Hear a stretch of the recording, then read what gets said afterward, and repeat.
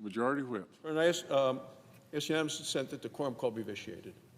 Without objection. Mr. President, I move to proceed to calendar number 168, H.R. 5371. The clerk will report. Motion to proceed to calendar 168, H.R. 5371, an act making continuing appropriations and extensions for fiscal year 2026 and for other purposes. Mr. President, I ask unanimous consent suggest the absence of a quorum. The clerk will call the roll. Mrs. Alsobrooks.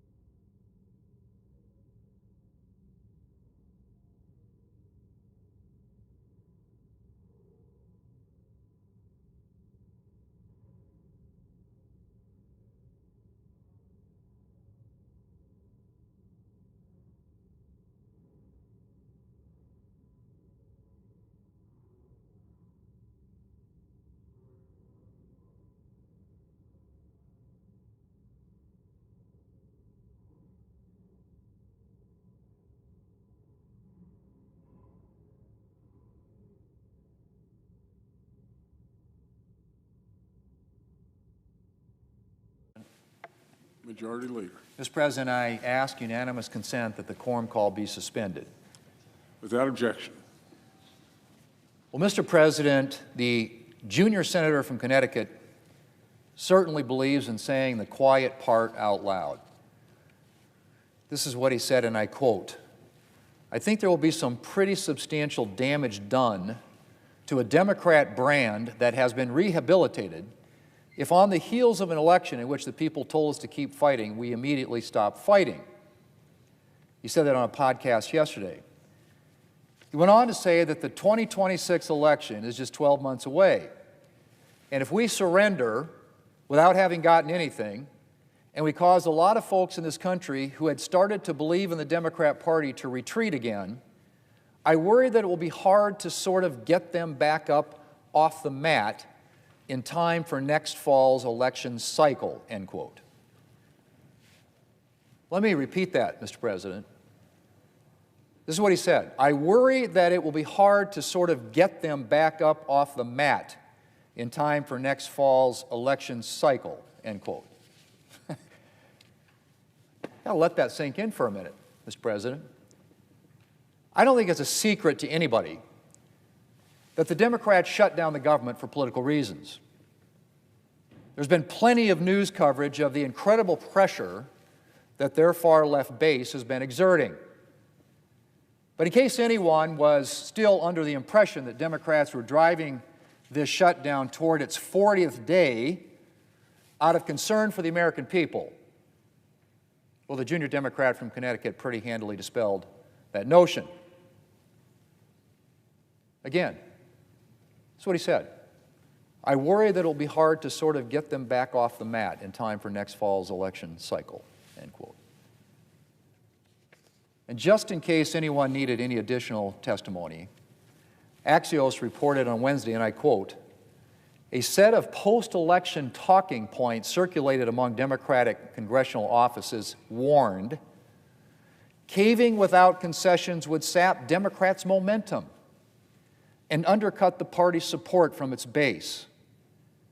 Democrats throwing Republicans a rope in exchange for nothing would be political self-sabotage," it added. Political self-sabotage, Mr. President. Now, there are two very striking things about these quotes. One, of course, is the focus not on the American people, but on how to ensure Democrats win the next election. And two is the fact that progressive Democrats apparently want to keep this shutdown going forever. We're on day 38 of Democrat shutdown. Day 38. Federal workers have gone more than a month now without pay. They don't know how they're going to pay their mortgage or buy food, thanks to Democrats. A lot of them are supposed to get another paycheck today. Instead, they'll see a deposit of exactly $0 in their bank account. And that's just the tip of the iceberg. Head Start preschools have closed. Veterans programs have shuttered. Many Medicare recipients can't get access to telehealth. National Guard troops aren't training.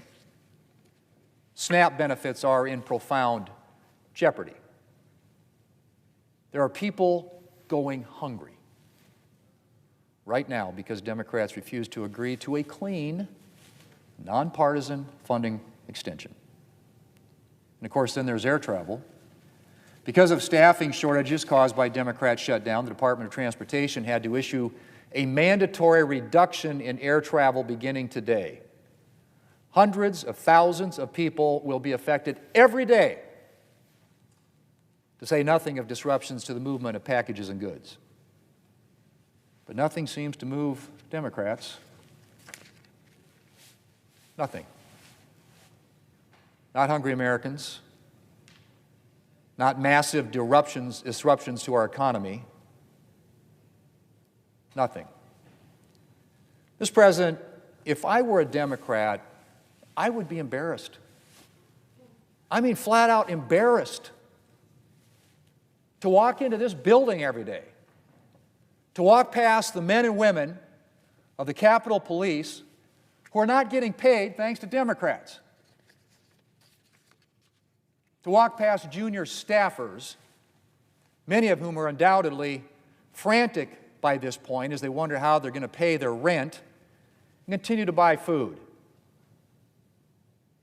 How can Democrats look any of these people in the eyes?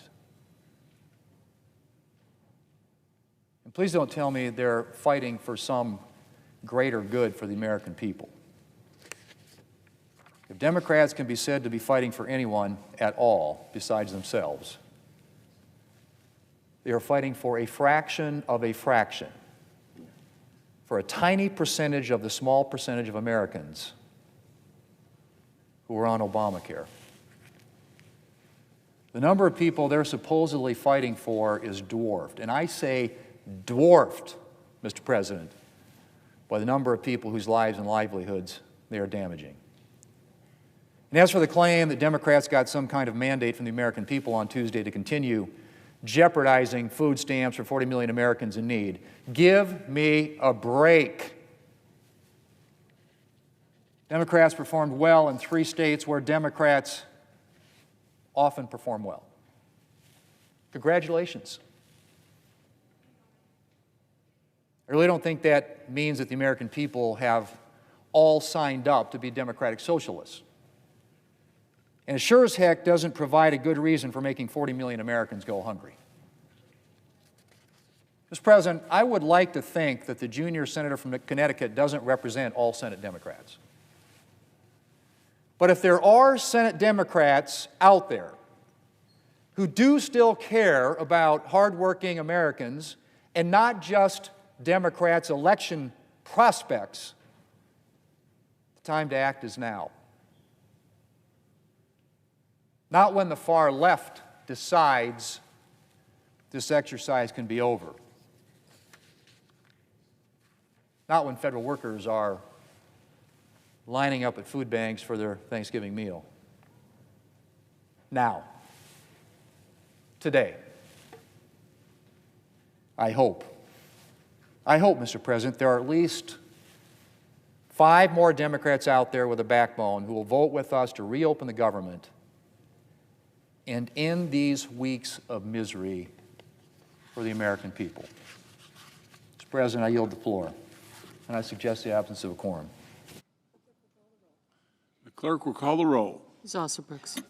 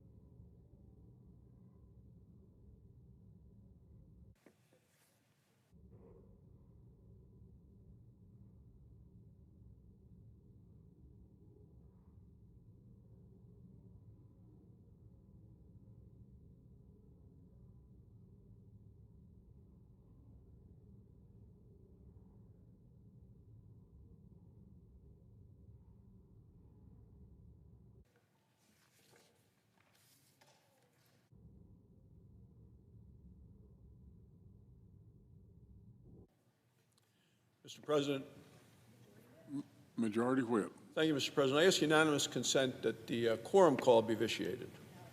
Without objection. Mr. President, today is November 7th, 2025. We are now 1 month and 7 days into the longest shutdown in the history of the American government. Democrats can stand here and claim they've broken the record. But for what? For leverage? For politics? Meanwhile, in every state of this union, the American people are getting hurt. They don't seem to care one bit. Soldiers are working without pay at Fort Bragg in Georgia. Where are the 2 Democrat senators from Georgia? A single mom in Michigan is struggling to put food on the table for her children. Where are the 2 Democrat senators from Michigan?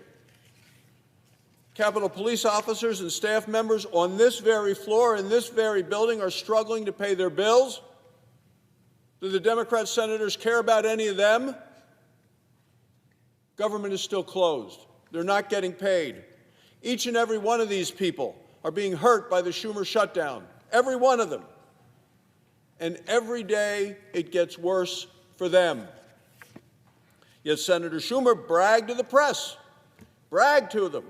He said every day gets better for us. I'm wondering who us is. Certainly not the American people. Certainly not the people whose flights were grounded today all across the country. You know, to keep our airlines and to keep our skies safe, the FAA directed airlines to reduce the number of flights. It's the right thing to do. This has impacted airports all across this country.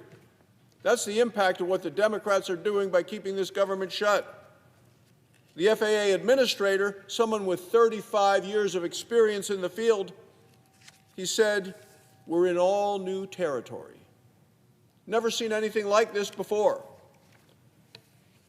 And here's what really should terrify the American people. It's one Democrat staffer said Democrats won't open the government until planes fall out of the sky. Can you believe that, Mr. President? Let that sink in. Democrats are waiting for a disaster. And in the process, they're gambling with American lives. Senator Chris Murphy of Connecticut, a Democrat with presidential ambitions, based on his scheduling and his speeches, he admitted it on the record. He said in an interview just yesterday with Punchbowl News, Senator Murphy said reopening the government would do, he said, substantial damage to the Democrats' brand. There you have it. Bad for the brand of functioning government.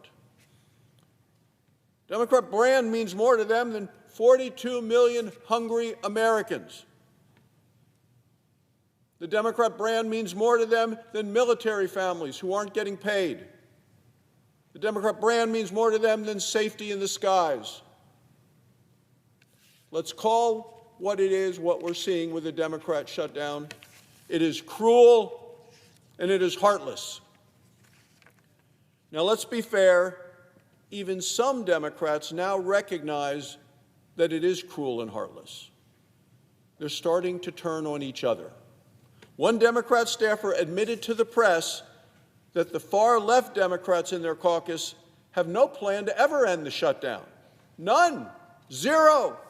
They want to keep it going forever. The staffer even admitted the far-left Democrats are hurting people and they're doing it for political gain. This is the direct quote from the Democrat staff member, Senate staff.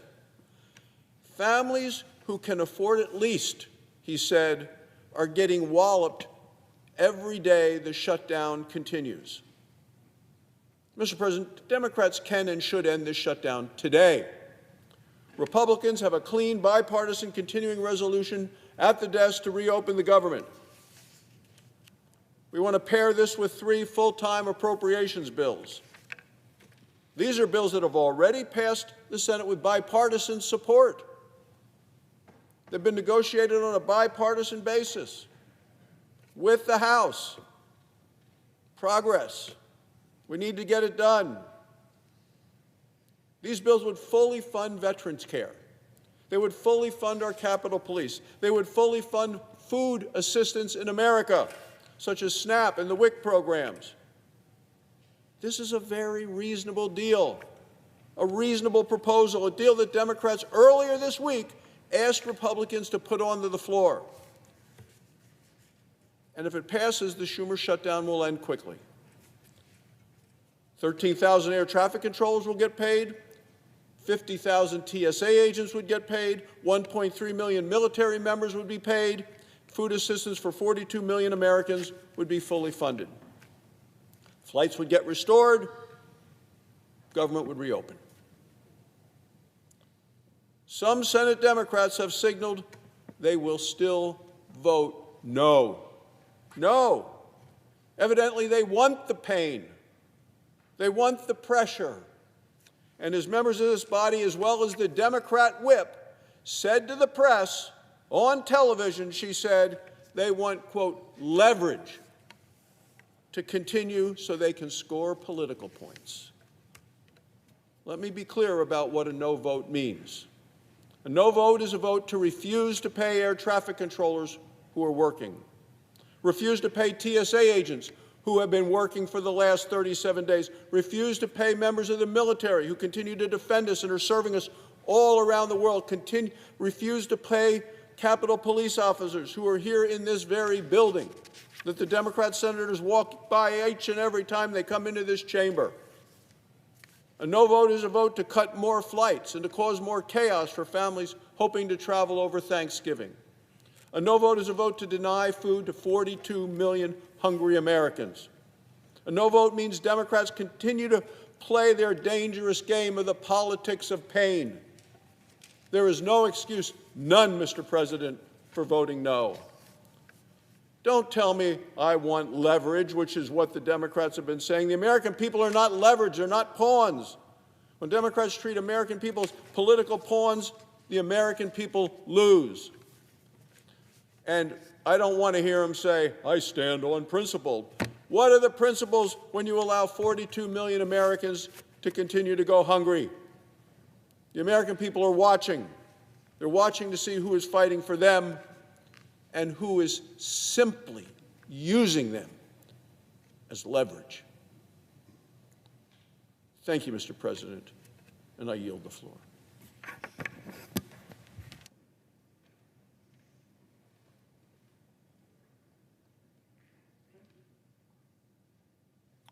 Mr. President.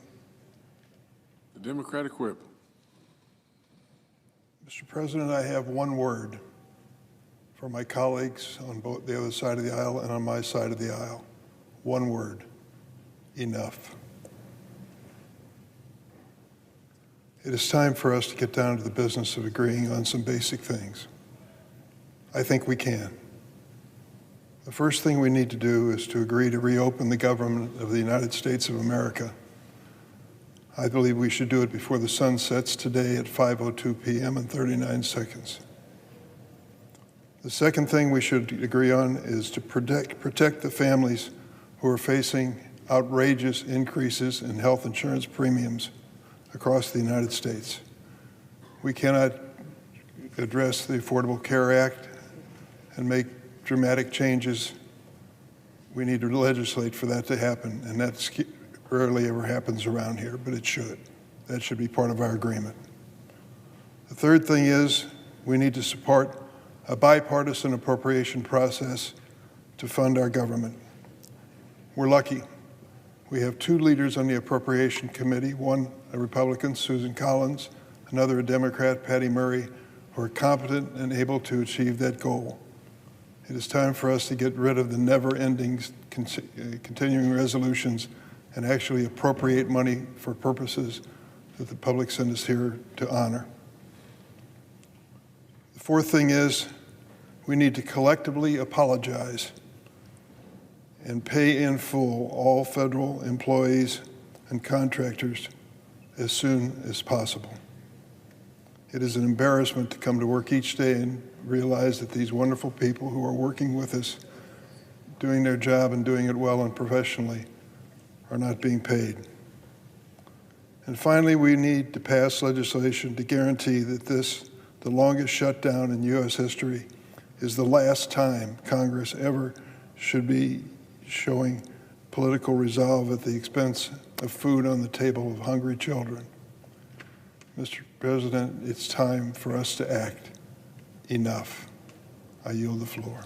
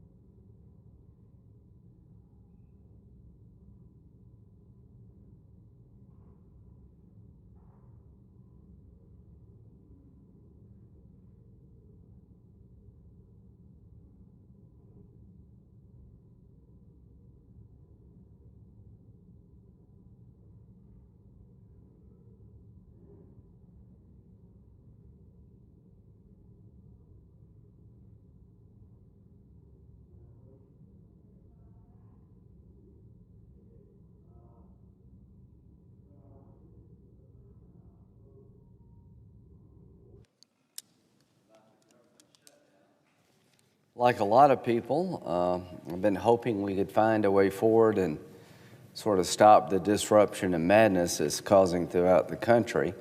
And I want to say to my colleagues who have been working together to find a solution to open up the government, I really appreciate your efforts very, very much. I know this polarized environment is hard to reach across the aisle, but this moment dictates that we try. I've had some discussions, and I know a lot of my colleagues have, Senator Britt and Collins and many others have spent a lot of time, Mark Wayne Mullen, trying to find common ground to open up the government so we can move forward and have a debate about health care and maybe find a solution. Apparently to no avail. There's a group of my Democratic colleagues who believe every day gets better for us. That's Senator Schumer. They, I guess, apparently feel emboldened by the election. The question I have for the country is every day getting better for you? If you're trying to get to an airport or fly somewhere, I would say not so much. If you're a government employee working, not getting paid, not so much. There are a lot of services that are being disrupted out there because the government shut down. And truth of the matter is both parties have had government shutdowns trying to get a policy win. You know, one time we shut the government down as Republicans to get money to build the wall. We eventually got money to build the wall because it was a very good idea, but it didn't happen through the shutdown. And so I learned that shutting the government down to try to get a policy win is probably not good government. And our Democratic friends, whatever day it is, they're shutting your government down, our government down, to try to make Republicans do something on health care we're just not going to do. They're trying to repeal elements of the working family tax cut, big beautiful bill, whatever you want to call it, that would prohibit health care funding going to illegal immigrants.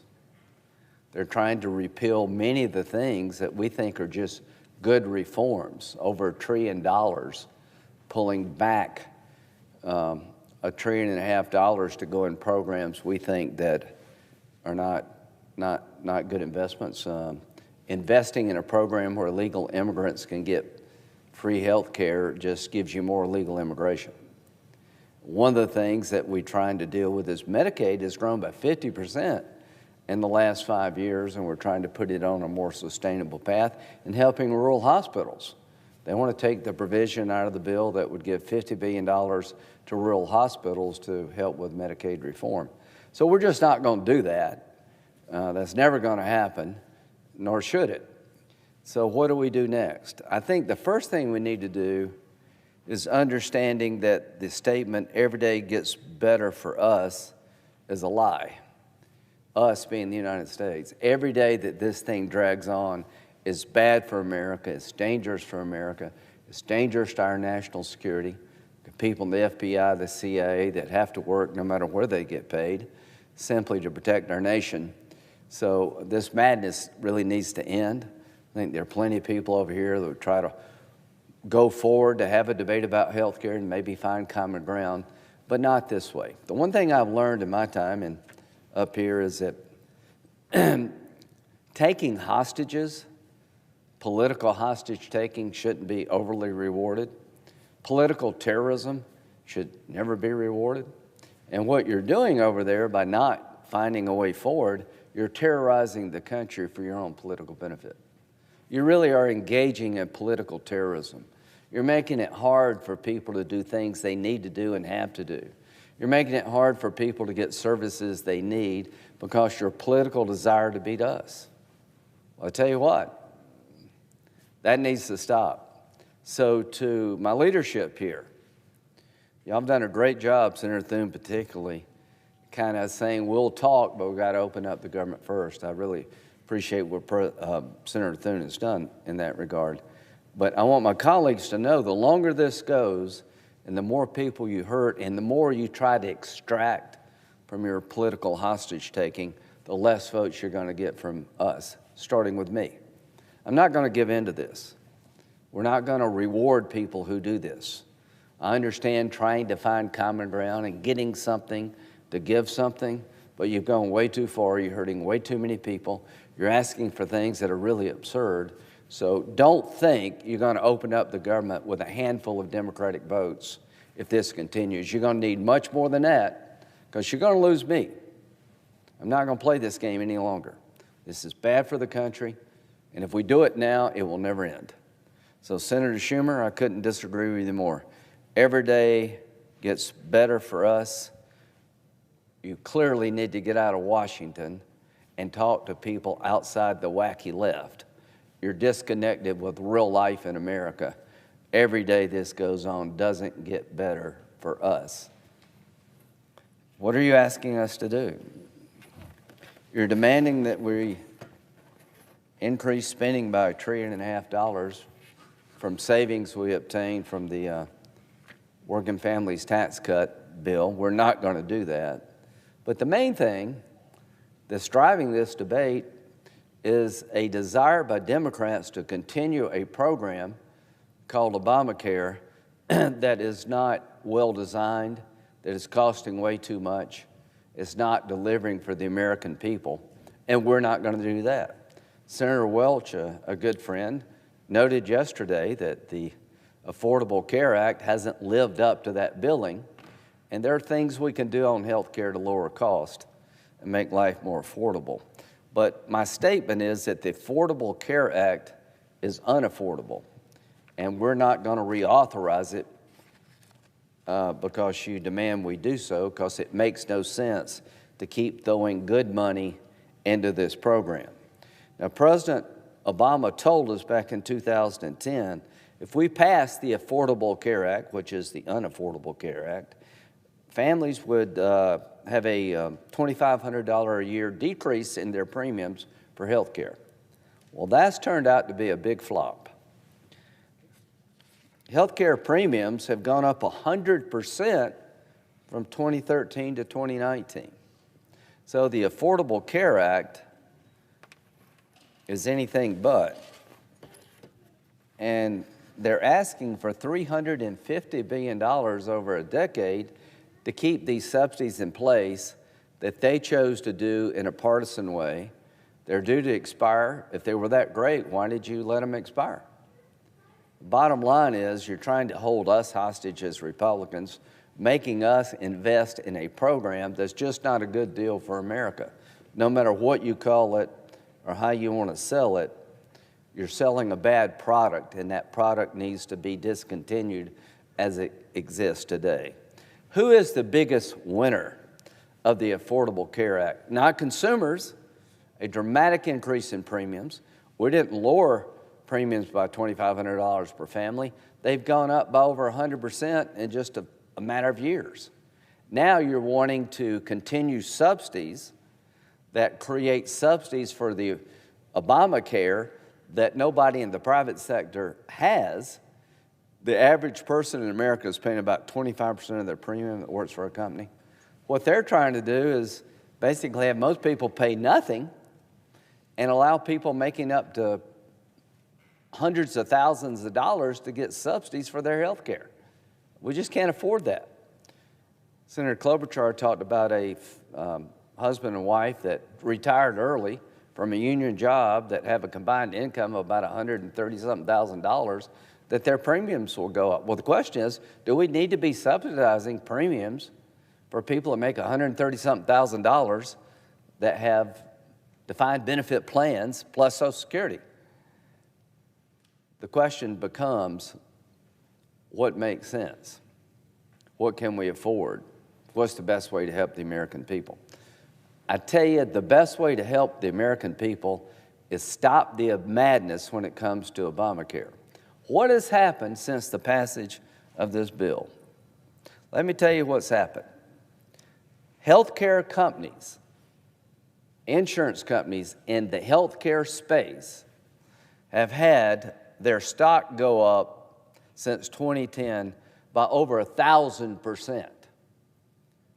Now, what you want us to do is continue these subsidies that go to insurance companies that drive up the cost of health care. We're not going to do it. We're going to try to find a better way to use the money to give it to consumers so they can buy health care of their own choosing, to create competition that doesn't exist, to get a better health care outcome and save some money in the process. So Democrats are insisting that Republicans continue the practice of taking your hard-earned tax dollars and making healthcare insurance companies incredibly filthy rich. Look at this chart. This is the S&P 500. These are different companies in the space. But the main healthcare companies that benefit from Obamacare have seen their stock increase by 1,000% with no end in sight. United Healthcare, 1,177% increase in stock. Cigna, 822%, 441%. Humana, 490%. They need to up their game. MOLINA, whoever they are, 859%. SENTENE, 604%. Aetna, 595% since the passage of this bill. We are not, as Republicans, going to continue what you've created, a windfall for healthcare insurance companies, inflationary mechanisms in healthcare without an end. We're going to stop and fix what you created in 2010, which is an out-of-control inflationary approach to healthcare that rewards insurance companies over anybody else. You told a big lie to the American people when you passed this bill. Their premiums will go down by $2,500 per family. They've gone up by 100%. We're going to stop the madness.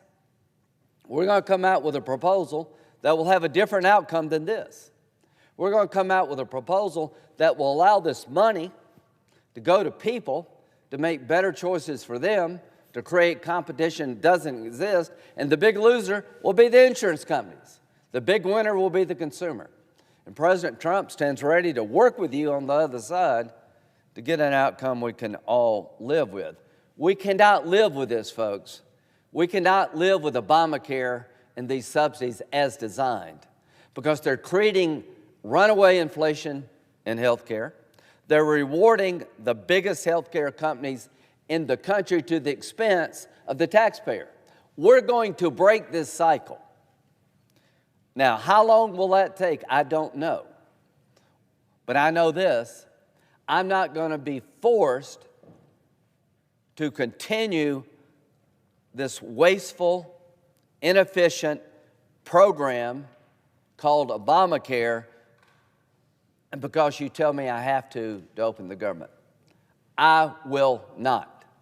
And we'll have an election one of these days, and we'll see how this plays out over time. We'll see what the American people want.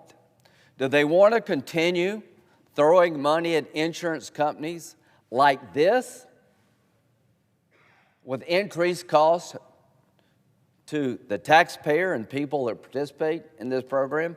Or would they like something new and different that would break the endless reward to healthcare companies and start rewarding consumers to get better outcomes and lowering their premiums? We'll have a debate about that one day. We'll have an election probably over that. But what we're not going to do is be held hostage for you to get your way, for me to vote to authorize a program that is failing, that was a lie, and I'm going to do what I can to fix this. And if you want to continue to shut down the government, holding me and others hostages to continue this garbage, we're not going to do it. We'll be rewarding the worst possible behavior in politics. You'll just get more of this. So here's my advice to my Democratic colleagues. Work with people who are trying to find a way forward, to reopen the government, to have a conversation about how to better to deliver affordable health care, working in a bipartisan manner, and we'll get to where we need to go as a country. We will not give in to political terrorism and hostage-taking. Your desire to keep the government shut down is terrorizing Americans. Americans are losing vital services. Their lives have been turned upside down. because you care more about continuing a terrible program than you do them. And we're not going to give in. I promise you, I will work with you to get a better outcome. I promise you, I will vote no to your political hostage-taking and let the chips fall where they may. You're overplaying your hand. You're doing a lot of damage to good people that just want a better life and some certainty in their life. I try to work with you when I can on the other side. Sometimes we argue, and I try to argue effectively. But I will not be part of this process any longer. You're destroying the lives of Americans for a political desire that's unreasonable. You're asking me and others to continue a program that is fundamentally broken, that's inflationary. And the only winner of Obamacare are the largest health care companies in America who are making excessive profits off a health care system you designed, and all you want is more people signed up on this program, and you're rewarding insurance companies for finding more people who are making a fortune, and the delivery of health care is costing more, and the quality is going down. We're not going to do this. We're not going to give in to this. So my approach is a nightmare for the health care insurance companies. Our approach will be the biggest loser will be healthcare insurance companies. The biggest winner will be consumers who will have choices they don't today and money they can have that they don't have today to buy a better product. That's what this is about. The insistence of the Democratic Party to excessively reward healthcare insurance companies who are doing their bidding to sign up people on government health care that's inefficient, it's not working. You don't care it's inefficient, not working. You just want more people, and you're using the insurance companies in the healthcare space as your agents, as your proxies, and they're willingly doing your bidding. To the insurance companies in the healthcare space, your days are numbered when it comes to this crap. To my Democratic colleagues, you want a debate on healthcare? Let it begin right now. Look what you're doing with taxpayer dollars. You're not relieving the cost of health care to working people. You're increasing their premiums. You're making health care more inflationary, and the only people that really are winning big are health care insurance companies who are willingly playing this game, and they'll never stop. Why would they? Why would a health care insurance company turn their back on this program when they're making a killing? Well, I don't know what's going to happen or when it's going to happen, but I know this. I will never vote to continue this madness. If you're insisting that I have to continue this program, I will not. I owe it to the people of South Carolina and the country to break this cycle. We owe it to the people of America to open up our government and have a logical discussion about making health care more affordable and breaking the cycle of runaway inflation. You're on a course that's going to disrupt American people's lives to get an outcome that's terrible for the country, which is continuing Obamacare the way it's constructed. You will not be successful. I will make sure there are enough Republicans over here to say no to your plan to hold us hostage and continue to terrorize this country. You've gone too far.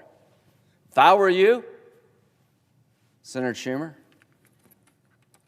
I would rethink. Because I'm telling you, every day is not getting better for you. Because every day is getting worse for the people of this country who interact with the government, who travel, who are working and not getting paid. It's getting worse for them. And you're demanding of something of me and others we will not give into. We will not be held hostage to continue Obamacare that's been a miserable failure. We will not be held hostage to continue to give money to health care companies, insurance companies, to enrich them at the expense of the American people. So I don't know when it ends and how it ends, but I know what the outcome will be with my vote. We're going to break the cycle of rewarding healthcare insurance companies at the expense of the consumer. We're going to stop this madness with my vote. I hope we can find a way forward, but that way forward will not include what's going on today. So I will be voting no to the idea that we will continue these subsidies, rewarding healthcare insurance companies insane amounts, driving up premium cost, and getting bad outcomes to open up the government. I reject that, and I will vote no to that. And the demands you're making grow every day. You're overplaying your hand, and you're hurting people. Stop it. With that, I yield.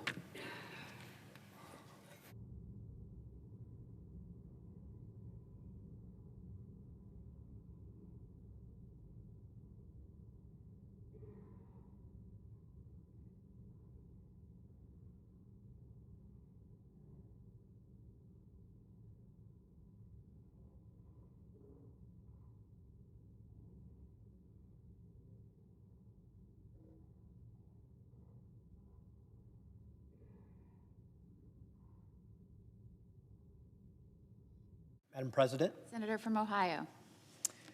Thank you, Madam President. As you well know, I'm the new guy here. In the past, I watched government shutdowns from afar. They never made sense to me. And now I'm seeing one up close, and I can confirm that government shutdowns are senseless. And this one seems to be one of the most senseless ones of all. But what's it about? Why, for 38 days, would the government be shut down? Well, I know this. On day one, sat in this chamber, listened to the Majority Leader John Thune explain to our Democrat colleagues, open the government, and we'll negotiate on any priorities you want to discuss. So those have been the ground rules from day one. It sounded fair to me. Seems like that's a fair way to do it. But apparently that was not good enough for my Democrat colleagues, some of them who said that the shutdown was necessary to provide leverage to get the policies they wanted to, and they needed to stand up to President Trump. Well, congratulations. Congratulations for setting the record for the longest government shutdown in American history. Hope you're proud. But it came at an enormously expensive price, a very, very high price. And for who is paying that high price? It came at the expense of your constituents. That's who. That's who is paying the price for the government shutdown. And the reality is this, though. President Trump was elected overwhelmingly by the majority of Americans just a year ago. He'll be in office for 3 more years. I know that for many of my colleagues, they don't like that prospect. But that's the reality. That's how we do this in America. We elect presidents every 4 years. And he was elected overwhelmingly by the American people. So I certainly hope, in standing up to him, you do not intend to keep the government shut down for 3 more years. For the process that you're using to gain leverage through your record-long government shutdown is at the price of the American people. They are the ones that are suffering from this, not the people in this chamber, the American people. They are the collateral damage for your leverage. That's who's paying the price for the political game. And who are the they? Who are the they that's paying this price?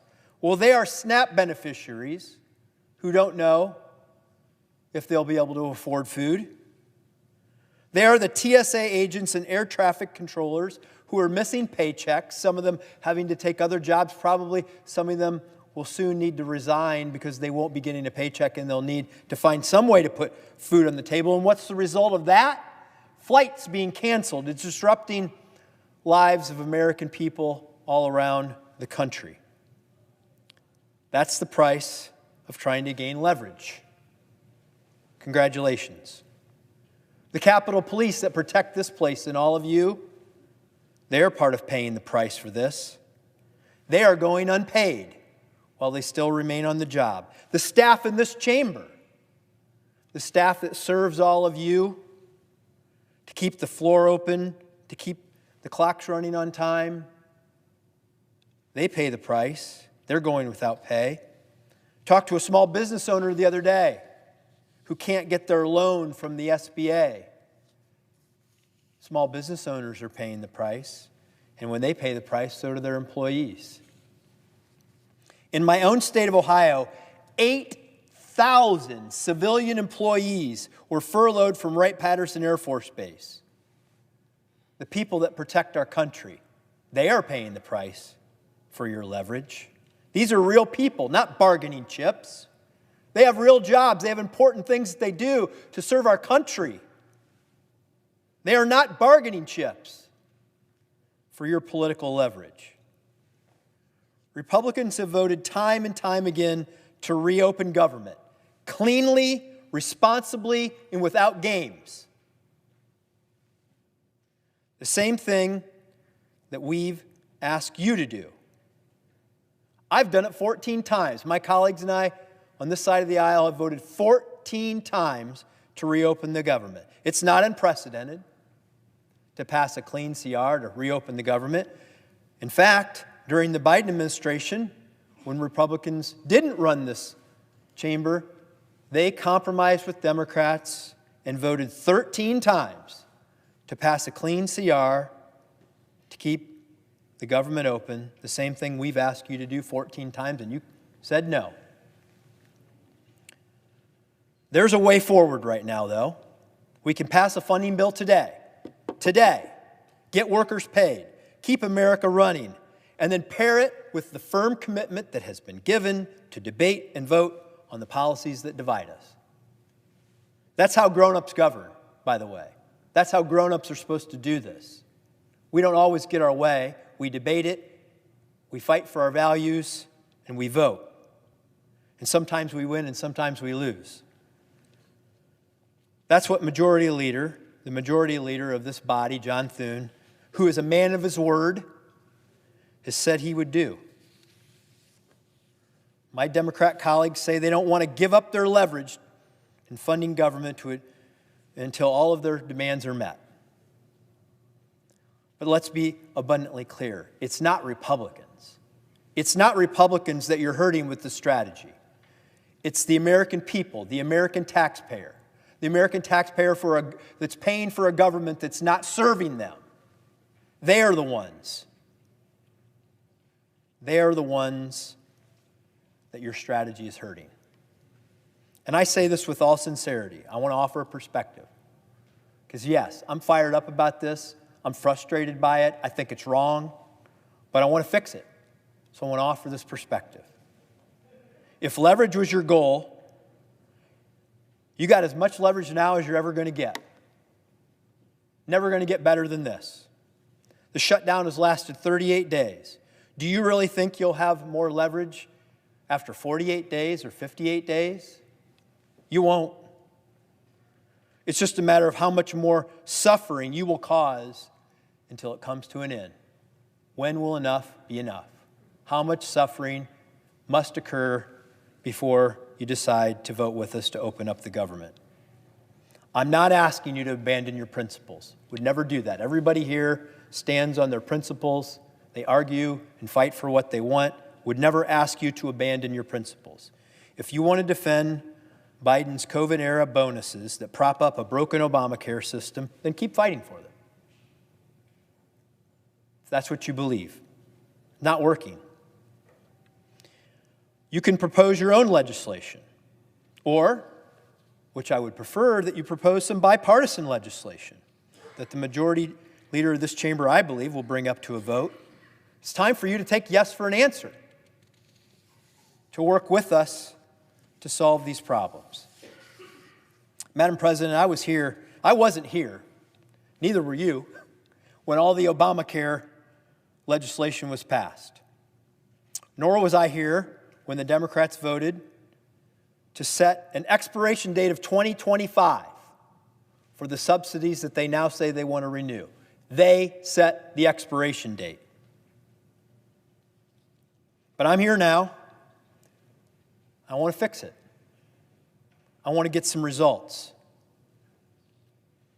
But those policies, those Obamacare policies have contributed to increasing health care costs that are the biggest driver of inflation in the 21st century.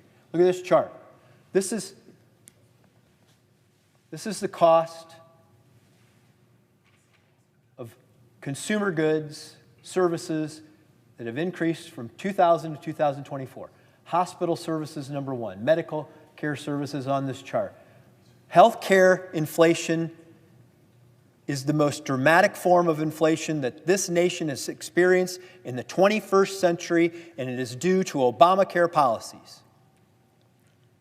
Those are the facts, and that is the reality. I didn't create the problem. Many people in this chamber didn't create the problem, but I want to help solve the problem. I want to reduce the cost of health care. When the government shutdown ends, I am happy to be one of the people that works on solving the problem that others created. We want to fix this. We want people to be able to afford health care. But the way we do that is to drive down the costs. I want to work with anyone in this chamber that will change that, to eliminate the fraud that has filled up this ACA system, to target the benefits to those who truly need them, and to create an insurance market that doesn't rely on endless taxpayer subsidies. Create something that works. Reduce the costs of providing health care in this country. And I say this, for the love of God and country, stop making the American people suffer while we wait to do this. Bring it to an end. Open the government. Let's work together to reduce the cost of health care and make it more affordable. Because the truth is, you have no more leverage today than you did on day one. In fact, you have less, because there's less time to negotiate the items you claim to care about. There is less time today to negotiate it when this all started. So it's a matter of urgency. Let's get this done. Let's get the government open, and let's get to work. It's the longest government shutdown in American history. We can't change what happened in the past 38 days, but we can change the future. We can end this today, right now, today. We can end this. Let's get back to work. The American people expect their leaders to solve problems, not to stage them, not to create them, which is what's happened during this government shutdown. It's long past time to reopen the government, to restore trust, and to prove that the senators in this chamber can lead. That's the question that needs to be resolved, and it needs to be resolved today. It's time to reopen the government. Madam President, I yield.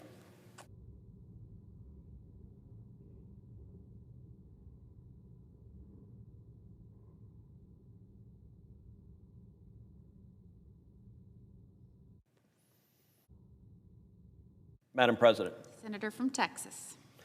Madam President, I rise today to speak about a grave matter and a clear violation of religious freedom, human dignity, and the rule of law. In China, Christians are fighting daily for their religious freedom against the Chinese Communist Party. And on October 10th, 2025, the Chinese Communist Party launched the largest coordinated nationwide crackdown in more than 4 decades against a Christian urban house church in China. In that sweep, 23 pastors and church members of the Zion Church, one of China's largest underground congregations, were arrested and wrongfully detained, including Pastor Ezra Jin. Pastor Jin and the members of the Zion Church were not engaged in violence. They were worshiping.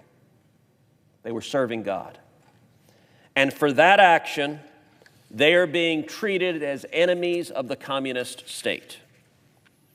Last week, I introduced a bipartisan, bicameral resolution to condemn the abduction of Pastor Jin and the Zion church leaders and to demand their immediate release.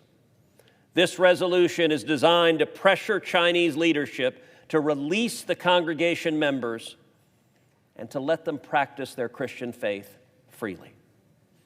It sends a message that faith is not a crime, and a government that fears its citizens' faith is nothing more than an oppressive tyranny.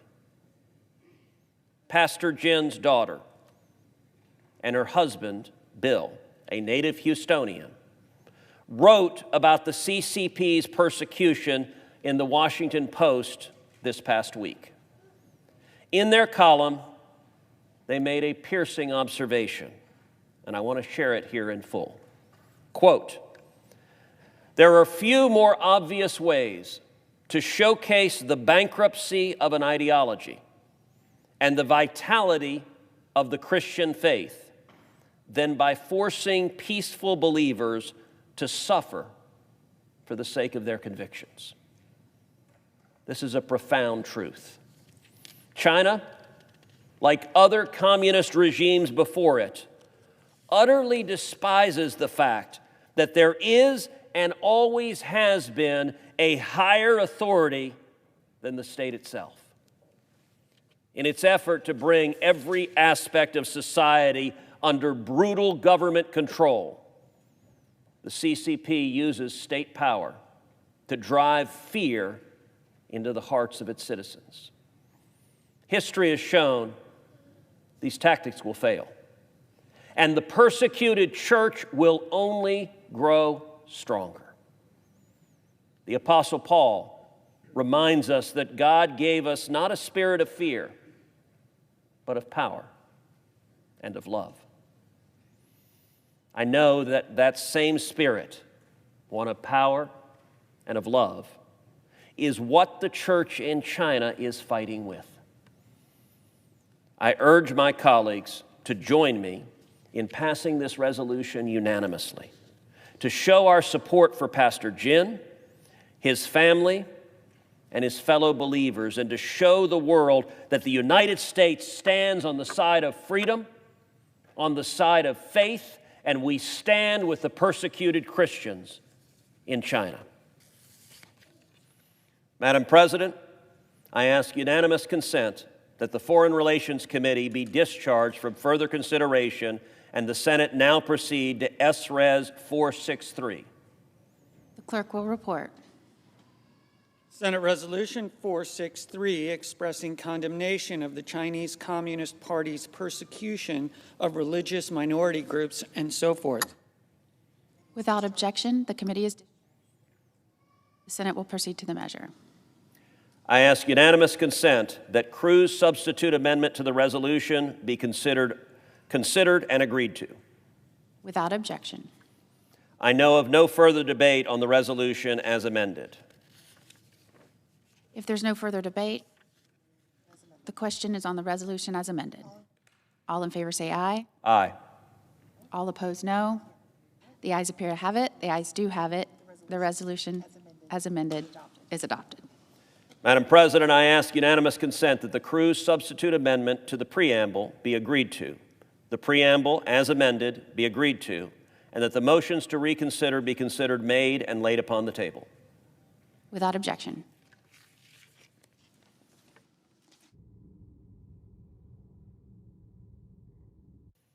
Madam President. Senator from Texas. Madam President, I rise today to honor a very special group of Americans, the soldiers, the sailors, the Marines, and the airmen, who have fought bravely for this nation, but who have received the very highest distinction that any member of the armed forces can earn, the Medal of Honor.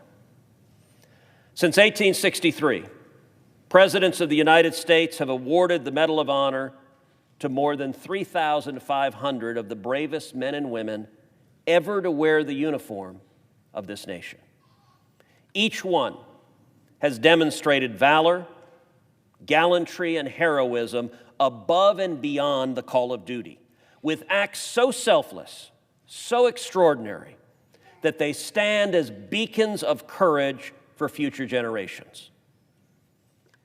In 1916, Congress passed Public Law 6556, establishing the Army and Navy Medal of Honor roll and entitling each Medal of Honor recipient to a modest special pension of $10 per month for life.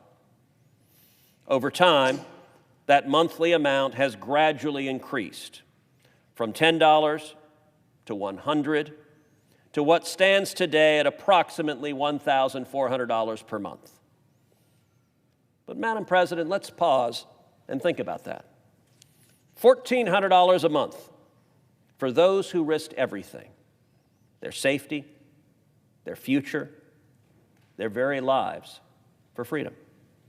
For the opportunity for all of us to be here today. Today, there are 61 living Medal of Honor recipients.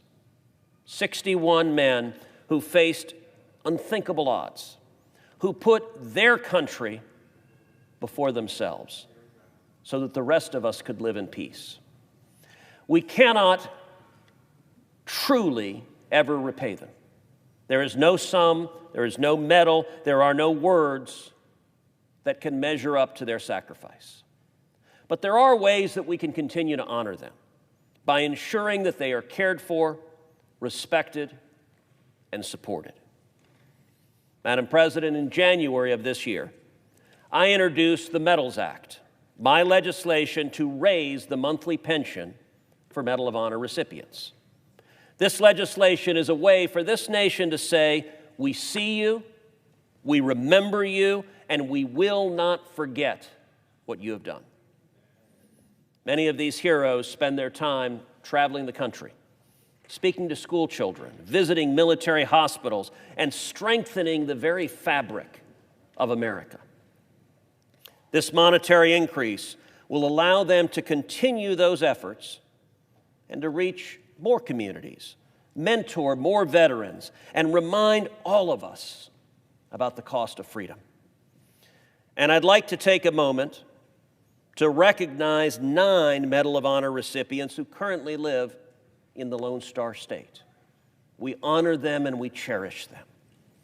I would also like to recognize the 139 Medal of Honor recipients who were either born in, entered the service from, or died in Texas. These are America's heroes, and they are heroes for the great state of Texas. Now, I'd like to take a moment to recognize the Medal of Honor recipients with us here in the gallery: Lieutenant Colonel William Swenson and Colonel Paris Davis. In just a moment, I will propound a unanimous consent request to take up and pass H.R. 695, the House-passed version of the Medal Act that passed the House 424-0. I urge my colleagues to join me, as our companions in the House have already done, in supporting this measure, in passing it into law, in sending it directly to the President's desk to be signed into law, and showing that when it comes to honoring our nation's very greatest heroes, we are united and we speak with one voice. Madam President, I ask unanimous consent that the Committee on Veterans Affairs be discharged from further consideration of H.R. 695 and the Senate proceed to its immediate consideration. The clerk will report. H.R. 695, an act to amend Title 38 United States Code and so forth. Without objection, the committee is discharged. The Senate will now proceed to the measure. Madam President, I ask unanimous consent that the bill be considered read a third time and passed, and that the motion to reconsider be considered made and laid upon the table. Without objection. Thank you, Madam President, and I yield the floor.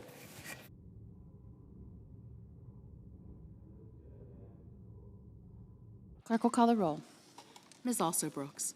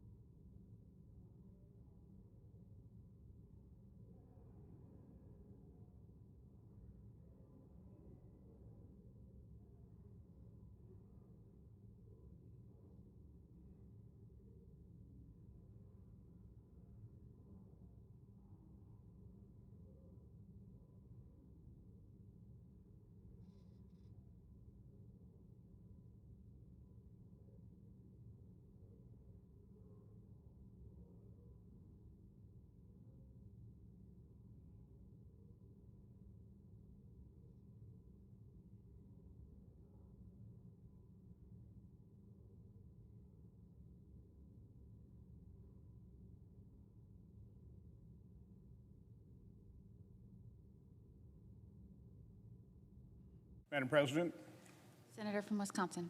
I ask that the quorum call be initiated. Without objection. So, Madam President, 2 weeks ago I came to the floor in support of a bill that we were going to vote on, a motion to proceed, called the Shutdown Fairness Act. Pretty simple bill. The name pretty well describes exactly what it is. It's trying to be fair during these dysfunctional shutdowns, that any of the federal workers who are forced to work because they're in our military, they're in federal law enforcement, they're TSA or they're air traffic controllers, that they're keeping this nation and Americans safe. If we're going to force them to work, at a minimum, let's make sure we pay them and pay them on time. Now, I came down in as nonpartisan manner as I possibly could. and literally begged the other side, just join us. Vote to proceed to the bill. That they had some objections to it, things that I was willing to address. For example, my bill only addressed workers that were forced to work. They wanted to include furloughed workers. I said on the floor, listen, I'm happy to add that as an amendment. I think, working with my conference, I can get the conference to support it as well. It wasn't quite that easy, but in the end, we overcame objections within our conference to adding furloughed workers. So we've completely amended the bill now.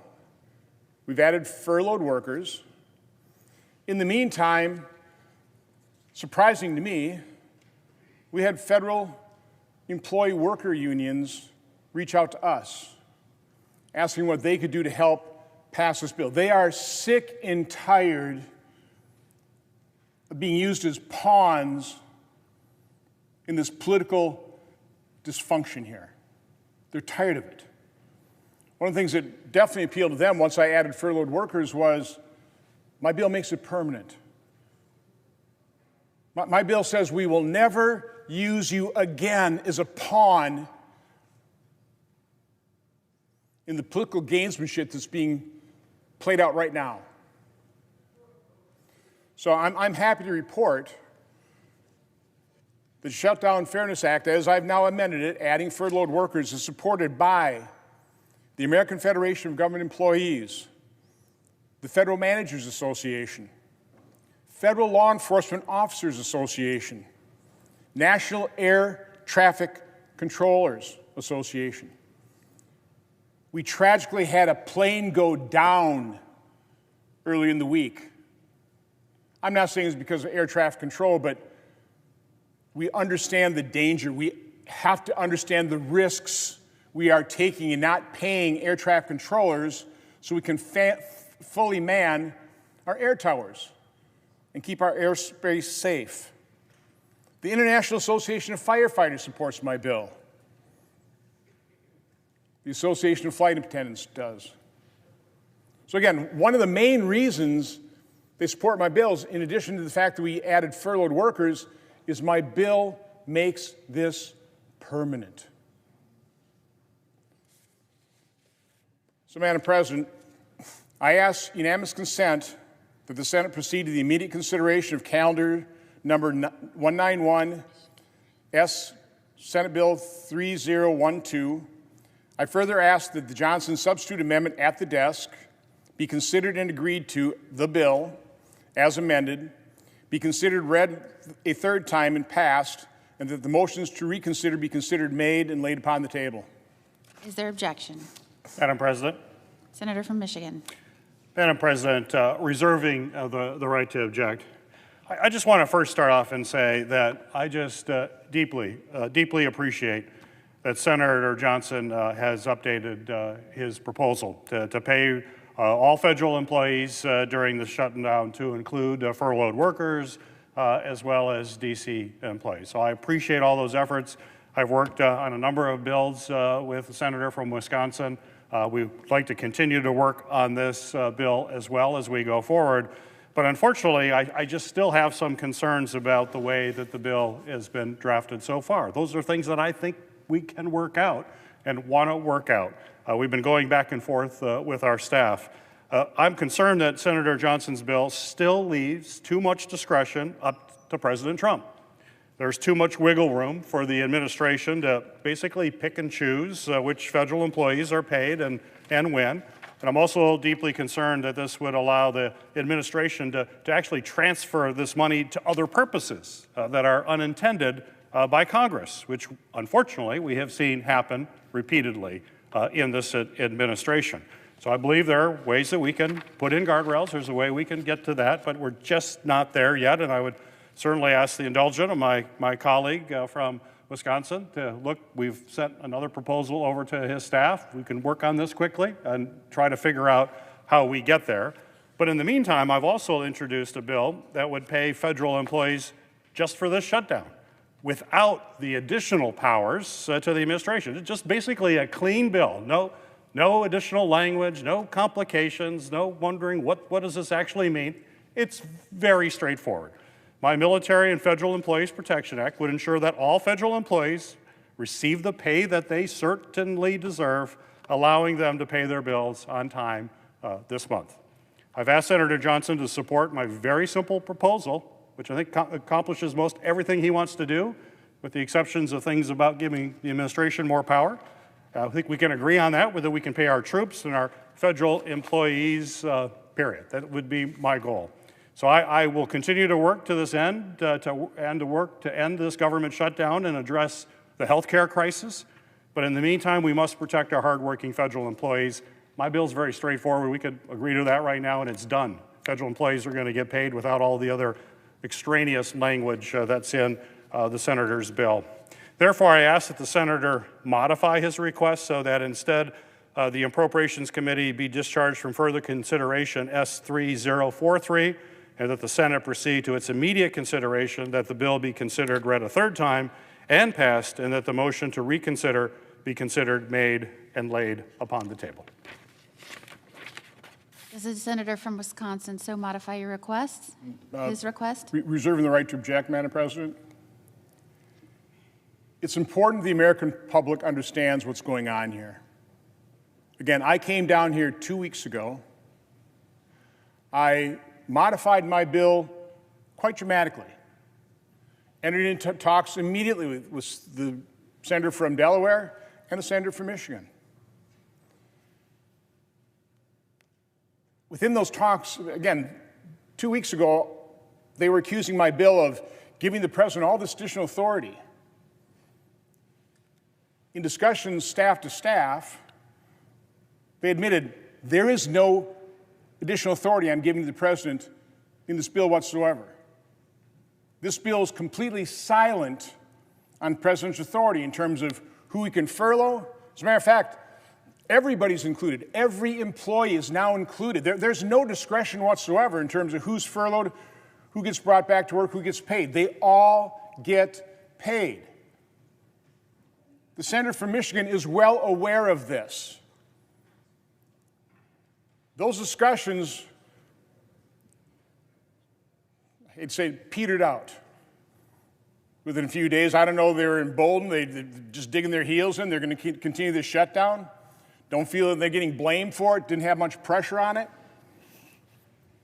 Now, here 2 weeks later, they want to redline the bill. Well, in that 2 weeks, we've had our bill examined exhaustively by our leadership, by OMB, by the unions. Our bill is in a really good place right now. We've tried to think of everything.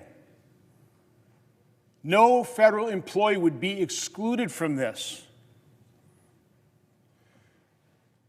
The senator from Michigan says my bill allows the president to pick and choose. That's total hogwash. Again, every federal employee, including contractors, gets paid. There's no picking and choosing. That is completely false. Money transfers, what is he talking about? More power? There's no power. It is completely silent in terms of presidential authority. These are false arguments. This is further evidence of the gamesmanship the Democrats are playing with people's lives. They are the party of big government. They've, in effect, taken a family member hostage. I see our leader on the floor here. He's been doing everything he possibly can to help Democrats release their own hostage. Open up the government. Once you do that, we're more than happy to talk to you about how to repair the damage done by Obamacare and transition to a system that works. But they're playing politics. They're using federal employees, and quite honestly, the American public now, whose flights are being delayed, whose skies are less safe. They're using public employees and the American public as pawns in this grotesque display of partisanship. My bill is very simple. It's backed by the public sector unions who generally don't support things I'm putting forward. And if the senator insists on objecting to this, preventing these people, these workers, these people who keep us safe from getting paid in this round, my guess is we'll take a vote on this to proceed to the bill. The problem with that is it's going to take much more time. If we could pass this by unanimous consent right now, we can send it over the House. The Speaker has already indicated if we pass the Shutdown Fairness Act, he'll bring his people back. They're on a 48-hour call. We could have this passed by Monday. Our skies would be safer again. Federal employees would be treated fairly. They would be paid. And they will never, ever be used as pawns in this kind of partisan, this grotesque partisan gamesmanship.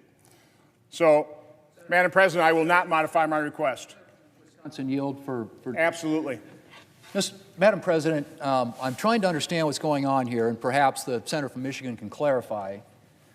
So every public sector employees union is supporting the senator from Wisconsin's bill, but you're objecting because you think it grants too much power to the president. Now, if that's, I don't know how every public sector employees union would be in support of this bill. And my understanding is the modification proposed by the senator from Michigan would essentially cover back pay, but wouldn't do anything to address going forward.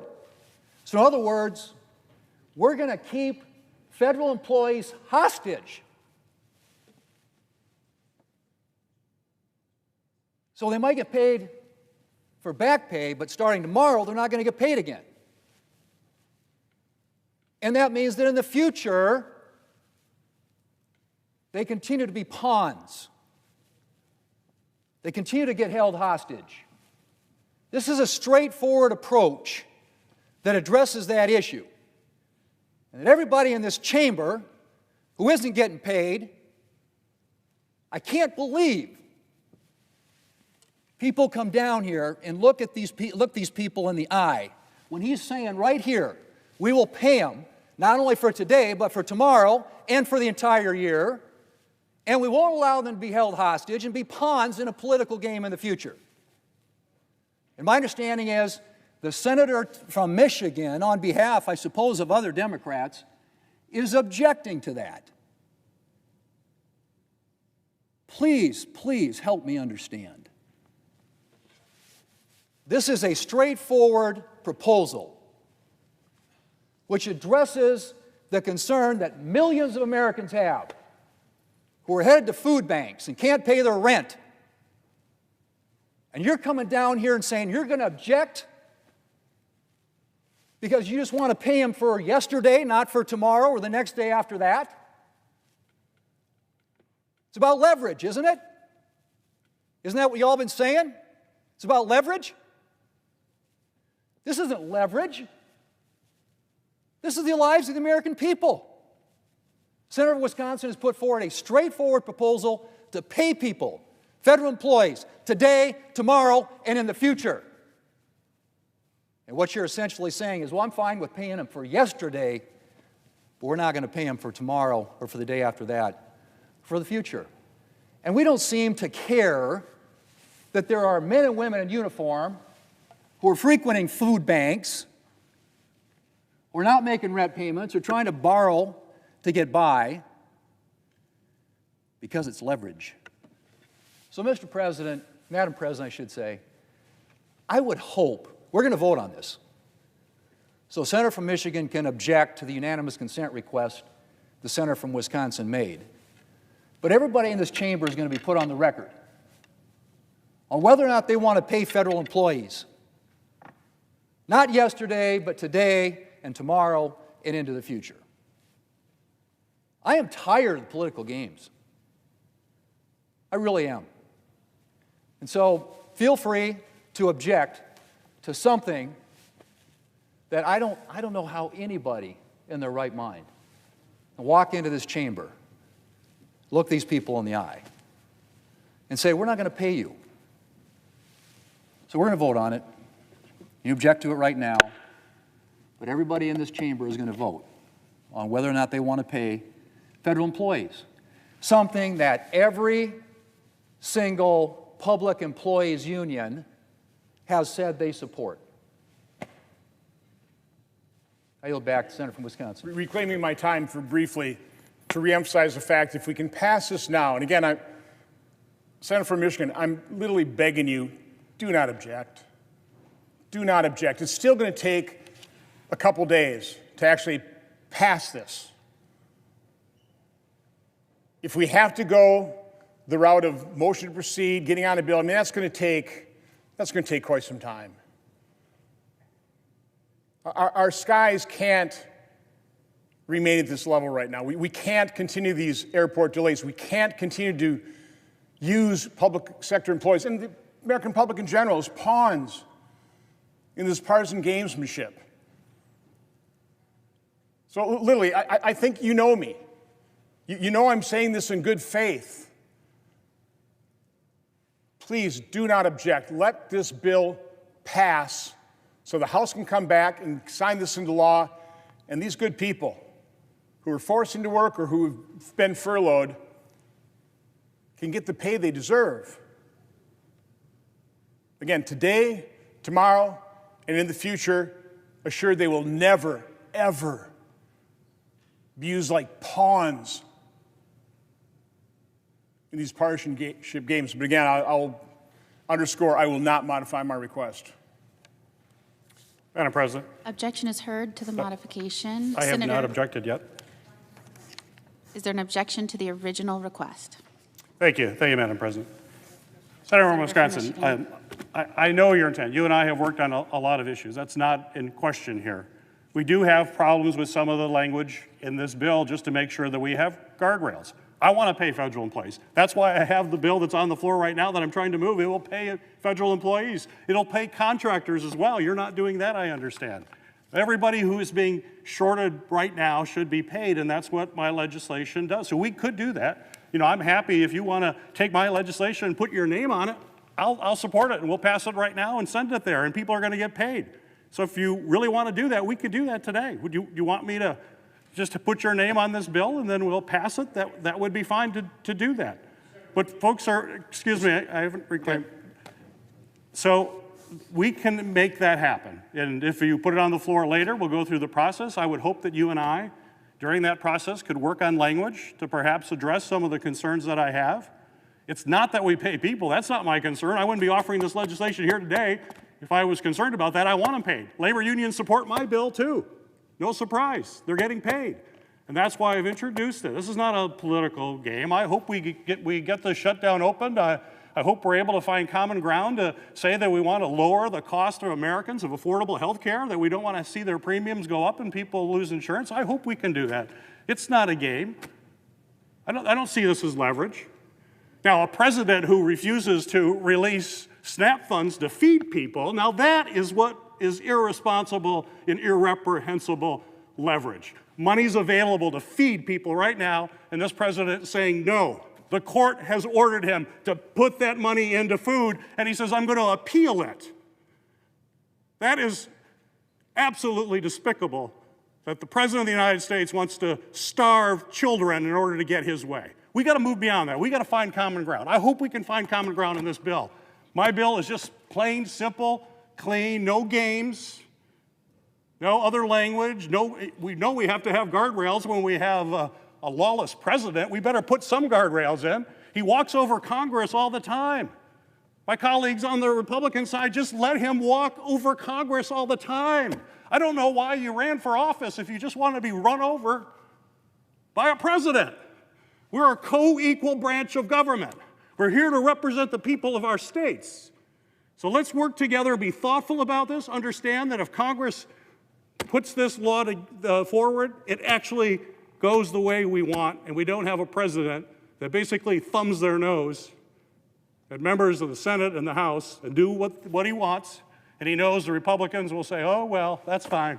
We're just here to rubber stamp. That's what we're here for. So let's hope we can work together to get this right, pay employees. They should be. They have a right to that. And I think we can do this if we can get together and get beyond the rhetoric and games we're here and the leader that I heard. It's also on this side as well. So let's work together. Let's open up this government. Let's end this shutdown. Let's make sure people have affordable health care in this country. Let's make sure our employees get paid. Let's do all of that this weekend. I'm on board for all that. Hopefully we can get it done.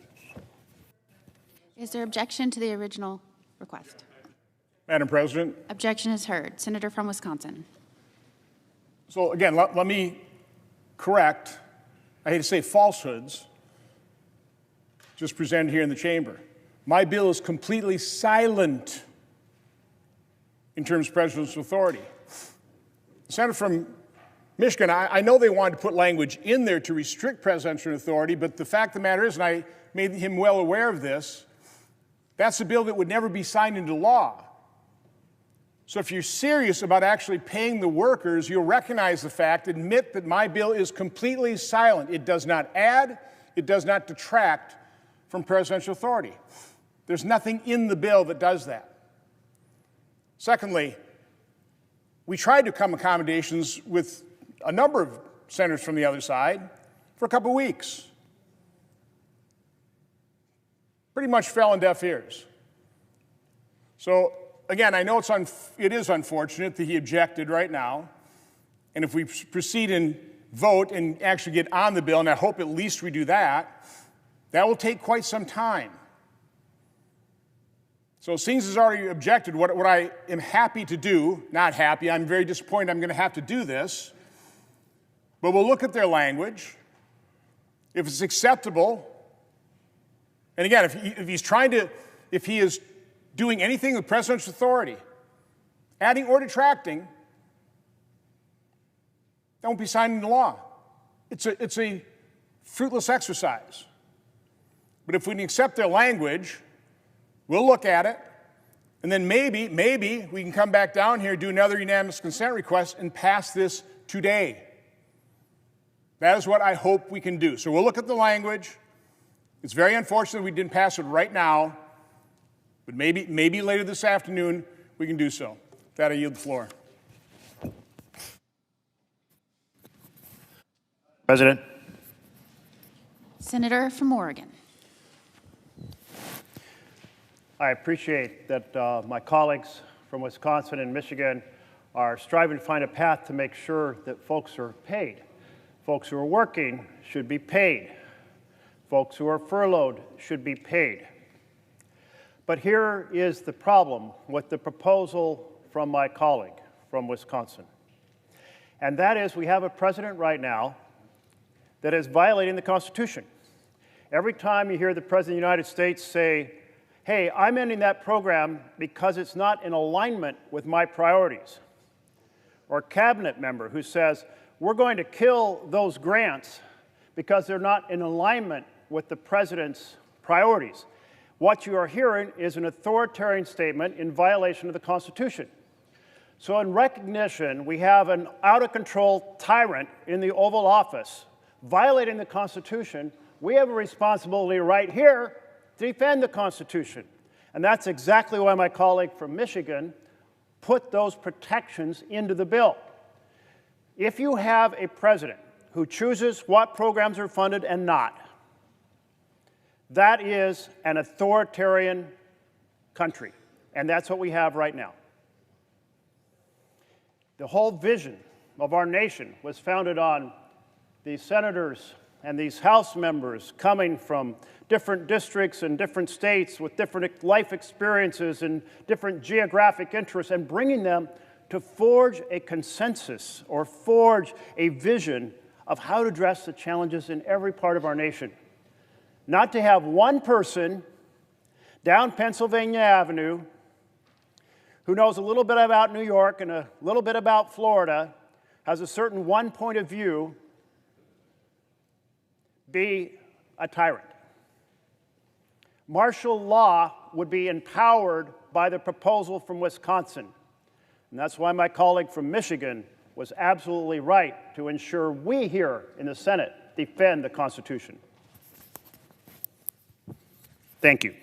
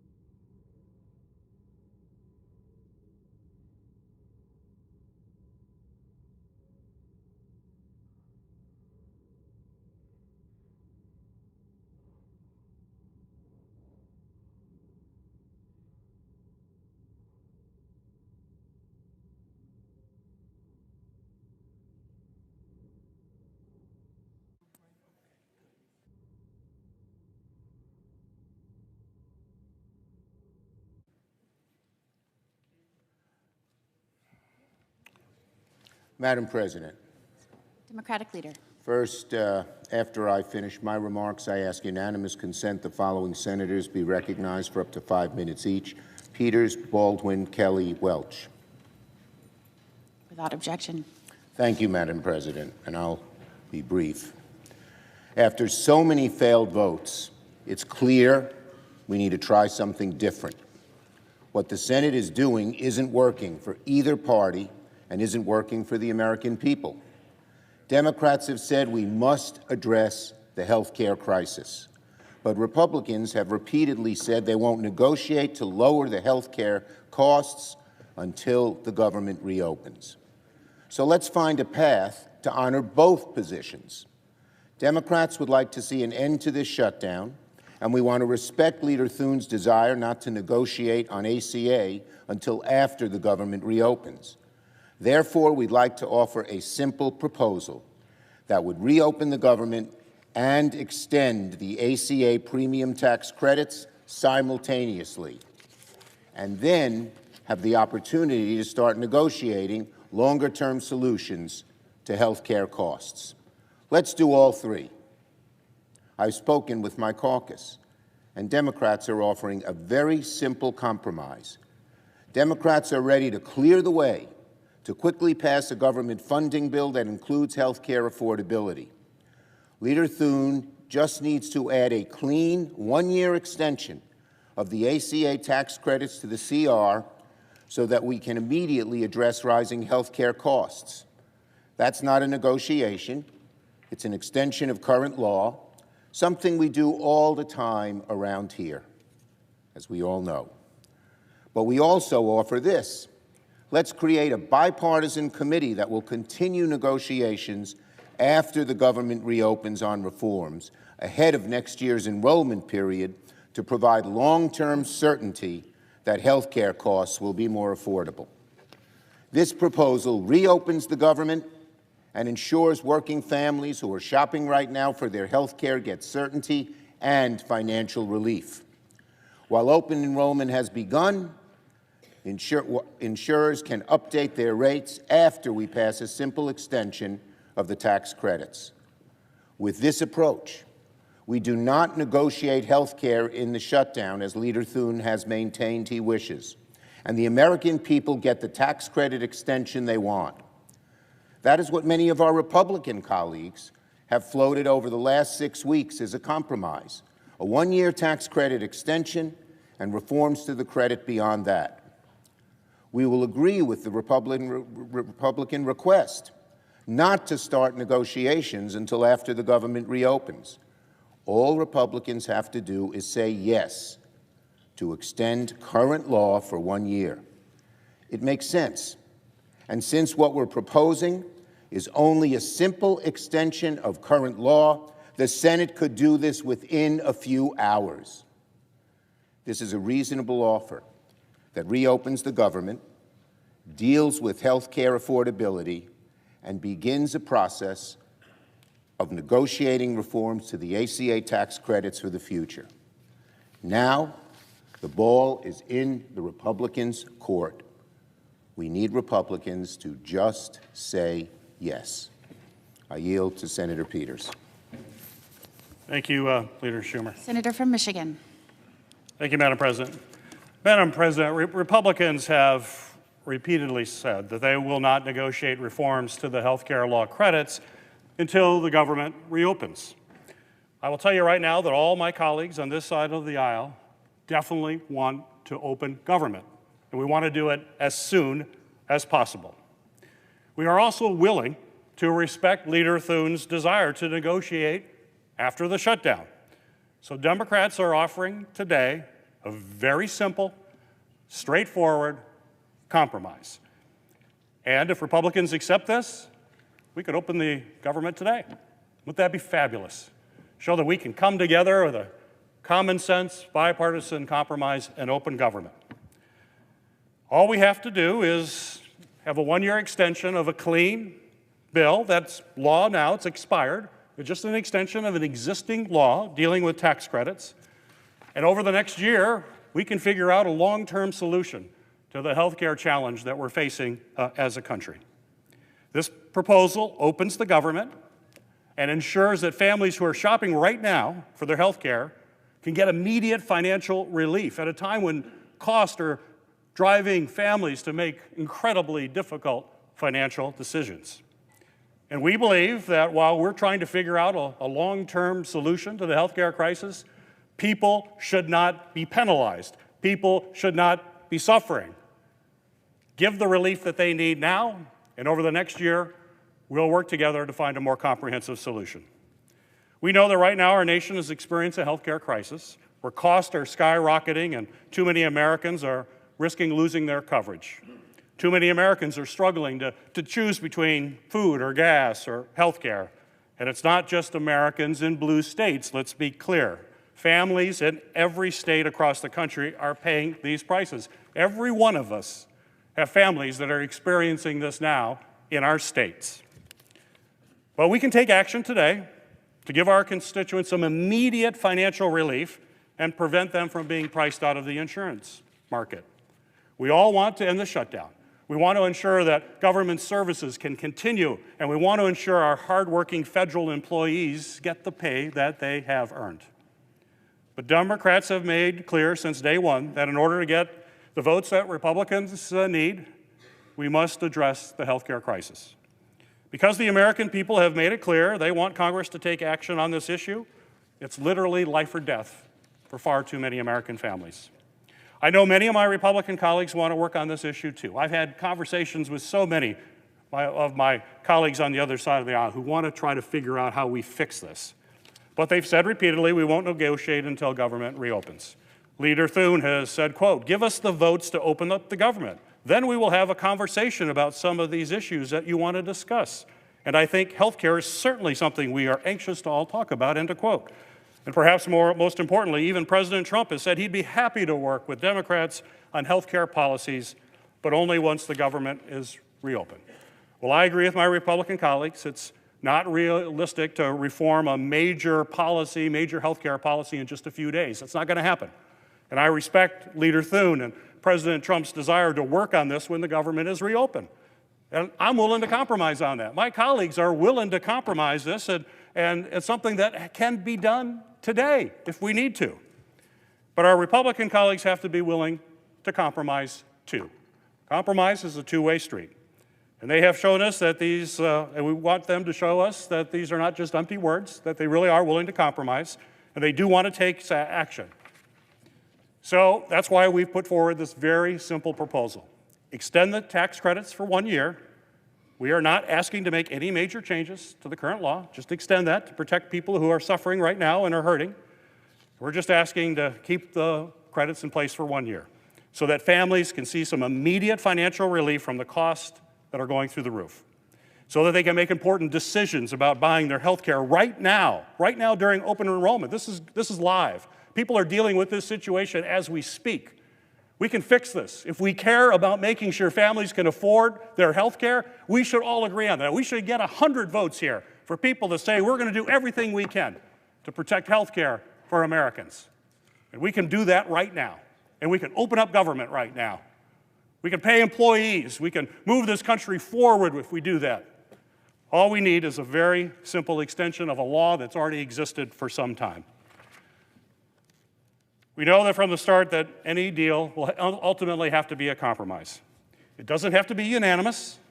There'll be likely folks on both sides that may feel uncomfortable with this, and I get that, and that's the way this place works. But our proposal would try to work in a bipartisan way by creating a bipartisan committee that will continue negotiations on reforms ahead of next year's enrollment process. So we're not pulling the rug out from underneath families. We're going to do it ahead of time so folks know exactly what to expect going forward. So I'm telling you now, Madam President, if we vote for this compromise today, we could open up government. This could all be behind us. Families could get some certainty for their future for the next year while we look at long-term solutions. The government can open, but it takes all of us just to say, we're willing to compromise for the good of the country. My colleagues are standing here saying we are willing to compromise for the good of the country. I just hope my Republican colleagues agree. Mr. President, or Madam President. Senator from Vermont. there's a lot of focus on what divides us, but the real opportunity here is what unites us. We're having a contest here with this shutdown where our side is very concerned about what happens to these tax credits. Your side is very concerned about using a shutdown as a tactic. I think we both have pretty valid arguments, and one of the reasons I think there's merit in our position is the reality that once the December 31st deadline arrives, people literally are going to lose health care. So what unites us? Both sides really do want to have all of government paid, and we want to be reopened. And both sides, I believe, want to make certain that the people we represent continue to have access to health care, that the health care they had in 2025, they're going to have in 2026. That won't happen unless we resolve this. And given the time crunch, the only way, as a practical matter, we can do something that helps the people you represent and helps the people I represent is extend what we have for another year. So it's not an overreach on the part of, say, folks who want a single-payer health care system. It's not overreach or diminishing any concerns folks on the Republican side, and by the way, on our side, have about the cost of health care. We are in a practical crunch where unless this United States Senate acts, the people we represent are going to lose health care. That's the fact. That's just the fact. It's the way it is. And we've talked about how those premium increases are going to spike. So what do we do in this situation where Leader Thune, who we trust, who we respect, is taking a position that we won't have discussions until we reopen government? Why do we object to that or have cautions about that? We trust Leader Thune. We trust our Republican colleagues. But what happens after it goes out of the Senate? We have no guarantee whatsoever it'll be taken up in the House at all. So the question that a farmer in Vermont would ask me at the end of any agreement is, Peter, what does this mean? Will I get my health care in 2026? And unless we have it where it's going to get a vote with some support from our colleagues in the House, the answer is I don't know, but I hope so. So we find ourselves with January 1st here, and that farmer, that small business person, not having health care. And again, this is the lament I have. What we're trying to do here, the folks who are going to benefit or not suffer are Republicans who voted for Trump and Democrats who voted for Harris and independents who didn't like either candidate at all. So we have an opportunity. And actually, we're the only people in the United States of America who have an opportunity. The only people, it's us, who've been entrusted by the people who we represent with their vote to solve this problem. And what I think is being proposed has a quality that's rare around here. It's restraint. We're not trying to overreach. We're just trying to say, maintain the status quo so that the folks in America who are getting their health care with the help of some tax credits will continue to have that health care in 2026 as they have it in 2025. So I hope we can come together for this temporary fix. And by the way, I just want to say the cost of health care is exploding. And we have an obligation, if we want to maintain access to health care, to address that. It's not a solution to deal with the health care crisis by taking people off of health care. They still get sick. So when our leader says that we want this bipartisan committee to address the cost of health care, we are sincere about that, because the biggest threat to the continued access to health care is the exploding cost of health care. I yield to my colleague from Wisconsin. Madam President, Senator from Wisconsin. I rise today to echo, to underscore, to emphasize what my colleagues have just presented. This is our path forward. This is how we reopen the government and lower health care costs for millions of Americans. This is what compromise looks like. Look, if I had my way, we would be making these enhanced premium tax credits for working families permanent. But I understand that we can't get everything that we want. That's how compromise works. And that is what our constituents expect that we do when we come here. I know that giving relief for the 275,000 Wisconsinites who are shopping online at healthcare.gov for healthcare as we speak, I know that this relief is urgent, just like it's urgent that we reopen our government. I've had so many conversations with my Republican colleagues here in the Senate. I know that so many of them have expressed privately that they are supportive of a one-year extension of Affordable Care Act tax credits. You know, they're hearing from their constituents who will no longer be able to afford their health care also, just like we are. So I hope my Republican colleagues can join us in voting to pass this proposal so that we can finally put this shutdown behind us and allow 22 million Americans to rest easier, knowing that their health care costs are not going to double, triple, or even worse. That I yield to the Senate. Madam President. Senator from Arizona. Madam President, for more than a month, I've been here in D.C. fighting to keep health care costs from spiking for my constituents.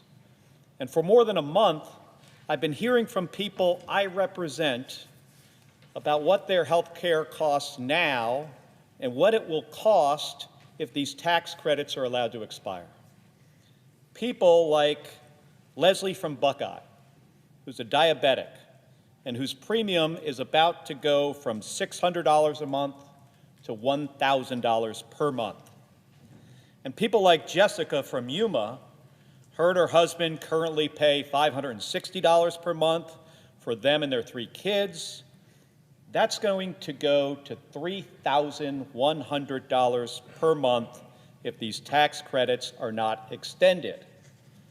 And for more than a month, I've been waiting for the President or Republican leadership in the Senate to sit down with us and try to figure this out, or even show that they care about the millions of Americans in our states who are in the same boat, people like Leslie and Jessica. Now, that hasn't happened. The President, as far as I can tell, has spent about 1 hour in the Oval Office with congressional leadership on this issue. 1 hour in 37 days. He has spent more time talking about his ballroom and on 2 overseas trips and at a costume party at Mar-a-Lago and, of course, on the golf course. The House of Representatives, they've been on a 7-week paid vacation. They are not even pretending to care about these rising health care costs. And the Senate, not much better. Week after week, the leadership of the Senate breaks for a long weekend, all while Americans are suffering. And they're suffering even more because Donald Trump is using them as pawns in this fight.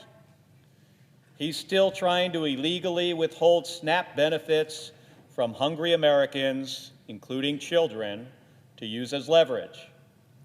Donald Trump's official position on the government shutdown is that he will let hardworking Americans go hungry until we give in to his demands to let health care premiums go up dramatically for millions of Americans. Now, is that the position of my Republican colleagues? I keep hearing from many of you that you want to do something about this, but you say you can't negotiate. Not now. So let's just lay it out here. We need to extend government funding to reopen the government. But we also need to extend these tax credits so millions of Americans can actually afford their health care. So let's do both. No gimmicks, no changes. Let's reopen the government. But we can do that knowing that Jessica and Leslie and a whole bunch of other people that we represent can take their kid to a doctor and fill their prescriptions for another year. There is no reason why we can't agree on this. If you want to reopen the government and you want to help keep health insurance premiums from spiking, then let's do it. But if you say no, if you say you can't vote for something like this, well, let's just be honest about it. Tell the Jessicas and Leslies in your state that they're not going to be able to afford their health care anymore. Tell them that Donald Trump thinks that they should go to a food bank for groceries so they can have something to eat. Now, Madam President, I also think we need to be perfectly clear about why we are here and how we got here. All of this we have discussed over the last month is because Donald Trump and Republicans in the House and Senate wanted to give a big, giant tax cut to the wealthiest Americans, a $4 trillion giveaway. And again, Madam President, we want a deal. We can choose to fix this so Jessica and Leslie and millions of others can afford to have basic health care. I yield the floor.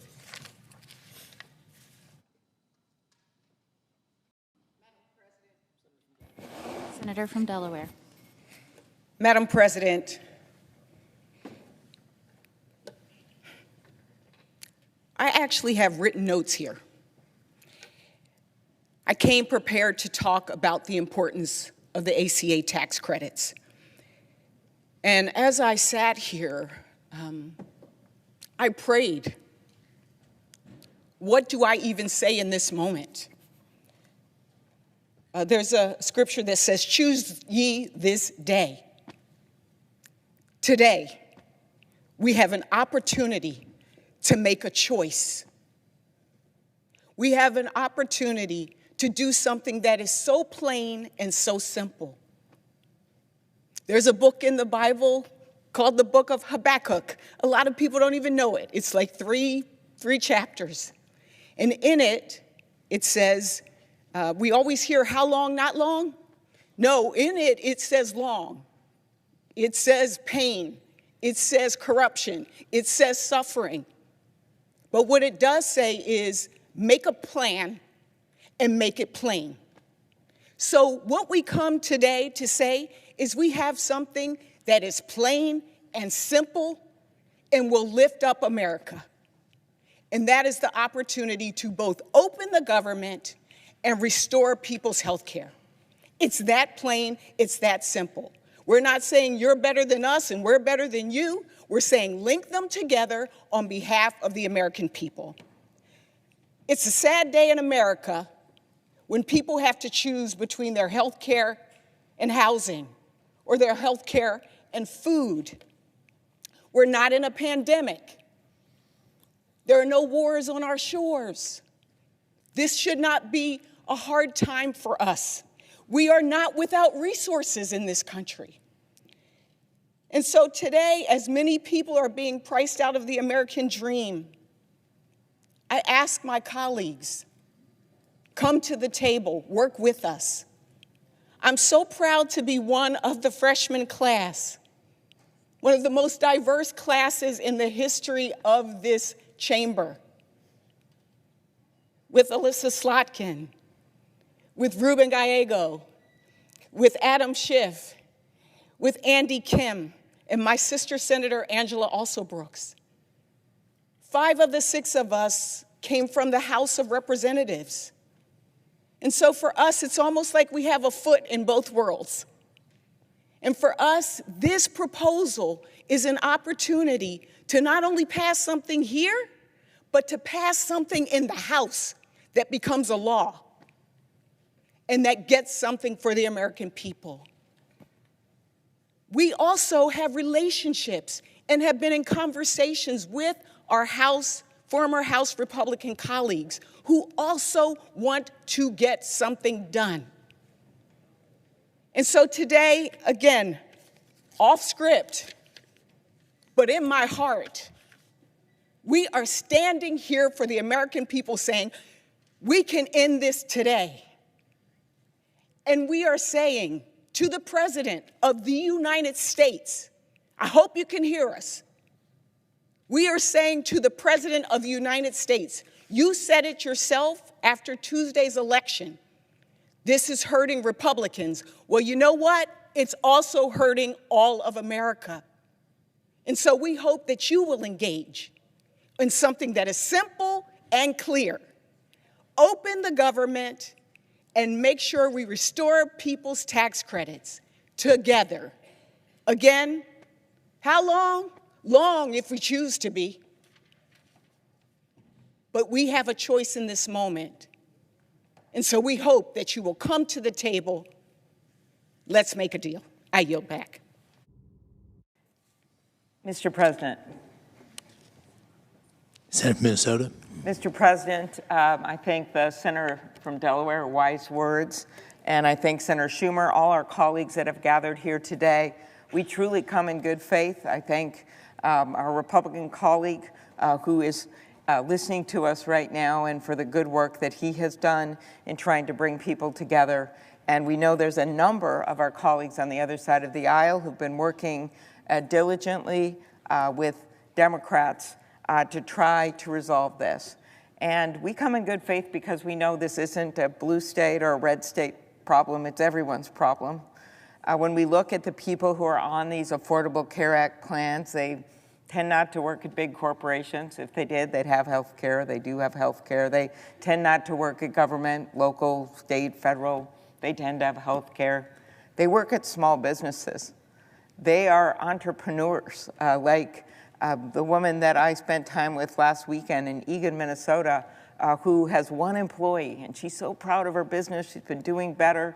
And he had cancer a few years ago, and he got through it. He's married, has kids, and that plan, she pays for 75% of the premiums, her only employee, and he pays for 25% of the premiums. And she just looked at what would happen, and she thought, I don't know if I can keep them on. They're going to double. Those are the people we're talking about. Farmers and ranchers, 27% of the farmers in our country are on this kind of plan. So these are people that are just on the margin so much because they've decided to go out on their own and be entrepreneurs. Or when I talk to my rural hospitals, they tell me how the people who are on these plans, if they can't afford a doubling or tripling of the premiums, which is what we're seeing right now with the numbers that came out on the marketplace, if it's doubled or tripled, they'll just drop their plans because they've still got to get groceries, they still got to pay the mortgage, so then they're going to drop their plans, and then the rural hospitals, who are already just hanging on, aren't going to be able to make it. So it's this all of a mix of things that I think would defy people's predictions of who's depending on these plans, and I think we're starting to hear from them now. So we have this opportunity. This is really, I'd say, a practical plan. It looks at what we need to do to open the government again. It looks at the work that's been done by our great leaders in appropriations. And it says, okay, what can we do about health care right now? We disagreed with the bill that got passed this summer on our side, but what can we do right now? And what we can do right now is stop this doubling and tripling of these health care premiums. And it's not something that's going to help in the end of December or January. It's a now thing. They're making their decisions now. So that's why we came forward with a lot of people in our caucus, as you can imagine, having differing views and wanting more with good faith. But we figure this is a good idea so that we can, one, help these people in all our states, and then two, look at reforms. We are open for reforms, and then these reforms would have to be done before these tax credits expire at the end of next year. but it will get us through this, and most important, it'll get people through it, like Elizabeth of St. Peter, Minnesota, who told me, I have no idea how I'm going to come up with the extra $200 each month. This is what's happening. People who are terrified of what's going on. So we have this moment in time. We're ready to work through the weekend. We hope our colleagues are as well. So let's get to the table. I hope the president comes and meets with us. The amount of money we're talking about here is about the same as the money that went to Argentina. I'm not going to relitigate that, but it shows what we could do and why we could do it. So let's get it done. Thank you.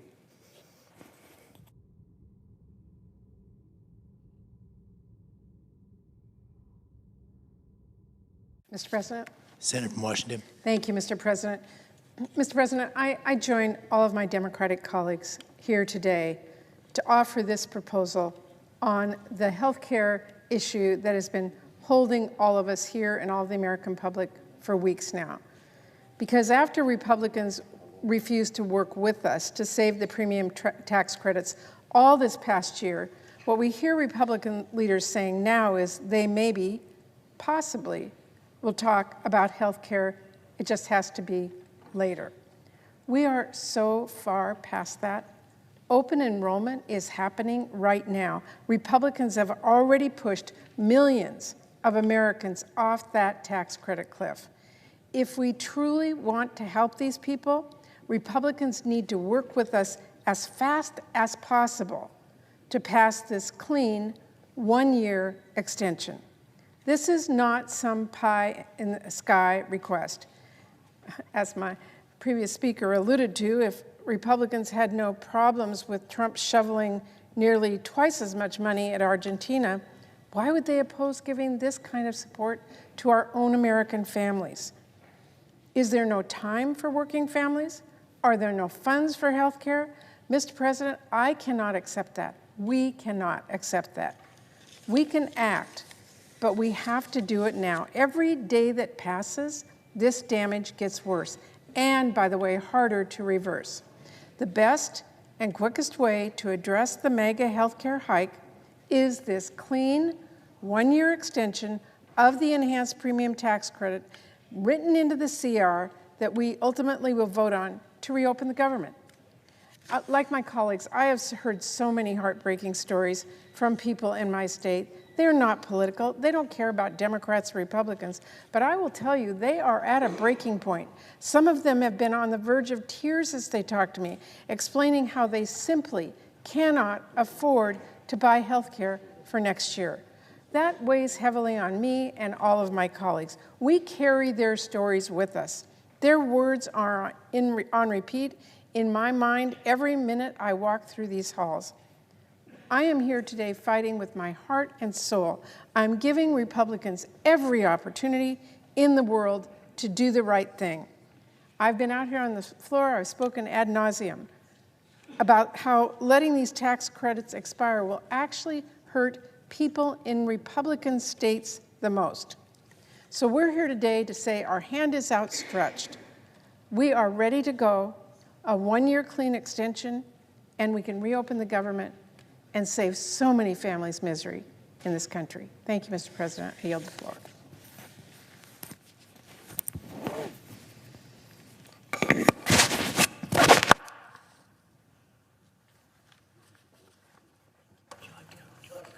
Senator from Colorado.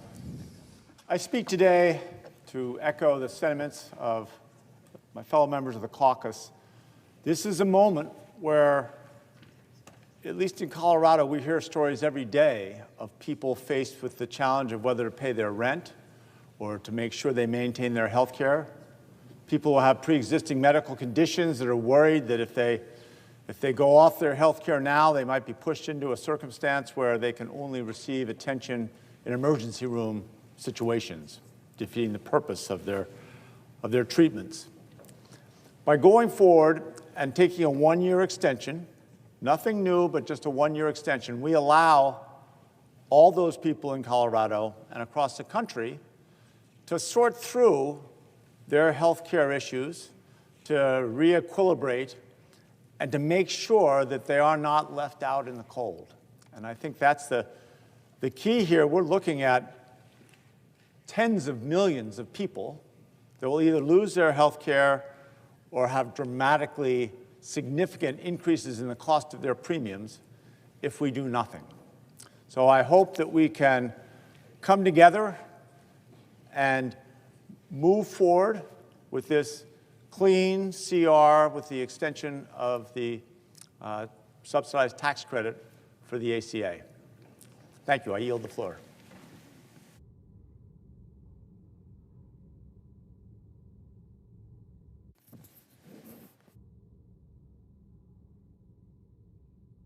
Mr. President. Senator Morgan.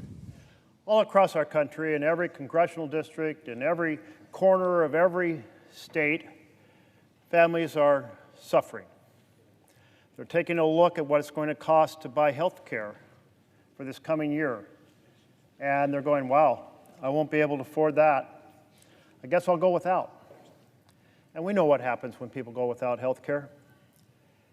And this is clearly not something that is a blue issue or a red issue. It's an issue for every family, affordable, quality health care. And I know it's not just a concern held by Democratic senators, it's a concern held by Republican senators. So we have a common desire, Democrats and Republicans together, to address this concern. I think about some of the folks who have written in from my home state, and I know my colleagues on both sides of the aisle are getting the same letters and the same phone calls. Eric in Corvallis got a letter that his insurance premium is exploding from $183 to, get this, $1,588. Wow, that's, well, roughly a 7-fold increase. I heard from Leah in Eugene, whose monthly payment is going from $462 to $1,438. 3-fold increase. And Stacy in Lincoln City seeing an increase from $1,300 to about $3,200, almost a $2,000 increase. So those stories are everywhere in our country. And there is so much work we can do on health care together. The President has said, let's negotiate on those complex issues after the government is opened. And those complex issues, they may be things like the cost-sharing reduction program.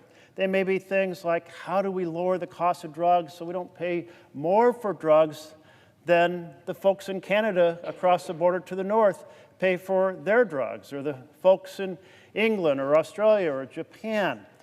We can work together on strategies to see where there's waste in the system. Or are there scams and scandals in the system? Let's shine the light on them and let's fix them after the government reopens. But let's just do this one piece, extend one particular tax provision that's in law now for this coming year. So there's immediate relief to folks who are getting on the internet at this very moment and going, oh my goodness, I can't afford that. The Erics, the Leahs, the Stacys that exist in every corner of every state.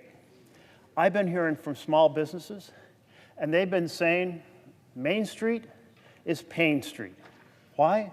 Because so many of the small businesses in my state, and I'm sure in every state, go to the ACA exchange in order to buy insurance. And so they're reeling from that impact. They're reeling from other economic fluctuations in the country. And they're saying, can't you figure this out? Can't you figure this out? So I've been hearing from colleagues on both sides of the aisle, we want to fix these tax credits, these enhanced tax credits for people to buy insurance. Well, let's do it. We can open the government today. We can do it today. Today we can address the issue my colleague from Wisconsin was speaking to just an hour or so ago. He was saying people who are working should get a paycheck. That will happen if we pass this today.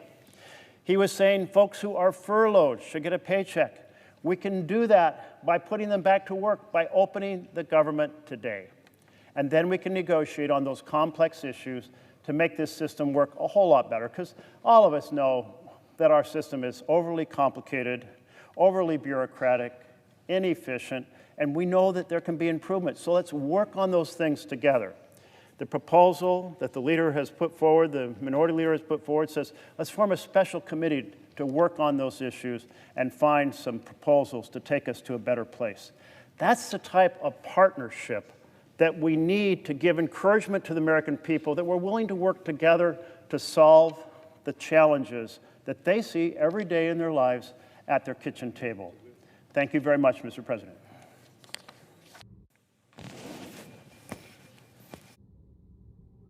Senator from California. Thank you, Mr. President. Mr. President, colleagues, I rise in support of this proposal to extend the ACA tax credits, extend the existing law for another year, reopen the government, and give us time to negotiate the longer-term extension of the Affordable Care Act. This whole discussion, and frankly the whole debate we've been having over the last several weeks over the Affordable Care Act, brings me back to the immediate aftermath of the passage of that bill when I was doing sidewalk office hours inside the Glendale Galleria. I had my little coffee table set up there and had someone come up to my table and ask me how I voted on that bill, how I voted on Obamacare. And when I told him that I voted for it, he was indignant. And he said, "What could you possibly have liked? What could you possibly have liked about that bill?" And I said, well, actually, there were a lot of things I liked about it. I liked the fact that if you had a pre-existing condition, you could get health care. I remember another of my constituents saying that he was 65. He was a pre-existing condition. I liked the fact that if you had a kid who was 26 or under, you could keep them on your insurance policy if they didn't have one. And then I said, and I like the fact that tens of millions of people that can't otherwise afford health care are going to be able to get health care. And he looked at me and said something that I never imagined I would hear. He said, and you really think that's such a good idea? That is, that millions of people can't afford health care would be able to get it. And I said, well, yes, I do, don't you? And he said, no, I don't. If they can't afford it, they shouldn't have it. And I recognized the moment he said it that he was speaking for millions of people. I'd had one of those huge town halls with 3,000 people, and no one would say that even at those screaming town halls. But his view was if they can't afford it, they shouldn't have it. And I think that view is really at the center of this debate. In the wealthiest country in the world, does the government have any responsibility to make sure that health care is accessible to people? I think we do.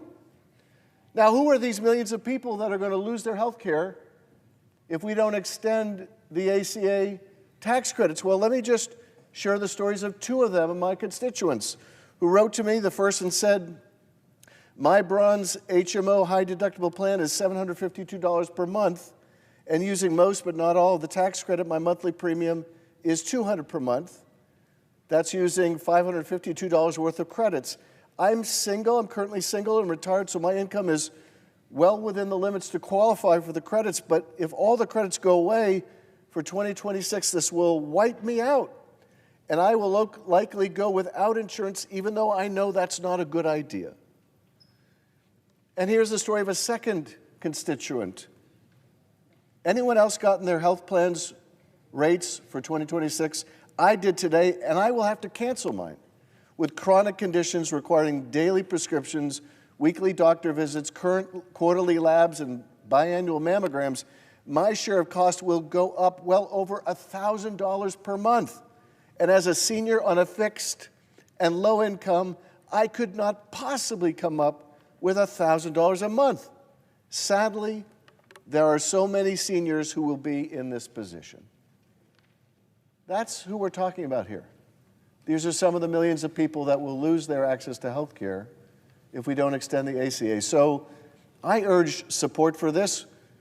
As Leader Schumer said, we can reopen the government today if we can simply extend the tax credits for another year and give us time through a bipartisan commission to work on a more permanent extension. I urge support, and Mr. President, I yield back.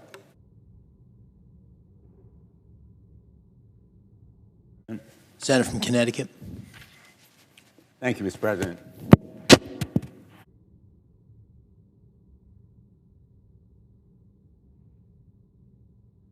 Mr. President, I thank my colleagues for this unified support for a measure that is eminently reasonable. I thank the leader of our side, Senator Schumer, for advancing this proposal. It is a compromise. It's simple and plain, and I'll be very blunt, it's not everything I would have wanted. Like the senator from Wisconsin, my friend Senator Baldwin, I would have wanted the health care tax credits to be permanently guaranteed. I would have wanted a guarantee as well that there be no rescissions or impoundments of funds, as this president has done repeatedly. I would have wanted a reversal of the firings, the so-called RIFs, reductions in forces, that have been eminently unfair, and a guarantee of back pay to everybody who has been furloughed. There are other provisions that, for me, were profoundly important. It is a compromise, and compromise is not a four-letter word. It is the way we get things done. And this picture of unity is worth 1,000 of my words, but it is also a clear response to a crisis that we face. And we face it today. It is a crisis in healthcare. It's a crisis in hunger. It's a crisis in air transportation. And for millions of Americans, it's a crisis of affordability. Nobody in America needed Tuesday's election to tell them that the costs of rent and electricity and food and all the other necessities in life are spiraling out of control. And yes, healthcare costs are spiraling out of control. And they are at the kitchen table right now across America, looking at the exchanges and concluding they simply can't afford those spiking premiums, multiples of 3 and 4 times, and at least twice what they were paying. And many of them are taking the risk that they will go without insurance. This measure guarantees an outcome. The majority leader, Senator Thune, has said he can't guarantee an outcome. All he can promise is a process. And I am unwilling to accept a promise of some vote at an indefinite point on an undefined bill sometime in the future, because the urgency of now for American families means they are making choices about whether they can afford insurance this moment for next year. And in fairness to the majority leader, he can't promise anything for either the Speaker of the House or the President. And they have been absent without leave. They have been AWOL. They have refused to talk. And we are presenting them now with a reasonable compromise that the majority leader can accept and our colleagues on the other side of the aisle should embrace. And the problem here is one of trust. What we've seen from the administration is a strategy of maximum pain to magnify political pressure. In just minutes from now, in the United States Court of Appeals for the First Circuit, this administration will argue that SNAP benefits should be ended after the president himself promised that they would be paid in full in compliance with the district court orders in Rhode Island and Massachusetts. There's no way to trust that SNAP benefits will be provided without a guarantee from the courts. The urgency that we face is also in air transportation. We all want people to be able to reach their destinations safely. It has to come first, and we need to make sure that the TSA and air controllers are paid. They are heroes for having worked for so long without pay. We need to stop the madness of this trend line. It's a through line in the administration's tactics here. It's a through line of cruelty and stupidity that has magnified the costs for the American people, not just in blue states, but all across the country. And we should seek reform and improvement in the ACA, eliminating any kind of fraud and stopping the spiraling increase in health care costs. But I should warn my colleagues, we will not sacrifice the ACA. Very revealing yesterday in the hearing of the Permanent Subcommittee on Investigation was the commentary from a number of my Republican colleagues, in effect saying that we should kill the ACA, an effort that has been part of their relentless campaign over the last 15 years to decimate this resounding and important law that now is embraced by the vast majority of the American people. And we put in the record stories of individuals from Michigan and Pennsylvania and Iowa, Aaron Lehman, a fifth-generation farmer who told us, I grow corn, soybeans, oats, and hay with my family. The Affordable Care Act has been one of the best investments in rural health care in decades. We cannot afford as a nation to go back to the days when pre-existing conditions were a pretext for denying health care if someone had a history of cancer, diabetes, heart disease, HIV, asthma, depression, pregnancy, the list goes on. Insurers could force patients to pay more or refuse to offer them coverage at all. Standing strong for the ACA very simply means providing health care to Americans. Extending the health care tax credits for 1 year is a compromise that makes sense. It will put the government back to work fully and capably and fairly, and I urge my colleagues to join me in supporting this reasonable compromise. I yield the floor.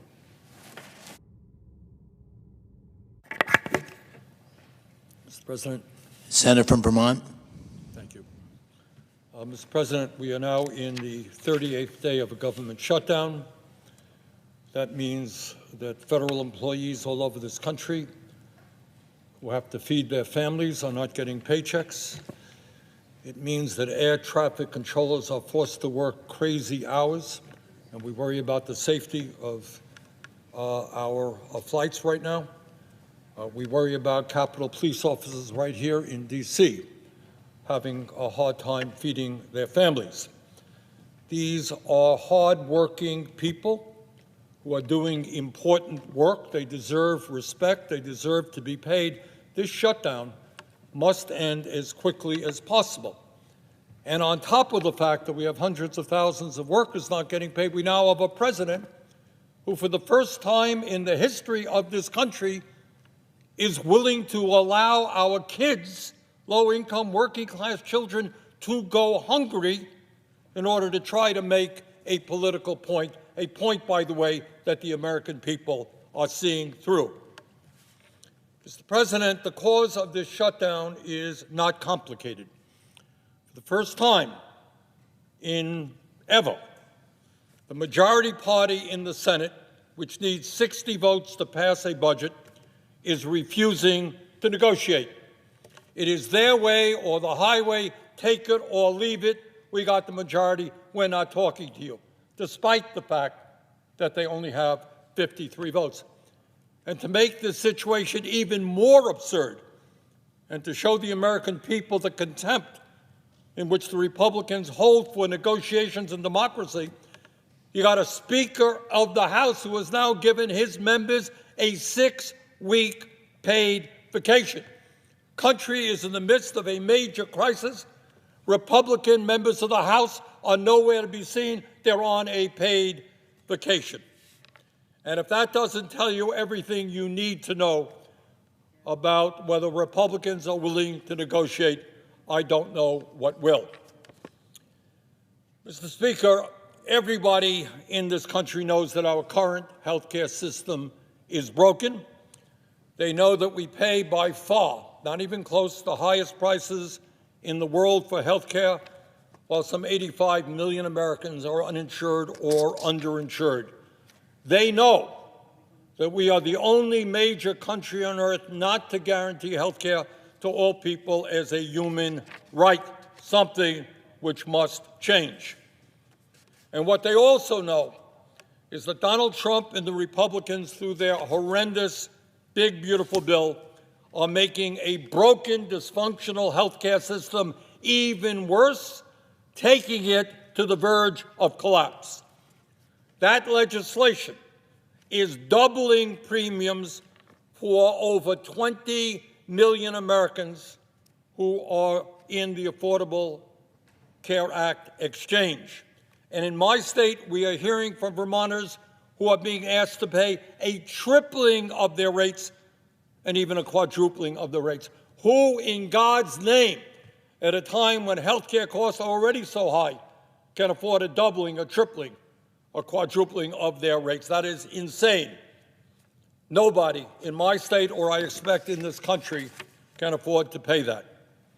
Further, that big, beautiful bill would throw 15 million people off the health care they now have as a result of massive cuts to Medicaid and the Affordable Care Act. According to studies, that would result in some 50,000 Americans dying unnecessarily every year. Low-income, working-class people who have chronic illnesses who will no longer be able to get health care.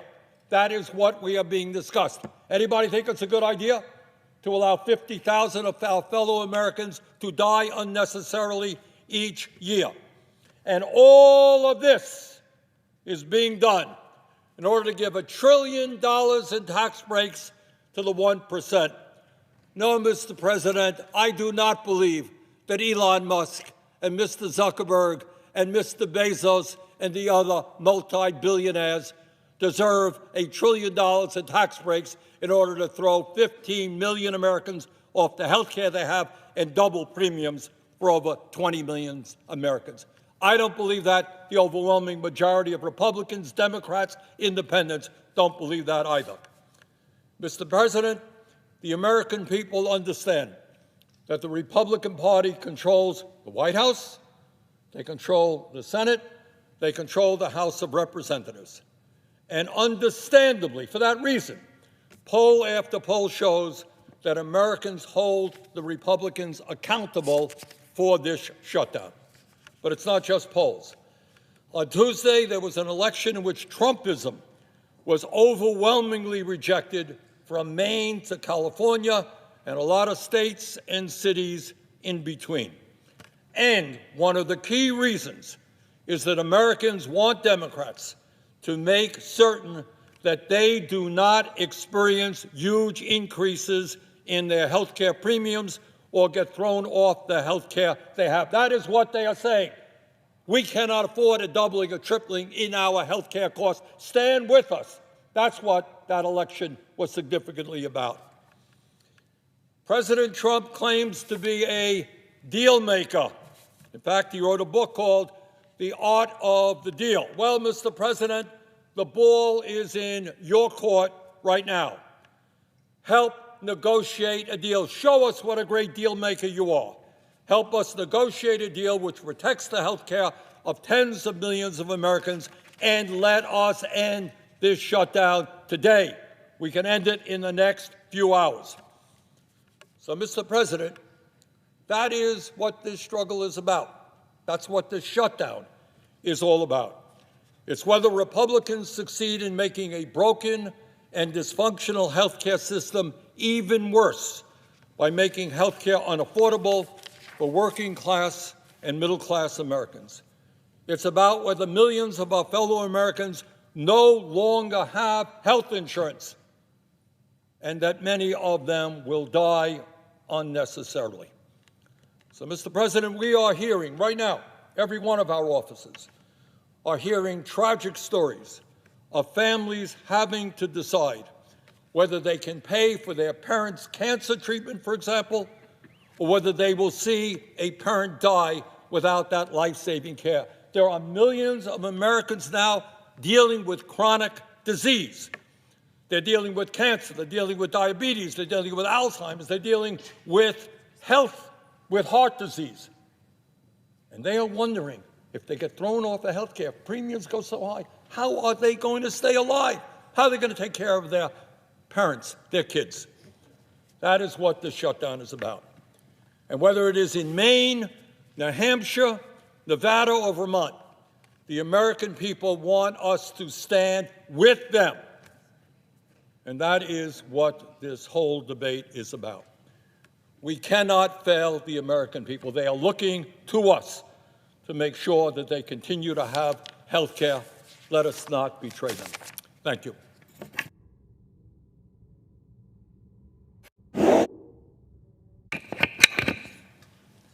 Senator from Washington. Mr. President, I actually like good local journalism. I'm going to fight as hard as I can in the United States Congress to keep local journalism and fight AI that basically might obliterate it for all intents and purposes. So I'm just going to read my statement here. In an article printed in the Vancouver Columbian on August 11th, 2025, the headline is, Child care owner urges Congress to take action to save the Affordable Care Act tax credit expansions. The owner of East Vancouver Child Care Center joined Senator Cantwell, D. Washington, Monday to draw attention to Washington's rising health care costs. The two spoke at a news conference at Tree Hill Learning Center on East 196th Avenue, along with representatives from the local insurance agency and the workforce Southwest Washington. Washington's insurance commissioner said that in May, the 14 health insurers in the state were seeking a rate increase for next year, and the proposed increases for plans sold on the individual health insurance market averaged 21% and ranged from anywhere from 9.6% to 37.3%. The office expects premium increases to affect 300 people statewide. Dana Christensen, the owner of Tree Hill Learning Center, said this isn't the first time she has faced rising healthcare costs for her two Vancouver child care facilities. Each year, I face a difficult decision of how much this rate increase, currently 24%, do I take on and absorb, Christensen said. How much do I pass on to the employee? How much do I pass on to the families in the form of higher child care tuition increases? Each rate increase request is evaluated independently by actuarial staff, said Aaron Van Tool, spokesman for the Insurance Commissioner's Office. That's mandated by state law. But the rate changes are usually finalized in September, Van Tool said. Claims and administrative costs, medical, prescription drugs, company expenses, profits will be reviewed by the Commissioner's Office as all part of determining if they are reasonable. Cantwell called the proposed increases a threat to child care affordability. The Insurance Commissioner's Office said Congress anticipated failure to renew the enhanced premium tax credits is contributing to the proposed increases. Congress created the premium tax credits in 2014 as part of the Affordable Care Act to lower health care plan premiums for eligible households. The American Rescue Plan in 2021 expanded who was eligible for the credit, and the Inflation Reduction Act extended it to this year. It is set to expire at the end of this year. We all know the increased rates are something we can deal with in Congress, Cantwell said. That is why today I'm urging Congress to take action on the Affordable Care Act tax credits and their expansions and to make sure we do so before the end of the year. The Senator's office said rate increases are being requested nationwide and 3 states have already approved them. The Congressional Budget Office expects fewer people will participate in subsidized exchanges, and the uninsured rate will climb if the enhanced premiums aren't extended. NBC News reported earlier this year that Republican lawmakers are split on whether to extend the tax credit. Some said the federal government could no longer support it, while others wanted it extended. Just a little side note before I keep reading. At that point in time, 5 of my colleagues on the other side of the aisle said they wanted the tax credits extended. That was early in August. The Washington Health Benefit Exchange, the state's health insurance marketplace, estimated 216,000 health plan enrollees in Washington were eligible for the enhanced premium credits. Christensen said her business already operates on thin margins. I view providing health care benefits not as a perk, but a fundamental necessity, she said. I never want an unforeseen illness to financially ruin an employee or force them to neglect their health care. Still, rising health care costs are forcing her clientele to reconsider if they can afford to keep their child in a licensed facility or continuing to work at all. Quote, "We cannot solve this problem alone," Christensen said. "We need the support of lawmakers, the insurance industry, the regulatory agencies to address the root cause of the rates and increases in disproportionately affecting those who need it most." As the clock continues to tick here, that's actually the end of the story. I wanted to read that story because that was August, and it showed at that point in time we had people on this side of the aisle who wanted to negotiate. They were in the news. I summated it by saying there were 5 people, but I'm sure there's more by now. So that is why we're asking with this simple proposal, let's open the government, extend these tax credits for a year, because we know there's bipartisan support in both the House and Senate to do that, and continue to reform this so we can keep this child care facility in Vancouver, Washington in business. Let's not make this, we've shared a lot of stories about individual people, but we haven't shared enough stories about the small business impact and the economic impact to employers when you take affordable health insurance away from them and they don't have options. This owner lamented in the story, which should I do? Do I absorb these costs and not be a profitable business? Do I make these employees not have health insurance? Do I raise these costs and then these parents can't have the child care that they need to stay? She told me on that day that literally some people decided to stop work because they no longer could afford child care. So this is ruining our whole economic picture by making insurance too expensive, by making the cost play too big a role in our economy and taking workers away from us. So I support this one-year proposal. I support us working together to reform the system. I've championed many things in the Affordable Care Act that have driven down costs, and I will work with any of my colleagues on the other side of the aisle to continue and expand that work, because it is important.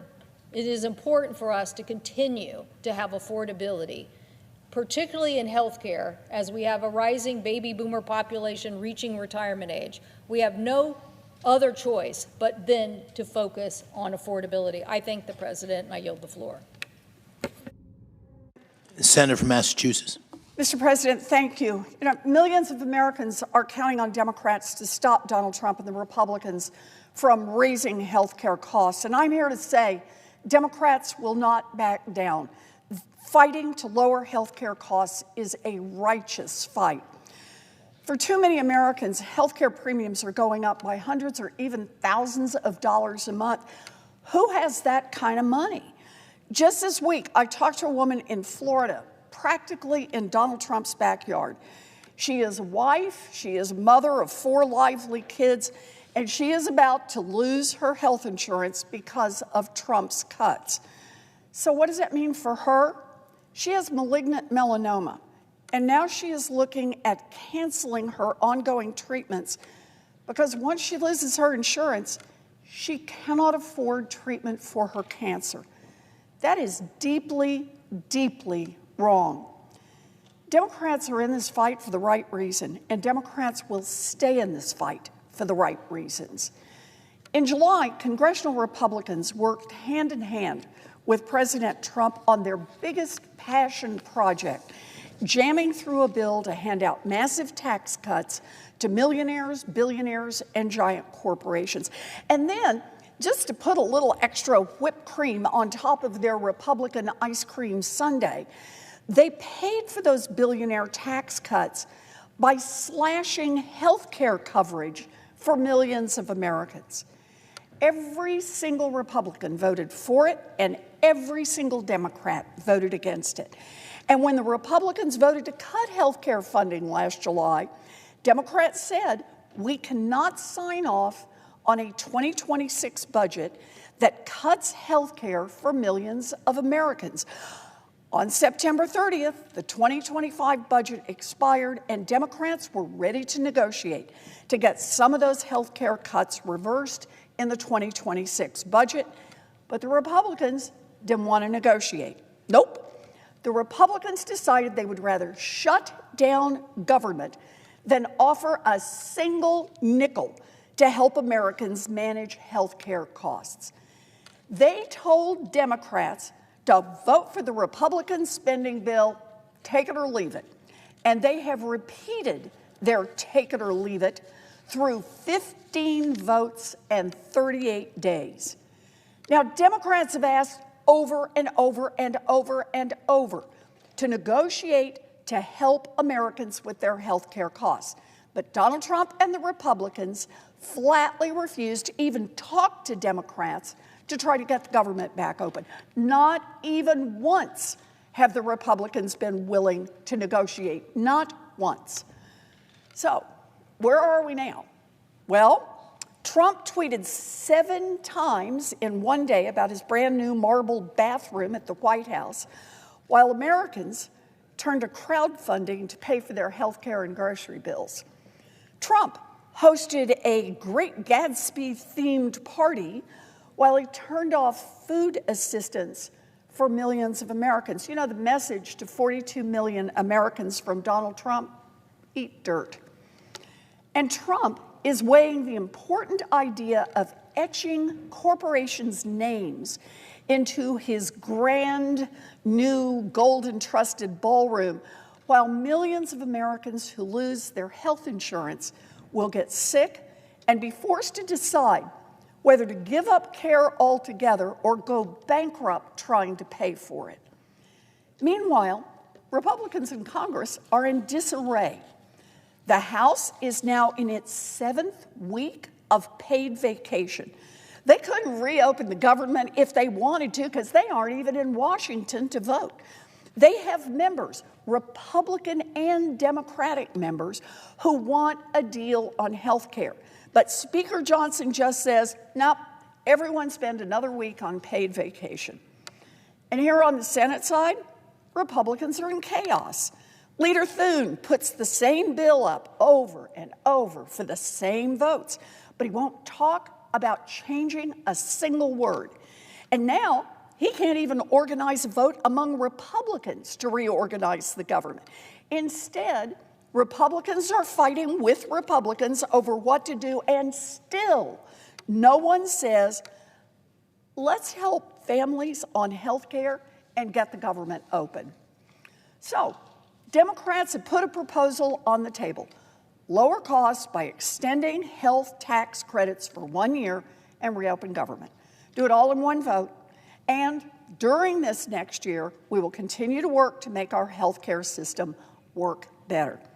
It's a common sense plan that helps people across this country and that gets our government open.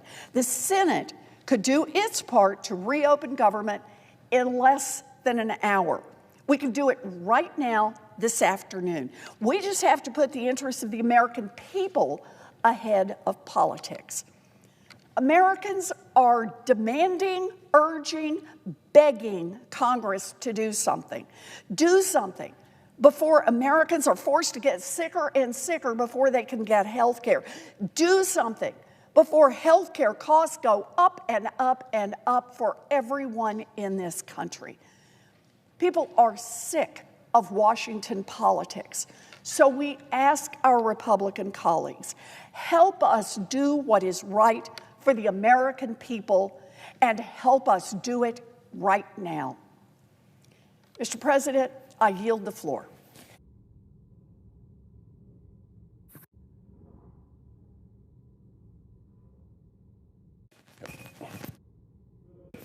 Senator from Massachusetts. Thank you, Mr. President. Mr. President, I stand here today on behalf of the people of Massachusetts to say that we are angry. We are angry that Trump and MAGA Republicans are doubling the cost for millions of Americans, and their health care bills are going to skyrocket when they promised lower prices. We are angry that Trump and MAGA Republicans are stripping Medicaid from the most vulnerable people in our communities. We are angry that Trump and the MAGA Republicans are making families with hungry children go to food pantries for their next meal, forcing families to choose between groceries and rent.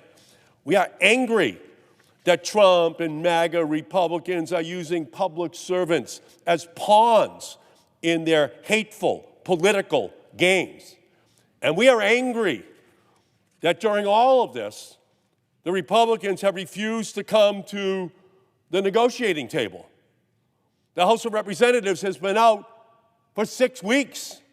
They're in a political witness protection program across our nation, refusing to come to Washington to sit down to negotiate on these issues. And Americans are counting the hours that are left to solve this health care crisis for them and their families. They're looking around for help. They're looking around for hope. And they are all looking instead at cruelty, pain, fear. That is the agenda of Trump's MAGA Republican Party. Last weekend, I met with Jeff from Natick, who is fighting stage 4 lung cancer. He pays $35,000 a year for an affordable care, health care plan. $35,000 a year. If he can't keep that insurance plan on December 31st, he will have to pay $300,000 a year. Jeff does not have $300,000. That's about to hit him in about 7 weeks. Barbara, she retired early to take care of her spouse with dementia. Her bill's going from $7,500 a year to $18,000 a year. She cannot afford that.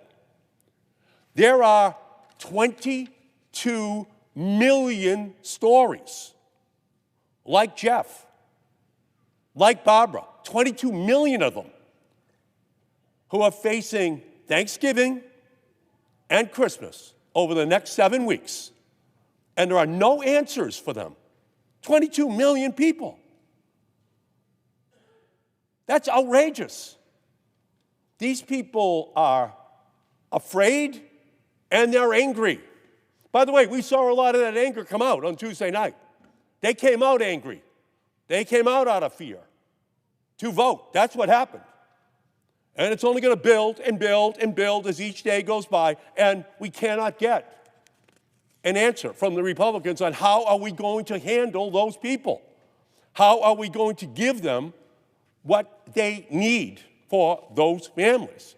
And it is very difficult to fathom this abject cruelty of this president, who is happy to force grandma to choose between paying for her prescription and paying for her heating bill, forcing a caretaker to choose between being there for their parent with Alzheimer's or picking up an extra shift, forcing a single mom to choose between paying for a checkup or paying for after-school snacks. And since they have taken over in January, the Republicans have promised that they were going to solve the health care crisis in our country. And all it's done is grow and grow and grow. And they pass a bill to take away all of the health care coverage for all of these 22 million people and then transferred the money to billionaires in tax breaks. They swiped the health care of 22 million vulnerable people for billionaires. Ralph Waldo Emerson, the great Massachusetts poet, said, "Health is the first wealth." And MAGA Republicans and Trump have looted that wealth, that health, for those people. These people are angry and they're afraid. They're afraid. They don't have the backup funding that millionaires and billionaires have. Now, my father drove a truck for the Hood Milk Company. He drove a truck for the Hood Milk Company. I'm his son. And I believe that God created a world where every single person is able to receive the health care which they are entitled to. 3 meals a day, put children through school, keep them safe from illness, give Americans dignity in tough times. Those are the families we're talking to right now. It's the milkmen, it's the workers in nursing homes, it's the children across our country who are going to see a loved one lose their health care in 7 weeks. And the Republicans refuse to come to the table. Every American has a right to live in dignity in tough times. That's where we are right now. They're facing increases in electricity costs, in healthcare costs, in food costs, in clothing costs, in everything. And we can solve at least the healthcare part of this issue right here. The richest nation in the world can ensure peace and health and opportunity for every man and woman and child in our country. We're the wealthiest nation in the history of the world. And the Republicans are about to let 22 million of them lose their health insurance or see it increase by double or triple, or in the case of Eric from Natick, 10 times, from $30,000 a year to $300,000 a year, and he is in stage 4 lung cancer? And we're not even discussing this? The House of Representatives is at a vacation for 6 weeks? Well, those 6 weeks, if you project them forward from now, we're talking about Christmas. That's what we're talking about. What are we in the world is in the mind of Donald Trump that he would allow these families for the next 6 weeks to worry about where the coverage for their family is going to come from? The very least we can do is extend the Affordable Care tax credits for 1 more year and provide some desperately needed relief for those who are struggling to get by, who need our help right now, who need the peace of mind right now. Those 220 Republicans on that political witness protection program that they're on across the country, they're going to have health insurance for their families. They don't have to worry this Thanksgiving or Christmas about the conversation that's going to take place. And all we're asking for is a vote to provide that health care for the next year for those families and reopen the government so the federal workers can get paid and go back on the job. Pretty simple. And we're looking for any Republican anywhere to come and discuss it with us, negotiate it with us. And they just keep saying no. So this anger that people are feeling,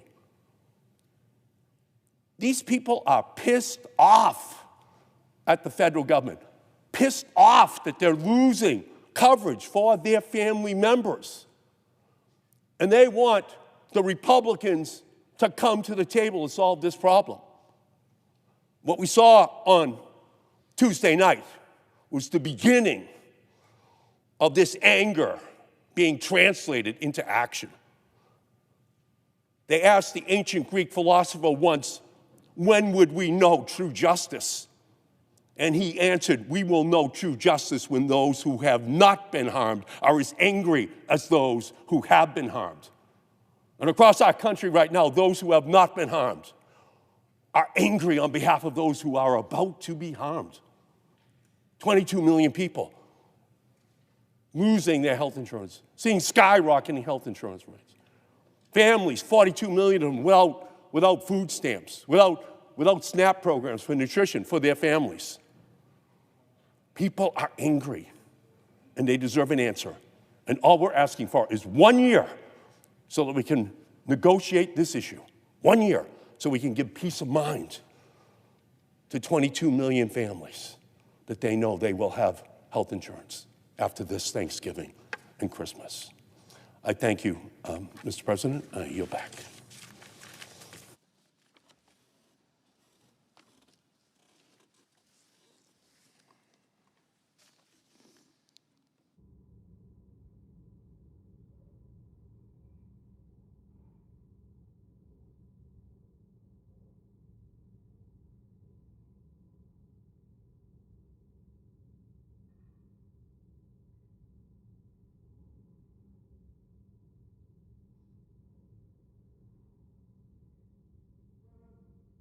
Senator from Oregon.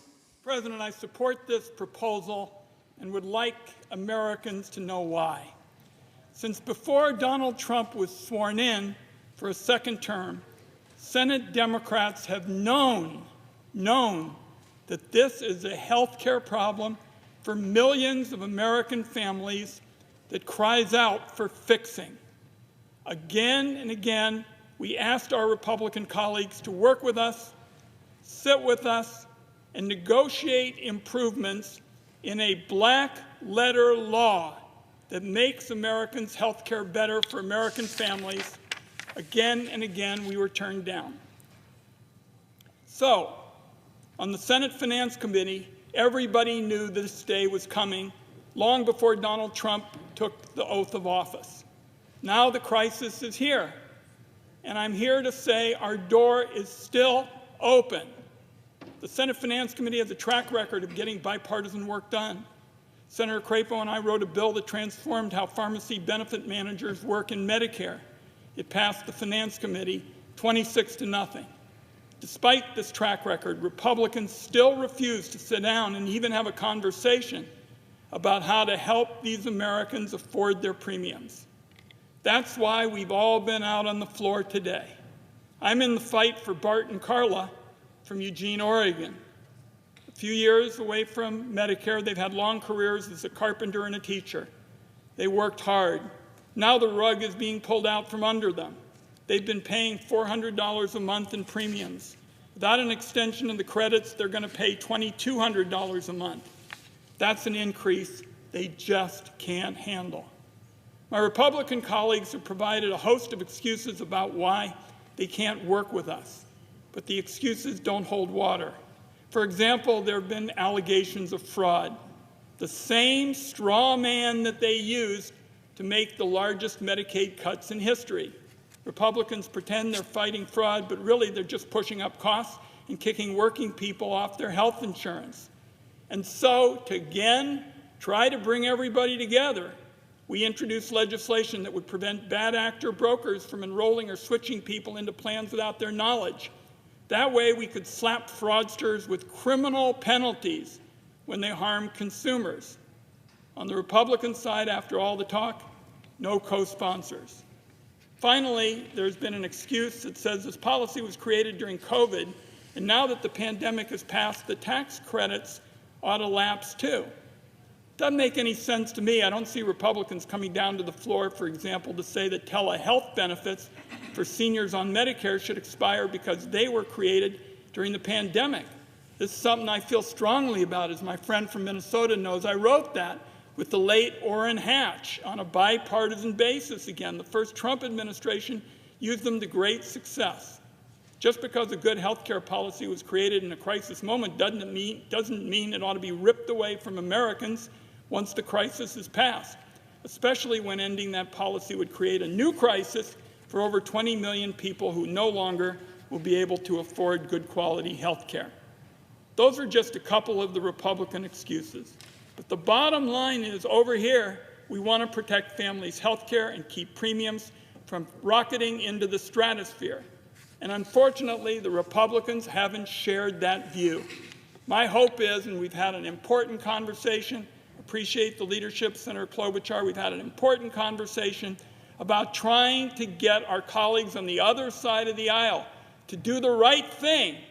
Join us as we've done so often in the Senate Finance Committee, and lower Americans' health care costs. I yield the floor.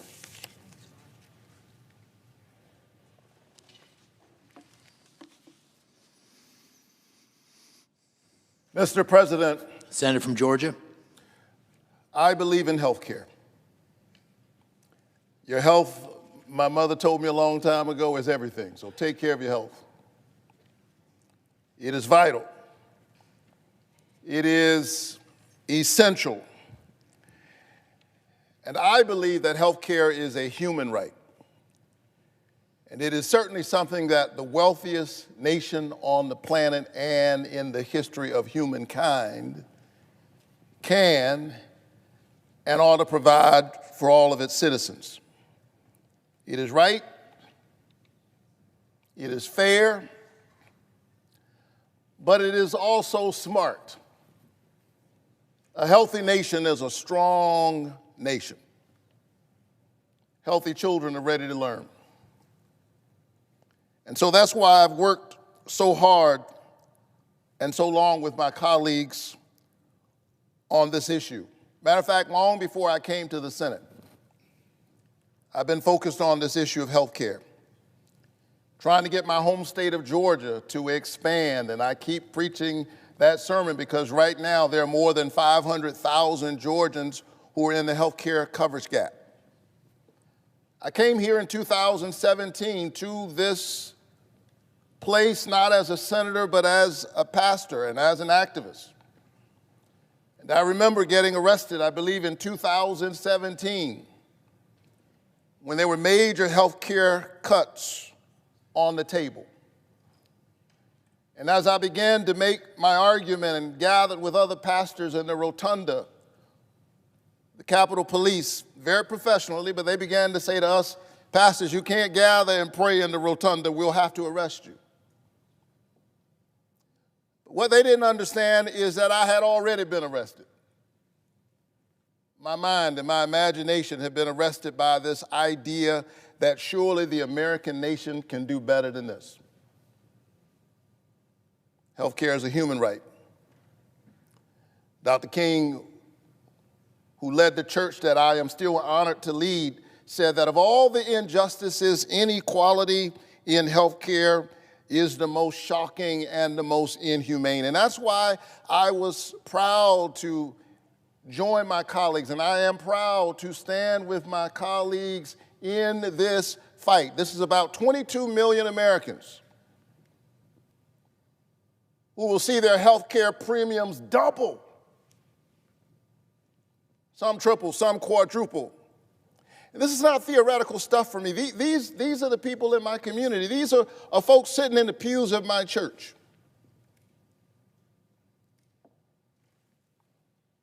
And many of them will lose their health care if something doesn't happen. A few weeks ago, I was at the Evans County Memorial Hospital in Evans County. And I got to tell you, that's a red district. I don't have a whole lot of votes. I got some. Claxton, Georgia, known for the fruitcakes. And I was at that hospital, and I can tell you that those folks were already worried because of the draconian cuts to Medicaid in the big, beautiful bill, so-called beautiful bill. 15 million Americans already standing to lose their health care, and then the premiums raised for 22 million Americans while giving Elon Musk and people like him a tax cut? That's beyond the pale of partisanship. For me, that's not about Democrats and Republicans. You ask ordinary people on the street if they think that's fair. I can tell you that those folks in Evans County, many of whom who did not vote for me, but I am fighting for them because I am their senator too. They're worried about it. And so that's why we've been in this fight, and that's why we continue to stand to this very day. It's day 38.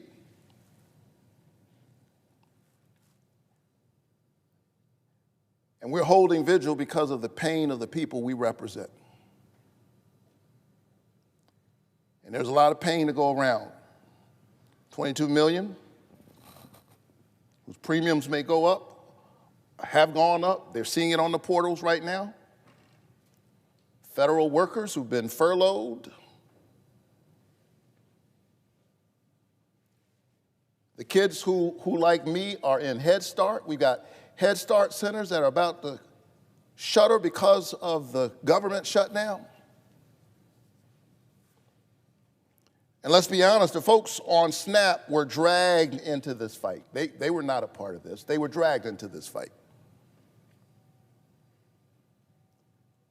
There are already legal provisions to make sure that they are cared for, and this administration right now is defying a court order to feed America's hungry people.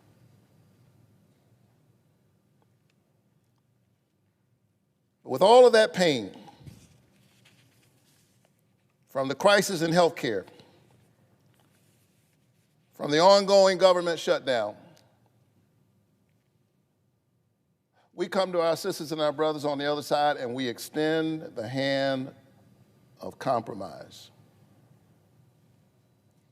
Because it hasn't taken me long to learn that really that's the only way you get anything done in this body. I work all the time with colleagues with whom I disagree about 90% of the time. Because it's not about them and it's not about me, it's about the people we represent. And the founders were wise to organize our government in such a way that that's the only way to have sustainable change, is to do it on a bipartisan basis.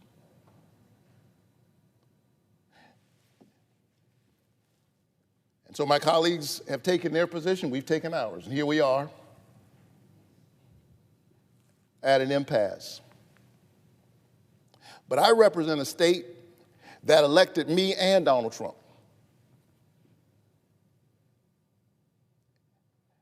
And so they expect us to figure it out. Sometimes when I'm driving my car, I've got a 9-year-old and a 6-year-old, 9-year-old daughter, 6-year-old son. Sometimes they're in the back seat having a disagreement. He looked at me. She touched me. And then they say, Daddy, you know, they call on me. And here's what I say more often than not: figure it out. The two of you on the back seat of the car, that's your sister, that's your brother. We're all in the same car. We're trying to get to the same destination. Figure it out. We're all in the same car tonight.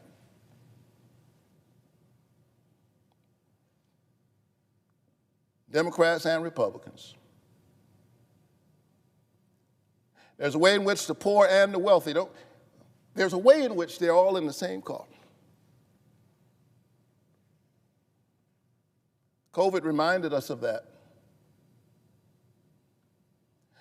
Before we had a vaccine, if my neighbor had the virus, I too was in peril. That didn't make my neighbor my adversary. That means that I have a vested interest in making sure that my neighbor has coverage. And so here's the proposal: 1 year clean extension of the ACA subsidies. That's you know that's not what we want. You know, if we had it our way, we would make it permanent. That's not what we fought for 38 days for, a 1-year extension, but we're offering that after standing for 38 days. 1 year extension, and then let's sit down, and in the words of Scripture, let us reason together. Let us have a conversation. Let's reopen the government. Let's extend health care to folks who in real time are opening up the portal and they have sticker shock. And then let's sit down and figure it out, because if we're honest, the status quo is not working very well for anybody. Anybody who's just trying to defend the status quo has not been talking to ordinary people. There are a lot of things that need to be fixed, and we can do that, but we've got to reopen the government and give people a little bit of hope. Give those 22 million Americans hope. Give the 44 million Americans who need SNAP some hope. Give our federal workers some hope. There's an African proverb that says, when the elephants fight, it's the grass that suffers. It's the grassroots in Georgia and all across the nation right now who are suffering, because too often the politicians make the politics about the politicians rather than about the people. Let's center the people, and if we center the people, we will compromise, and we'll figure it out. In closing, Mr. President, nobody believes a Baptist preacher when he says in closing. I've worked with members of your party on a whole range of things. And at the risk of embarrassing him, Ted Cruz and I even work together every now and then. And I mention him because early in my tenure here, he and I worked on a little thing, just a little provision, to try to get a little bit closer to building out this interstate, I-14, that would run through Georgia all the way to Texas.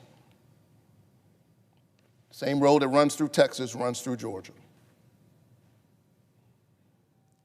And if we get that road built out, when it's time to get on that road, nobody asks you, are you a Democrat or are you a Republican? Nobody asks you about your religion or if you have a religious tradition at all. Nobody asks you. Some folks are going to church, some are going to the mosque, some are going to temples, some are going to the park, some are going to the beach, but they all get on the same road trying to get to wherever they're going. There is a road that runs through this American experience. There's a road that runs through our humanity that ought to connect all of us together, that ought to remind us that we all want our children to thrive and we all want our families to have a future. Let us make haste to that road and walk towards a brighter American future. I yield the floor.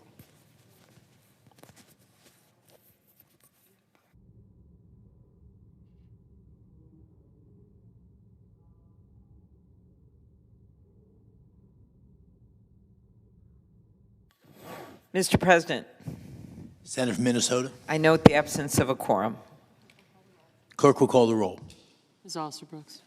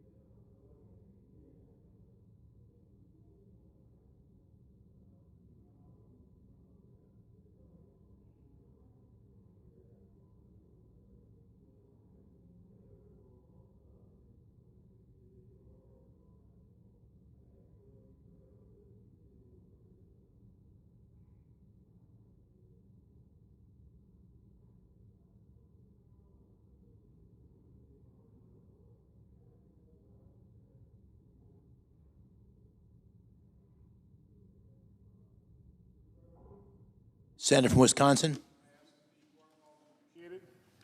Without objection. Mr. President, I came to the floor 2 weeks ago with a completely nonpartisan, very sincere attempt with a bill that we called the Shutdown Fairness Act to simply pay the federal workers who we were requiring to work. The finest among us, the members of our military, people in federal law enforcement, TSA, the air traffic controllers that keep our skies safe. Now, when I was asking the Senate to proceed to that bill, the senator from Maryland offered an alternative. He called it the True Shutdown Fairness Act. The main difference is his was only going to be for 1 year. My bill's permanent. Permanently stops using federal employees and the American public as pawns in these sick partisan games. The other difference was my bill is focusing on the people we were forcing to work. His bill added furloughed workers. So on the floor 2 weeks ago, I said, if you're serious about passing this bill, if you're serious about stopping, and he said we can't punish federal employees for our dysfunction. If you're serious about that, I told the senator from Maryland, vote to get on the bill. I will include that. I will convince our conference to include furloughed workers, get on the bill, we'll amend it, we'll get this passed, we'll start paying people. He rejected that offer. Now we started having discussions. His staff immediately acknowledged the fact that my bill did not in any way, shape, or form impact the president's authority in terms of who determined who was furloughed, who gets included in reduction in force. It was silent. Even though they falsely accused my bill of giving the president greater authority, it didn't. I came to the floor again today to pass an amended bill with furloughed workers. By the way, a bill that is now supported by the American Federation of Government Employees. I believe that's the largest public employee union, the Federal Managers Association, Federal Law Enforcement Officers Association, National Air Traffic Controllers Association. And we're going to have the senator from Texas come down and talk about what is happening with air travel as we speak. The International Association of Firefighters, the Association of Flight Attendants. These are public sector unions that generally don't support Republican legislation. What they particularly like about my bill is the fact that it's permanent.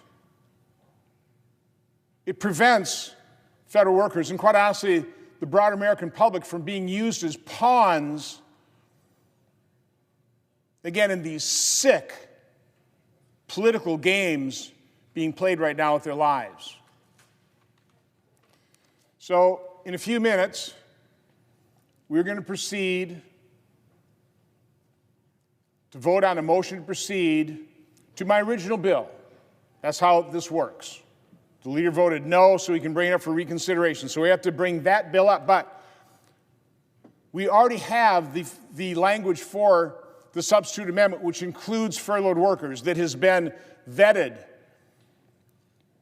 by, quite honestly, offices, both Democrat and Republican Senate offices, by the Office of Management and Budget, by the public sector unions who have come out in support for it. This is a bill that is ready for prime time. This is a bill that is ready to be passed tonight. Now, it was unfortunate that we couldn't pass it by unanimous consent, because had we done that, the House is on a 48-hour callback, and they will come back. The Speaker has already said they will pass this in the House, and we can get our military members, air traffic controllers, these federal workers who keep us safe, we can get them paid. So again, I'm just asking, I'm actually pleading with our colleagues on the other side of the aisle to please vote to proceed to this bill. We'll substitute an amendment that includes furloughed workers. We can pass this tonight. If we vote to proceed, we can then vote for unanimous consent to waive all the time agreements, and we could even pass this yet tonight. Make our skies safer. But I know the senator from Alaska has a few words to say, and I know the senator from Texas will as well. So I yield to the senator from Alaska. Thank you, my colleague from Wisconsin, Senator Johnson, and I've been proud to work with him on this bill over the last couple of weeks. The way this came to the floor, Senator Johnson and I were making the case in the conference. I had a bill that actually was a bill about paying our troops.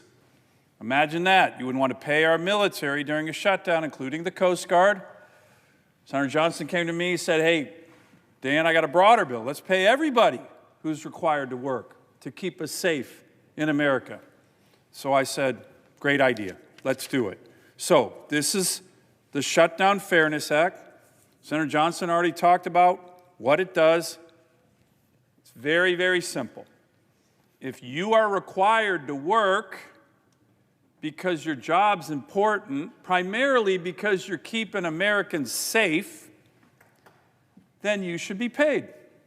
We have a great example right here. All these Capitol police officers right now keeping us safe right here on the Capitol, they're not getting paid.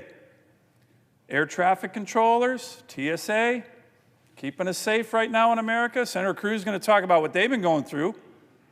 They're not getting paid. They should be paid. And of course, our military. President Trump has worked magic to keep them getting paid, but that's going to run out soon. So this is a very simple bill. There's nothing more American than paying people for their hard work, especially when the federal government is requiring them to work. So what happened? Oh, and by the way, Senator Johnson mentioned it's well over 200 groups now. I have the long list of public employee unions, the Teamsters, private sector unions, all kinds of organizations across America are saying to our colleagues on the other side of the aisle, pass the short-term CR, but also pass this bill. So what happened? When we worked this 2 weeks ago, there was a number of Democrat senators who came to us and they're very interested in doing it. Because it makes sense. How could you not be interested in doing it? We can negotiate health care and these other issues, but the men and women in the federal government who are working without a paycheck, you've been hearing stories about the FAA guy driving an Uber because he's got to pay his family. He's not getting paid. And he's had a really important job as an air traffic controller. So we thought our bill was going to pass. A number of Democrat senators were like, hey, we agree with this. It's 2 weeks ago. So what happened? Here's what happened. The same thing that's been happening every night. The minority leader, Senator Schumer, and the Democratic leadership is pressuring the other Democrat senators, don't do it. Don't do it. The pressure comes on them. It's happening right now. The pressure comes on. Don't do it. We got to make sure the left wing of the party's happy. You heard Senator Schumer recently that we're, quote, winning. We are winning the shutdown. I'll tell you who's not winning the shutdown. By the way, I have no idea who he's talking about when he says we, but I'll tell you who's not winning the shutdown. The men and women in America who work for the federal government who aren't getting a paycheck and are required to work. So that's what happened last time. Democrat senators were going to vote for our bill. And the leadership on the Democratic side, because they want to use these people as leverage, convince them, pressure them not to vote for it. So I hope my Democrat colleagues, at least 9 of you, actually it's 8 of you, have the courage to look at your leader and go, you know what? Chuck, sorry, I'm going to pay the Marines. I'm going to pay the Navy. I'm going to pay the FAA. I'm going to pay TSA. And we're certainly not going to use them, as Senator Johnson said, as pawns. Because right now they're being used as pawns. So here's the deal. To my Democratic colleagues, 2 weeks ago, a number of you were going to do this. We had discussions. And then you kind of got pressured to not. Show some courage. Walk up and vote with us to pay the men and women in America, federal workers who are keeping us safe and haven't gotten a paycheck. There's nothing more American than that. Have the courage to do it. I yield back to my colleague from Wisconsin. And I want to thank the Senator from Alaska. He has been so dedicated. He's been so tenacious in making sure the finest amongst the men and women of our military get paid, and then signing on to my effort to broaden this to all federal employees. Again, as you said, they shouldn't have to go to food banks. They shouldn't have to drive DoorDash to pay their child's tuition or to feed their families. This is ridiculous. But we had a chilling report from the senator from Texas, the chairman of the Commerce Committee, in terms of what's happening with air traffic control in terms of our skies. But before we turn to the senator from Texas, we're going to go to the senator from Wyoming has a few words to speak on this bill. Thank you, Mr. President. And I want to thank Senator Johnson for his dedication to try to pry the federal workers who are being used in what is a political battle, and I want to excuse them from a partisan political battle that is not of their making, so they can go back to work and serve the American people. So what we have here is a political standoff between Democrats and Republicans in Congress. It has nothing to do with the air traffic controllers. Some of them are Democrats, some are Republicans. It has nothing to do with any other essential or furloughed federal worker.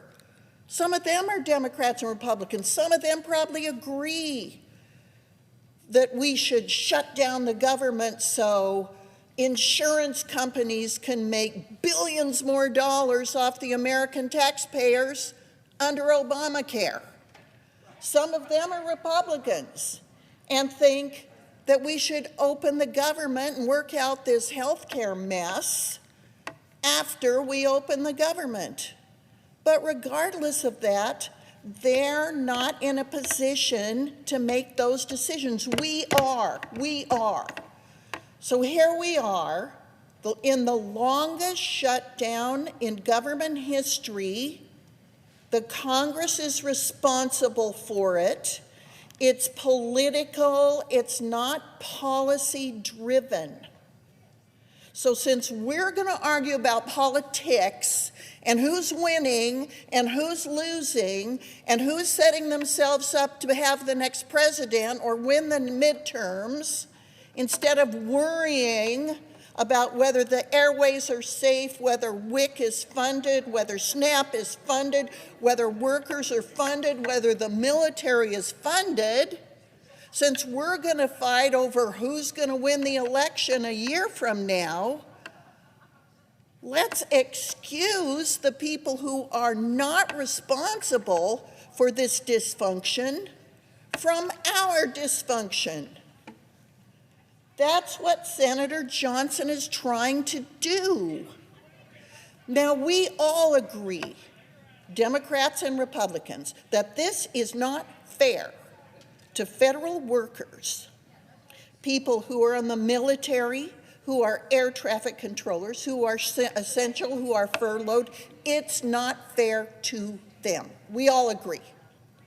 What Senator Johnson is doing is finding a way that we can be together on a bipartisan basis, excuse the federal workers from this mess, let them be paid, and let us go on with our absurd partisan political dysfunction if that's what we want.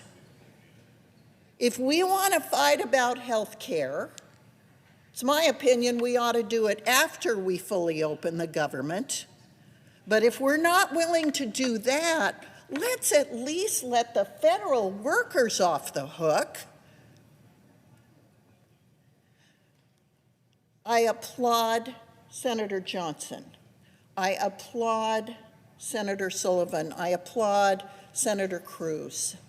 We want to be able to keep Americans safe who are getting in airplanes every day. We want to keep Americans safe who are working in the military. They don't make very much money, especially those young first and second year military employees. And some of those have young families. Some of those have spouses. So I'm telling you, they don't make much money. And then you withhold their pay. Those are the people that are working paycheck to paycheck. Let them out of our political dysfunction. Don't make them suffer for our political misfunction and dysfunction. I want to also thank any Democrat who will listen and be compassionate towards your federal workers in your districts. This is wrong for those of us, whether we disagree about health care or not, whether you want to fund billions of dollars to give to insurance companies for a broken health care system, fine.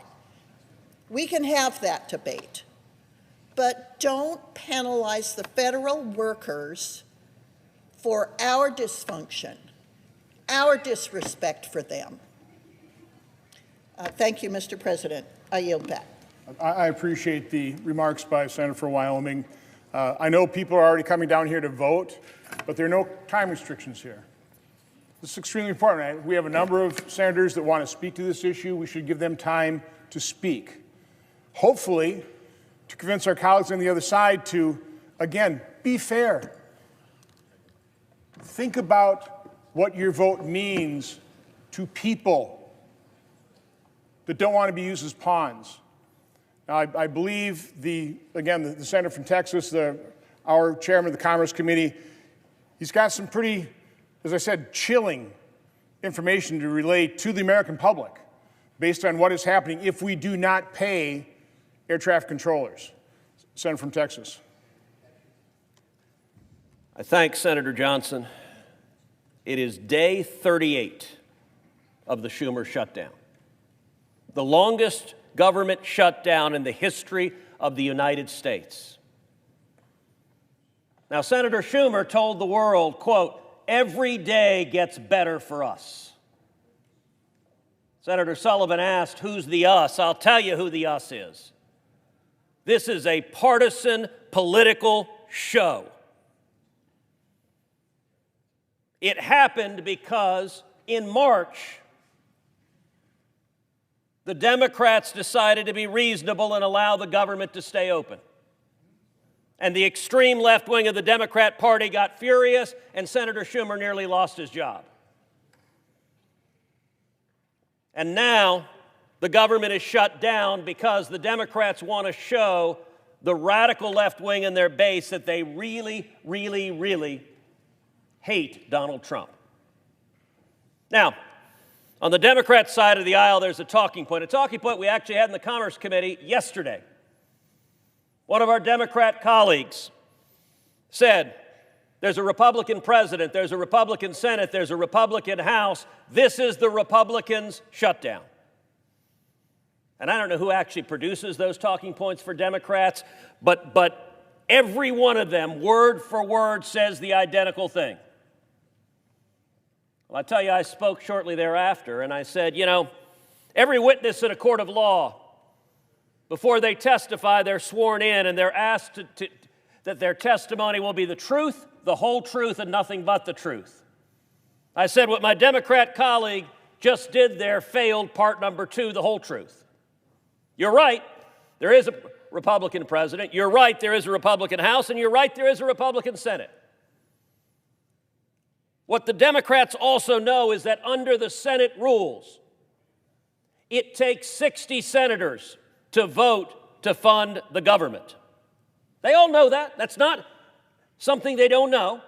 And it's not an accident that they don't mention it. Why do we have a shutdown? Well, let's count.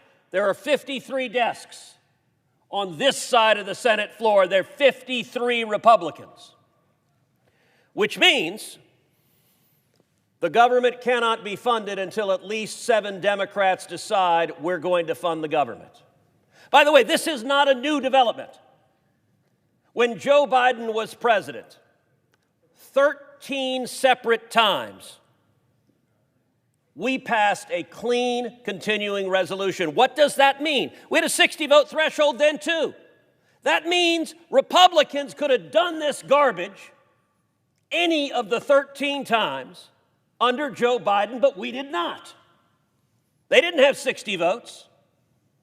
What was different when Joe Biden was president is Republicans voted with the Democrats to allow the government to stay open. And by the way, in March, the Democrats knew that was the responsible thing to do. It does not take much on the magic Google machine to get video of every one of these Democrats saying on TV, government shutdowns are reckless, they're irresponsible, they're wrong. They all know that. But you know what they're counting on? I look up and the press gallery is virtually empty. They're counting on ABC, NBC, and CBS lying to the American people. They're counting on CNN lying to the American people. They're counting on MSNBC lying to the American people. This is not complicated. 14 times the Republicans on this side of the floor have voted to open the government. And 14 times Democrats have voted to keep the government closed. And then, after they vote to keep the government closed, the Democrats walk out to the reporters and say, gosh, I can't believe the Republicans closed the government. That's when a reporter is actually supposed to do something really radical. It's called report. The person telling me he or she is upset at the government shutdown, why did you vote 14 times to keep the government shut down? Now, there are lots of aspects of this that are painful, but there's one in particular that is impacting American families all over the country, which is any family that is traveling for work, traveling to visit a sick relative, traveling to go to a funeral in a family, traveling to go on a family vacation. There are right now over 50,000 TSA agents. Many of them are going to work. They're not getting paid. They miss their paycheck. There are right now more than 14,000 air traffic controllers. Many of them are going to work. None of them are getting paid. That means they're trying to figure out, their last paycheck didn't come, they're trying to figure out, how do I pay my mortgage? How do I pay my rent? How do I pay my food? How do I feed my kids? How do I take care of medical bills? You know what the answer from the Democrats is? Every day gets better for us. If you're hurting and not getting a paycheck, Senator Schumer's answer, I do appreciate his doing the Mr. Burns tent with his hands. I wish he'd started off with excellent. But that is, in fact, his quote, every day gets better for us. On Wednesday, there were over 15,000 flight delays. On Wednesday, there were over 600 canceled flights. Delta Airlines has called on the Democrats, vote to reopen the government. United Airlines has called on the Democrats, vote to reopen the government. Southwest Airlines has called on the Democrats, vote to reopen the government. American Airlines has called on the Democrats, vote to reopen the government. The National Air Traffic Controllers Association has called on the Democrats, vote to reopen the government. Yesterday, I had a conversation with the administrator of the FAA. It was chilling. As everyone knows, the FAA announced that it is putting in place a mandatory 10% reduction in flights in the 40 largest airports in America. What the administrator of the FAA told me yesterday on the phone was why. And here's what Administrator Bedford said. He said, last Friday, which was Halloween, half of the busiest 30 air traffic control facilities were short-staffed. That includes New York, Austin, Newark, Phoenix, Washington, Nashville, Dallas, and Denver. I want you to listen to this next statistic. Nearly 80% of the air traffic controllers in New York City called out. They did not show up to work. Nearly 80%. Senator Schumer represents New York City. Nearly 80% of the controllers called out on Halloween. There were rampant delays. The FAA said the aggregate data, the whole national airspace system, looked okay. But then they deaggregated the data, looking at the 40 biggest airports in particular. It painted a very different picture. Here's what the administrator of the FAA told me. Pilots filed more than 500 voluntary safety reports about air traffic control problems they were encountering. Air traffic controllers that were fatigued, that were tired, they were making mistakes. And what's the Democrats' views? Well, there's an old line that a gaffe is when someone in Washington accidentally tells the truth. You heard Chuck Schumer say every day gets better for us. Here's what one Democrat aide told CNN. Another senior Democrat aide said, as long as public perception is in their favor, the party will not concede short of, quote, planes falling out of the sky. That's out of the words of the Democrats themselves. Let me tell you, as chairman of the Commerce Committee, part of our responsibility is to oversee the FAA and to do everything possible to ensure safety. Turning to my Democrat colleagues saying, this is not a joke. First of all, the shutdown happened because Senator Schumer had to demonstrate he was tough, so he didn't get primaried by AOC in New York. Then the next threshold was the No Kings rallies. They had to show they were tough enough that when radicals were marching in cities across the country, they were as angry as the blue-haired angry radicals. Then we had Election Day. They were going to keep everything shut down to Election Day because it energized their base.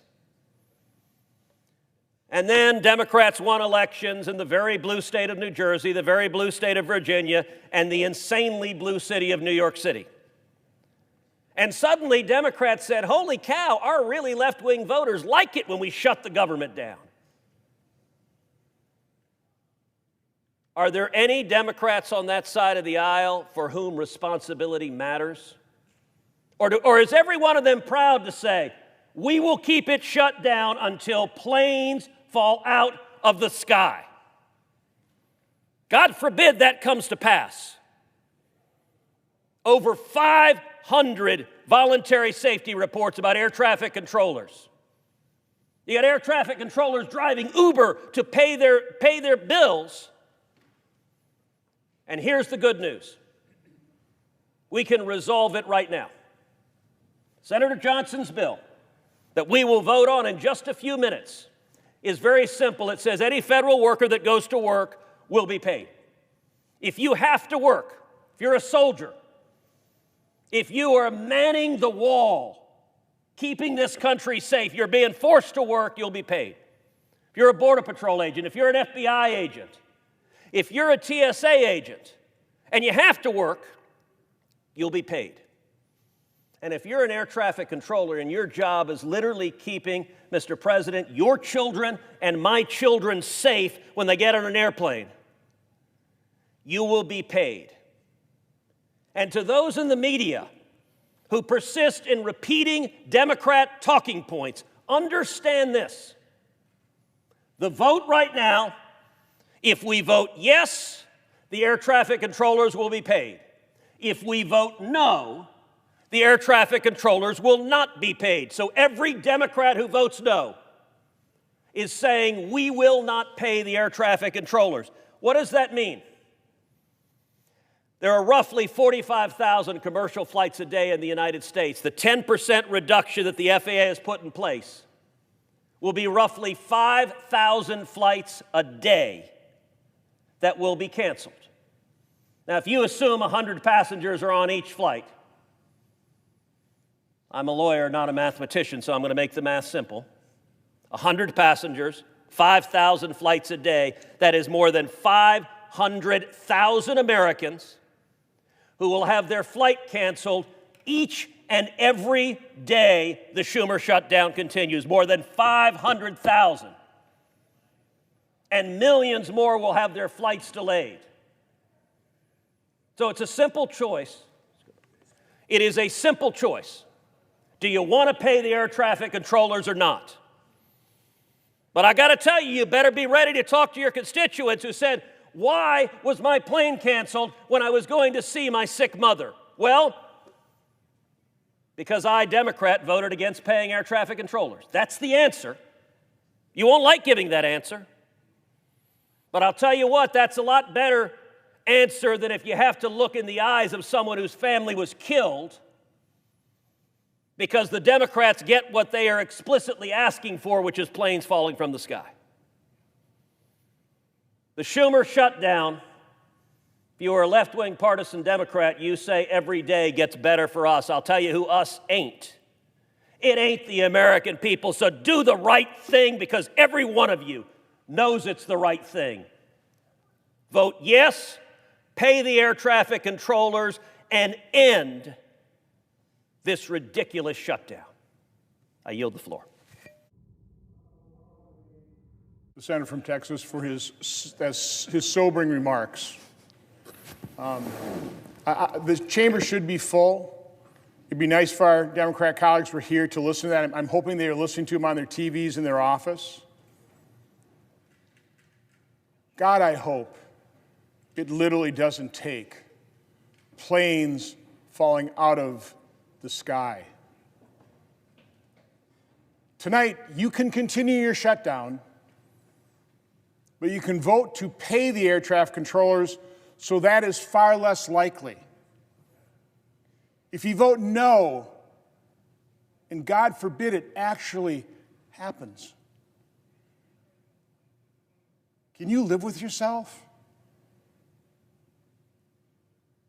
I came to the floor 2 weeks ago in as nonpartisan fashion as I possibly could, begging Democrats to pay people that are forced to work, that are keeping our skies safe, that are keeping our nation safe. 2 weeks later, we haven't done it. This isn't partisan.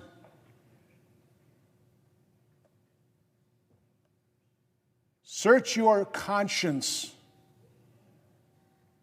Ask yourself, honest to God, if a plane has fallen out of the sky. I'm not saying it's because of air traffic control, but you heard 500 safety instances. Our air traffic control system is already antiquated. Can you live with yourself if another plane falls out of the sky and more people needlessly die because we were short of air traffic controllers? I know Senator from Alaska has a couple more comments, then we'll turn it over to the Senator from Florida. Well, I just want to thank Senator Cruz, Senator Johnson, for coming to the floor and making this very strong case. And it's about safety, and it's about the American way. There's nothing more American than paying people for the work that they do. We all know that. Again, Senator Johnson's bill is a simple bill. It's about paying the federal workers who are required to work to keep us safe. All these jobs we're talking about are jobs that keep the American people safe. Of course, the military is a big part of this bill. They epitomize the federal workers who are keeping us safe, and they epitomize courage. So do many of our federal workers as well. So I hope my colleagues on the other side of the aisle just show a little bit of the courage that our military displays every day all over the world. just a tiny bit of that courage. Again, to my Democratic colleagues, we know you're getting a lot of pressure from your leadership. Senator Cruz did a great job of explaining the origins of that. By the way, it has nothing to do with health care, it has nothing to do with anything. It has everything to do with appeasing the far left of the Democratic Party, which is rising. So we get that you're under pressure. But you all know that voting for this bill is the right thing to do. I know my colleagues on the other side of the aisle. They're good people. As Senator Johnson just said, have a little bit of conscience and a little bit of courage, the kind of courage that our military displays every day, and vote for the Shutdown Fairness Act right now. Every one of you knows it's the right thing to do, and I hope you do it. I want to thank the senator from Alaska. Yield now to the senator from Florida. The senator from Florida. All right. So, Mr. President, first thing I want to do, I want to thank all the senators that are speaking tonight. I can't imagine voting not to pay somebody. You know, in my state, here's what's happening. We have people that are not getting food. At church on Sunday, the pastor asked if we would actually bring in a whole bunch of food because they knew because of what the Democrats are doing, people would not get their food stamps.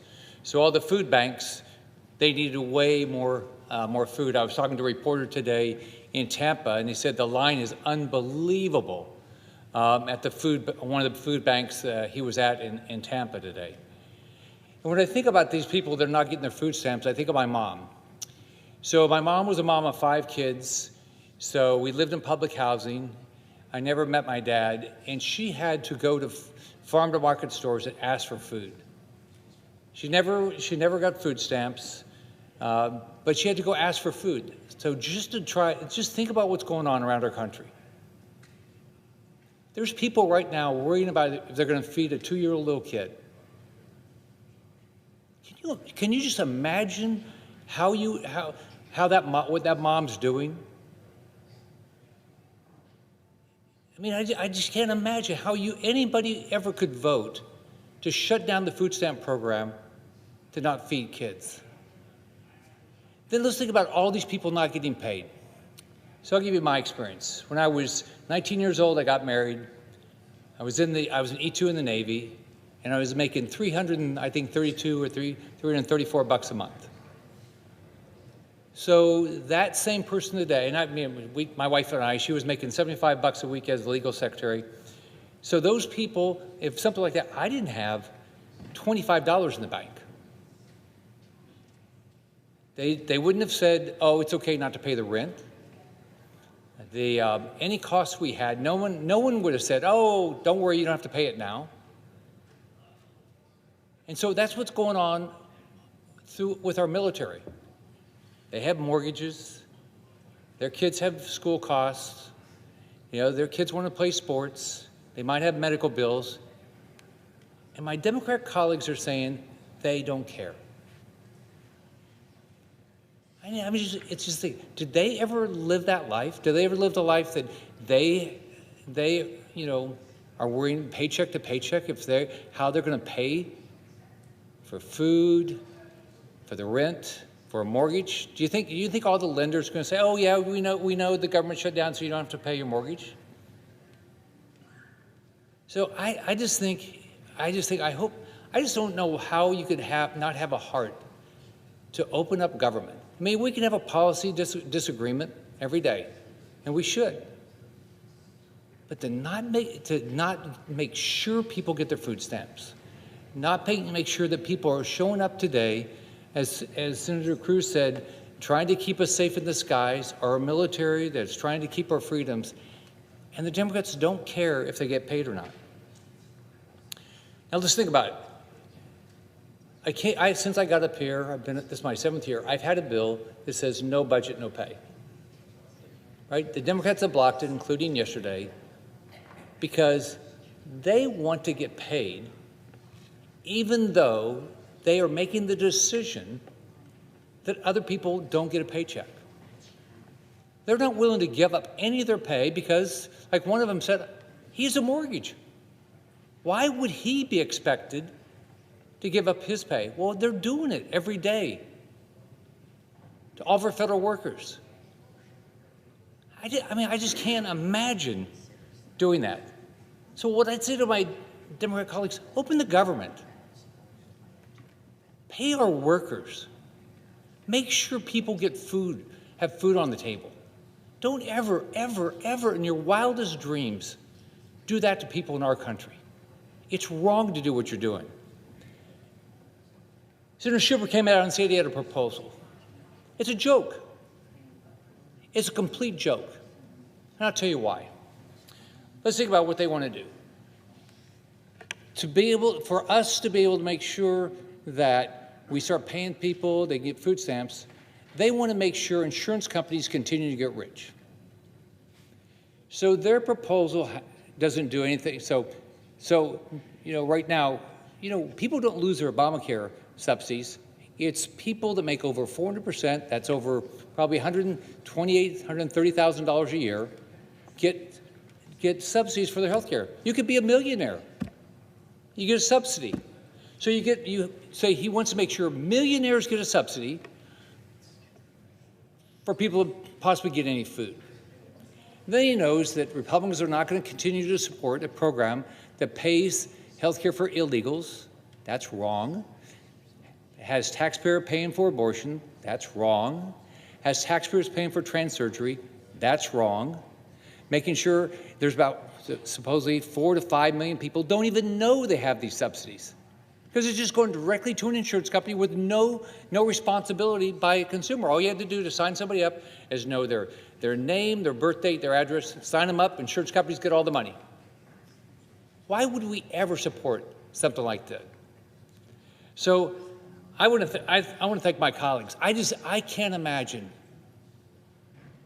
It's heartless to not make sure people have food. It's heartless to make sure people don't have money if they're working. And so if the Democrats vote against Senator Johnson's simple bill to pay people that are busting their butt to keep our freedoms, keep us safe, do all these things, I don't know how you can go home and feel good about what you're doing. I yield my time. I want to thank the senator from Florida.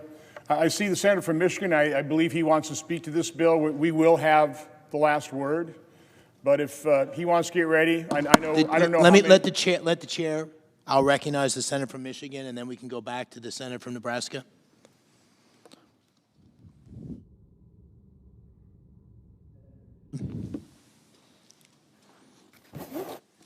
Thank you, Mr. President. Well, let me first say that there's something that we all agree on, Democrats and Republicans here in this chamber, is that we want federal employees to be paid. It's simply unacceptable that they have to work and come to work every day, do their job, and not get paid. That's why we got to end the shutdown as quickly as possible. We're focused on doing that. But that's not really exactly the total story behind the Johnson bill. I have legislation to pay federal employees now. We could vote on that now. I offered it in a UC request from my colleague from Wisconsin and said we have a bill to pay all federal employees right now. No strings attached, no language that gives the president more power, more flexibility to do things that we should not want him to do. But my Republican colleagues don't want to have that bill. Senator Van Hollen, another colleague of mine, has a bill to pay it. It has complete support of Democrats. Let's pay them. We have 2 bills that if we put on the floor right now, we could pass. If my Republican friends really want to do it, we could pass it with 100 votes. And I'm happy to, it's my bill, but any of you can sign it. I offered it to my colleague from Wisconsin. It could be your bill. Give it. I don't need any authorship of it, but it's a bill that does exactly what my colleagues across the aisle are saying, just pay federal employees. That's what it would do, and yet that's rejected. So why? Well, there's a little bit more in this bill. In fact, the Johnson bill before us actually creates an unlimited and permanent slush fund for President Trump to use. You're not going to get support here from us to transfer what should be congressional power to be able to determine when we want money spent, it actually gets spent the way it should be. It's not about passing a slush fund to the president. The president could justify the transfer of this money elsewhere. This is something clearly the administration wants because it's going to give the White House more power. The bill adds presidential authority by it omits the regular safeguards that we include in normal funding bills to ensure that money actually goes where Congress intends. Now, we've been seeing a lot of that. The president basically is just thumbing his nose at Congress every day. Unfortunately, my Republican colleagues say, well, that's okay. If the president doesn't want to listen to the Congress, that's okay with them. You know, we are a co-equal branch of government. We're elected by the people back home to represent our people as senators. We're not here just to rubber stamp a president. I know a lot of my colleagues on the Republican side of the aisle, I'm surprised because a lot of really great people that I have a lot of respect for, and yet we see the president constantly run over Congress, and it's crickets on the other side. No pushback from my Republican colleagues, either here in the Senate or in the House. There's actually, in this bill, there's no explicit guarantee or requirement to actually pay out this money. The administration could sit on this appropriation. We're just blank check appropriation for employees, but the administration can just sit on it for some, or those particular programs they don't like. That's why in a normal appropriations bill, we put in language to prevent that. Now, granted, the president has been ignoring Congress, but at least we put it. We're saying these are the rules. Congress has the power of the purse. It's Article 1 of the Constitution. And yet a lot of my colleagues don't seem to take that to heart. So most appropriations bills, including the current House continuing resolution proposal, actually includes restrictions on how funding should be used. The Johnson bill includes no restrictions. And we know that Trump has shown that he will abuse the budget process in very novel ways. He has said that he will refuse to pay back pay to workers even when Congress has explicitly said it. This bill hopefully does address that. He's transferred money illegally to pay for his political priorities, and he impounds money whenever he finds any kind of wiggle room to do that. So in a sense, this bill is a Trojan horse. It's there to say we're going to help federal employees, but it's really continued power for the president. I've heard my colleagues say that the federal employees are being used as pawns. That's what this bill does. It's using federal employees as pawns to give the OMB and the president a whole lot more power to use a slush fund of money in any way he chooses. We know the OMB director, Russ Vogt, likes this bill. We know what Russ Vogt's about. In fact, I think there was a leaked speech that Russ Vogt had. We mentioned this in the committee, and my colleagues, I appreciate them saying how wonderful federal workers are. But this is what the OMB director, who says this is really a good bill, the Johnson bill is a really good bill. He said, we want the bureaucrats to be trauma. They have to be affected by trauma. When they wake up in the morning, we want them to not want to go to work because they are increasingly viewed as the villains. We want to put them in trauma. I hope my Republican colleagues called out Mr. Vogt when he said that, because you care so much about our employees. I appreciate that. But when folks in the administration say things like this, please say that is wrong, that we really do care about you. Not when you're trying to put a bill forward that's going to give the president an unlimited slush fund. Let's be real. If you want to pay employees, which I hope you do, if you want to move forward, then take a bill that we know has the kind of guardrails that our appropriation bills normally do to make sure the money is actually spent as we intend in Congress, which is the way it's supposed to work under Article 1 of the Constitution. I still believe in the Constitution. I still believe that we are a co-equal branch of government. We are not simply a rubber stamp for the president. And if we don't change that way, that's how you lose the checks and balances that our founders cared so deeply about. As our founders were debating the Constitution, they didn't trust any of us. They knew, they're politicians too. They knew you can't trust anybody. So they figure we're going to have three branches. We're going to have the judiciary check the Congress and the president.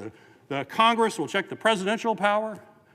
And Article 1 is the Congress. They thought the Congress was the most important one. But they kind of assumed that the Congress would actually exercise its power and check presidential power, not just hand more to them. with a smile and then use a false pretext in order to give that money. So that's what this bill is about. And, you know, I've tried to work with Senator Johnson. I will always want to work with him. We've worked on a number of bills together. We have language. Again, the bills that we have that I've introduced, which is the Military and Federal Employees Protection Act, it's a straight, clean bill. We talk about union support. Every union has supported my legislation. Every union has supported Senator Van Hollen's. And we're now getting unions. Unions are starting to read the fine print on this bill right now. So we have AFSCME that's now come out against it. We got the SEIU that has just come out against it. We have the AFL-CIO that has just come out against it. We have the IFPTE that just coming out. And our union friends are going to read the language of this bill and they're going to like, oh, we should have read the fine print. Like, yes, it's really important to read the fine print. So we can't support this bill. We can support a bill that pays all of our employees, but it's got to be one that has the types of protections that we have in every other appropriations bill that we try to pass out of this body. So I'm going to oppose this, but hopefully we can find a way to work together. We have 2 bills ready to go we could pass today, but with this bill, we are going to object to this one. Mr. President. Mr. President. Is the senator from Wisconsin? Thank you, Mr. President.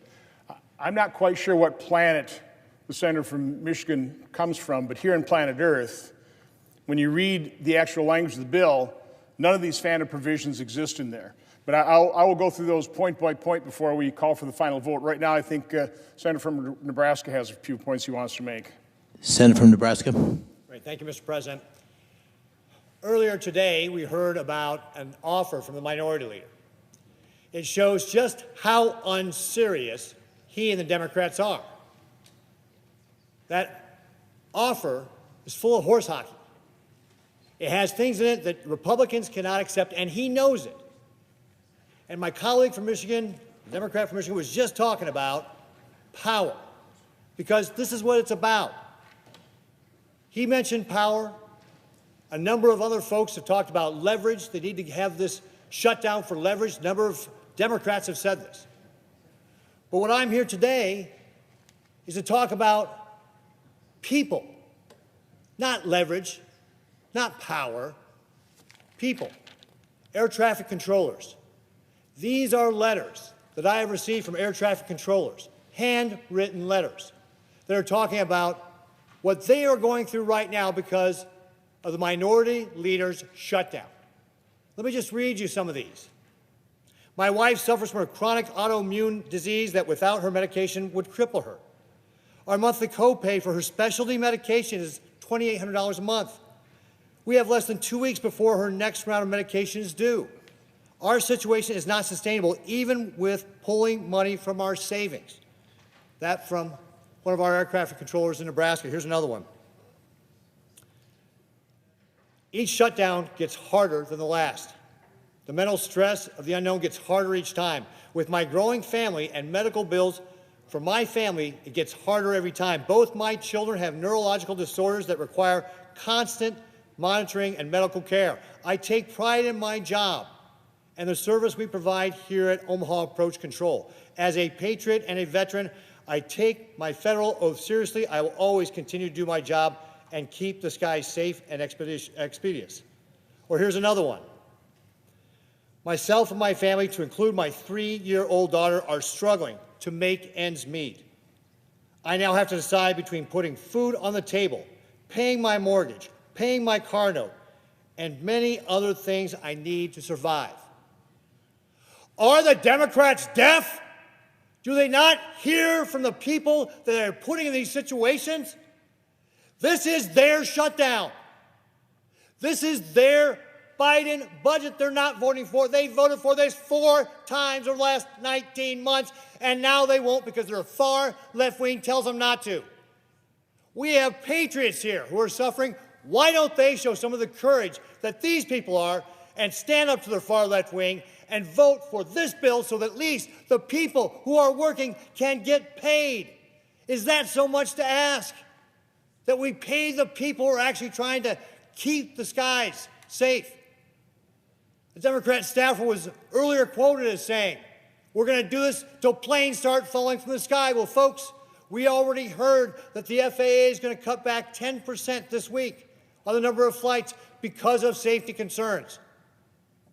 But it's the people that are the air traffic controllers and our law enforcement and everybody else who is working in a federal job that is not getting paid are paying the price for the minority leader shutdown. Thank you, Mr. President. I yield to my colleague from Wisconsin. Senator from Wisconsin. And I appreciate the comments from Senator from Nebraska. I think the senator from Utah would also like to speak to the bill. Mr. President, I want to commend my friend and colleague, the senator from Wisconsin, for his outstanding work on this bill, the Shutdown Fairness Act. Senator Johnson has seized on something very important here.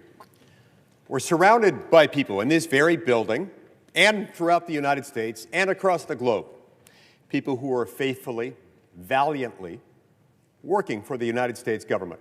Now, some of them are staffers in this very room, not being paid. Some of them are the police officers we greeted on our way in who are keeping the Capitol Hill complex safe. Some of them are soldiers, sailors, airmen, Marines, guardsmen all over the world who are serving the United States government at risk of life and limb to keep us safe. And there are countless others in different occupations who are not being paid. Why? Well, they're not being paid because our friends on the other side of the aisle are wanting to expand government yet again.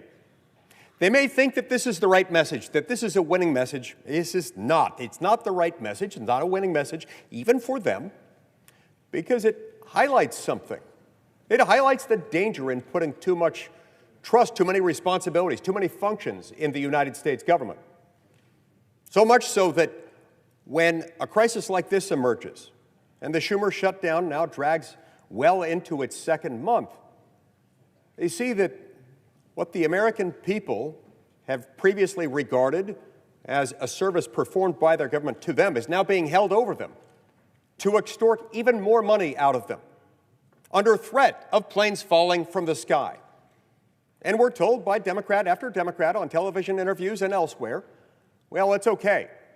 It's okay because this is leverage. This is our leverage. Well, what do they want to use that leverage for? They want to use it so as to paper over the failures, the abject failures of Obamacare, this law that has succeeded in doing exactly one thing: enriching large health insurance companies while making all Americans poorer. Premiums have skyrocketed, coverage has diminished, quality has completely tanked as a result. They know this, they understand this, they see premiums continuing to increase year after year after year. And so what do they want to do with it? Well, they want to spend a lot more money moving forward. Money at a time when the U.S. government is already $38 trillion in debt. Money to hide, to conceal what it is that Obamacare is doing to the American people. When in fact, what Obamacare has done is diminished the health care options that the American people have. It used to be that you could negotiate with a health insurance company and buy a health insurance policy. But Obamacare, in many ways, made what was once health insurance illegal. We need to make health insurance legal again. We need to allow a willing customer to pay a willing insurer for a health insurance policy, rather than an Obamacare health plan, which very often, through its Byzantine labyrinth of federal regulations, just adds to the cost and adds to the profits, the bottom line of these huge healthcare companies.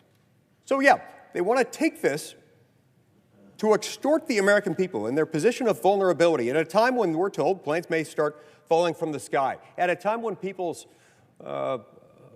airplane tickets are being rendered valueless because a lot of these flights are not going to be able to be made, and all kinds of other problems are happening, while at the same time, our federal workforce is not being paid.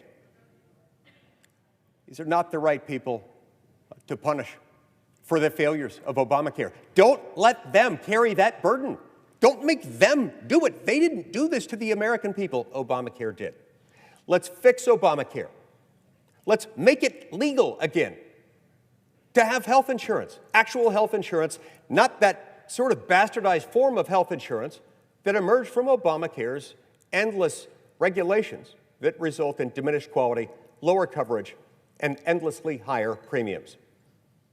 Mr. President, this shutdown has gone on long enough. This shutdown should come to an end, and it should come to an end by the very generous offer made by Republicans time and time and time again to continue at spending levels that until just months ago were the Democrats' own spending levels. It's not enough for them. We've got to end the madness and end the shutdown. At the very least, even if we're not to end the shutdown, we should pass Senator Johnson's bill. We should do that tonight. We should do it right now. Because regardless of what you think we ought to do with Obamacare or any other aspect of government, these workers who have now gone for some time without a paycheck, they should not be required to make this sacrifice, especially when you consider what it's for. Hiding the true cost of Obamacare. That is shameful. Again, I thank and I commend Senator Johnson and his team for putting together this legislation. I'm proud to support it. I wholeheartedly endorse it, and I plead with my colleagues to vote for it, and let's get these workers paid. They deserve nothing less. Thank you. And I want to thank the senator from Utah for his remarks. Senator from Wisconsin. Mr. President, I don't want to spend all the time refuting all the misrepresentations from the senator from Michigan in terms of what phantom provisions he claims are in my bill. There's no slush fund. It is completely silent on presidential authority. I know some people want to reduce authority, but that's a bill that won't be signed. If you want to pay the federal workers, if you want to stop punishing them for our dysfunction, if you want to stop using them as pawns in this political game, that's a demand you have to drop. The money appropriated in this bill will go to pay workers. That also was a false argument. But if you're not quite satisfied with the language, it's been out there and we've been trying to work and get feedback for 2 weeks, and we've gotten excellent feedback from leadership, from discussions on both sides of the aisle, from OMB trying to perfect this thing. The solution is get on the bill. Get on the bill and offer amendment. Keep talking to us. Don't close it down. Now, we heard from a number of our Republican colleagues. We heard from Senator from Michigan. Yeah, obviously, passions are running high. There's a great deal of frustration, certainly on our side, when the other side simply won't take yes for an answer. But I came down here 2 weeks ago in as nonpartisan stance as I possibly could be. Because as Senator from Michigan stated, we all agree that these people ought to be paid. So the way to do that is not offer a bill on unanimous consent that has no chance of being signed into law. The way to do that is to vote to proceed tonight to this bill. If we could iron out differences, we could yield back time and get this thing passed. The Speaker of the House said he'll already come back and pass this. So we are so close. I realize they're going to be hard partisans. I know they're, liberal unions that have now come out against this, but the bulk of the public sector unions are for it. They prefer my bill over anything else that they may also support it because this is permanent. This ends using federal workforce and, quite honestly, the American public as pawns in these partisan games for all time. Again, the American Federation of Government Employees, the Federal Managers Association, the Federal Law Enforcement Officers Association, National Air Traffic Controller Association. And again, I hope our Democrat colleagues listen to Senator Cruz's chilling and sobering remarks just a few minutes ago, the International Association of Firefighters and the Association of Flight Attendants. This bill has support because it makes so much sense. It is fair. So we had 3 Democrats join us 2 weeks ago. There are 2 other Democrats who have voted for the House CR. That brings us up to a total of 58. Now, we vote against this because we didn't have furloughed workers. We've added furloughed workers. So hopefully those two will join us. I have talked to enough Democrat senators trying to get their input, trying to get this passed. I know there are Democrat senators that want to vote for this bill, that can vote for this bill.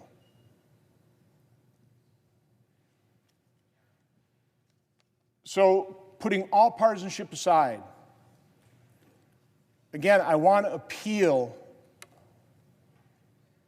to your better angels. Search your conscience. Sign on to a bill. Vote for a bill that ends using federal workers, the American public, as pawns. The senator from Maryland said last week, let's not punish federal workers for our dysfunction. But I think my closing argument has to be to go back to what the senator from Texas was talking about, air traffic control in that situation.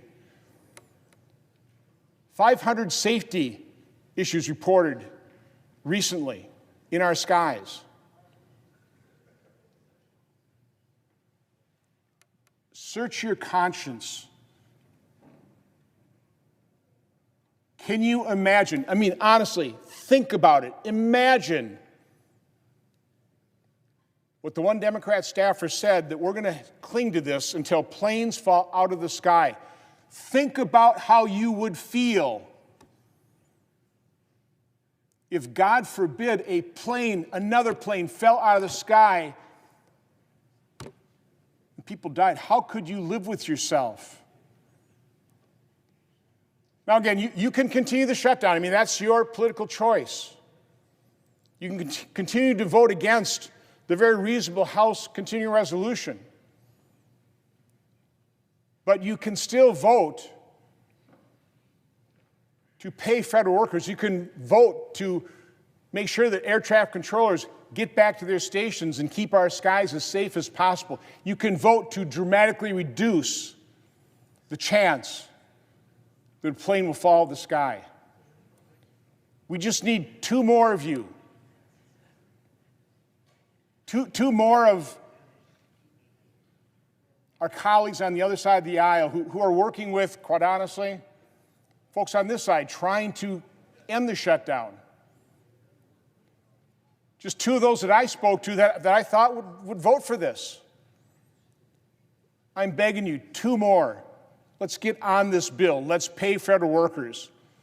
Let's make our nation safer. Let's do the fair thing. Let's do the right thing. Let's vote to proceed to this bill and get it passed. With that, Mr. President, I yield the floor. Mr. President. Majority Whip. Mr. President, I withdraw my motion to proceed. The senator has that right. Motion is withdrawn. Mr. President. Majority Leader. Mr. President, I move to proceed to the motion to reconsider the vote on cloture on the motion to proceed S3012. Questions in the motion? All in favor say aye. Aye. All those opposed say no. The ayes appear to have it. The ayes do have it. Motion's agreed to. Mr. President, I move to reconsider the vote on cloture on the motion to proceed S3012. Questions on the motion? All in favor say aye. Aye. All opposed say no. The ayes appear to have it. The ayes do have it.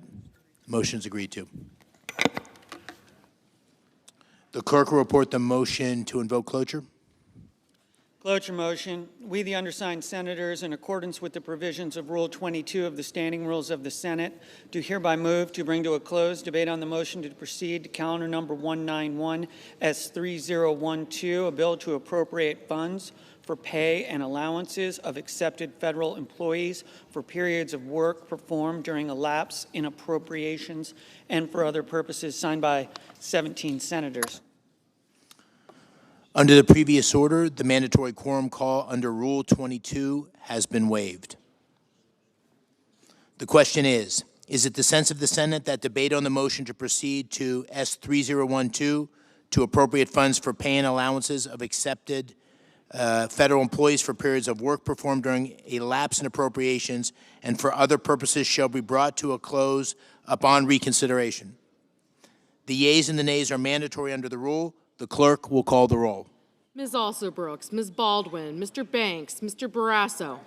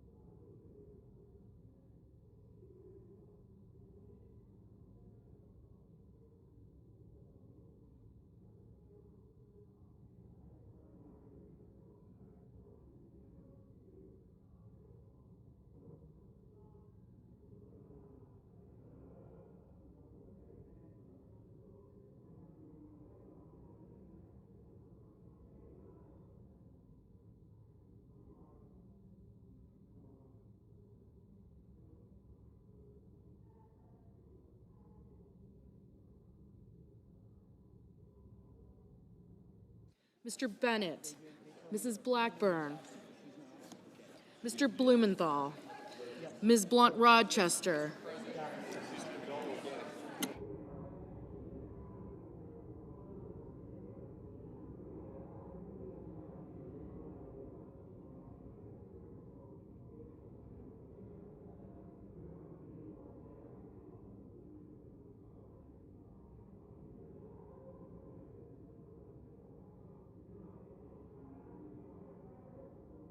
Mr. Booker, Mr. Bozeman, Mrs. Britt, Mr. Budd, Ms. Cantwell, Mrs. Capito, Mr. Cassidy, Ms. Collins, Mr. Coons, Mr. Cornyn, Ms. Cortez Masto, Mr. Cotton, Mr. Kramer, Mr. Crapo,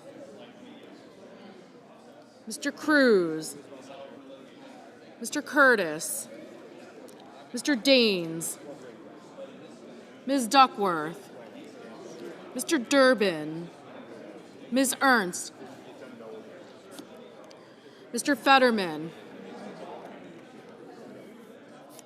Mrs. Fisher, Mr. Gallego, Mrs. Gillibrand, Mr. Graham, Mr. Grassley, Mr. Haggerty, Ms. Hassan, Mr. Hawley, Mr. Heinrich, Mr. Hickenlooper, Ms. Hirono, Mr. Hoven, Mr. Husted, Mrs. Hyde-Smith, Mr. Johnson, Mr. Justice, Mr. Kane,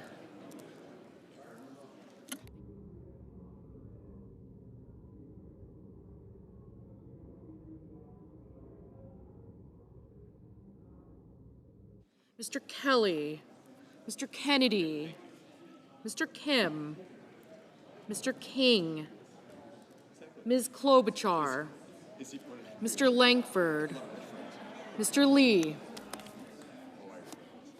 Mr. Lujan, Ms. Lummis, Mr. Markey, Mr. Marshall,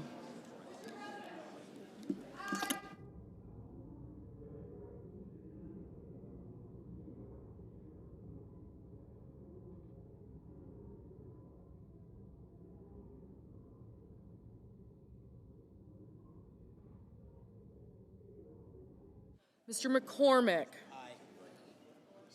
Mr. Merkley, Mrs. Moody, Mr. Moran, Mr. Marino, Mr. Mullen, Ms. Murkowski, Mr. Murphy, Mrs. Murray, Mr. Ossoff, Mr. Padilla,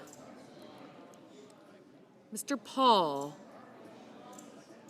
Mr. Peters, Mr. Reed, Mr. Ricketts, Mr. Risch, Ms. Rosen, Mr. Rounds, Mr. Sanders, Mr. Schatz, Mr. Schiff, Mr. Schmidt, Mr. Schumer, Mr. Scott of Florida, Mr. Scott of South Carolina, Mrs. Shaheen, Mr. Sheehy, Ms. Slotkin, Ms. Smith, Mr. Sullivan, Mr. Thune, Mr. Tillis, Mr. Tuberville, Mr. Van Hollen, Mr. Warner, Mr. Warnock, Ms. Warren, Mr. Welch, Mr. Whitehouse, Mr. Wicker, Mr. Wyden, Mr. Young.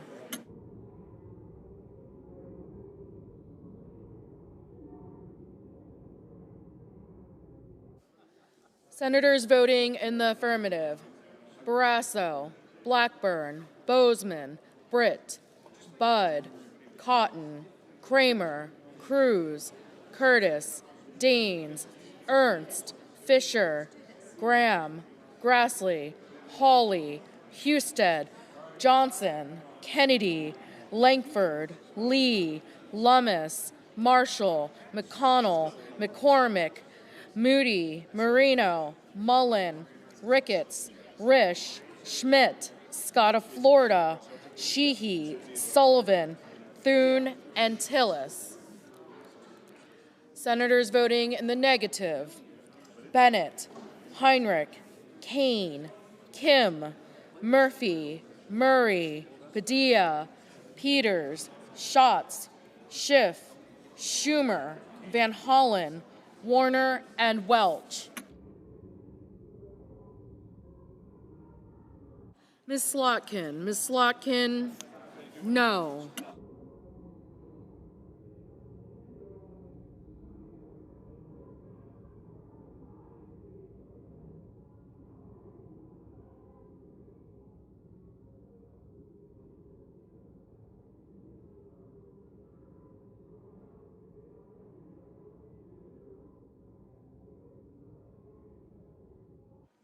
Ms. Murkowski, aye. Ms. Collins, no. Ms. Collins, aye.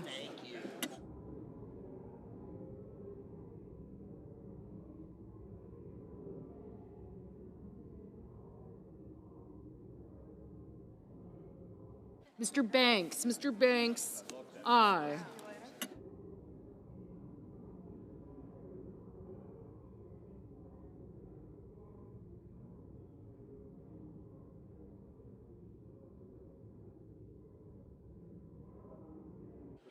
Mrs. Hyde-Smith, aye.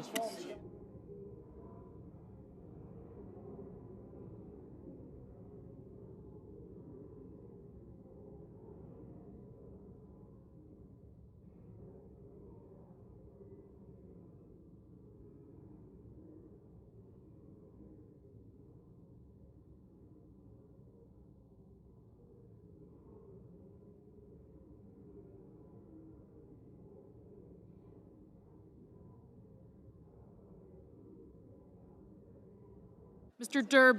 Durbin, no.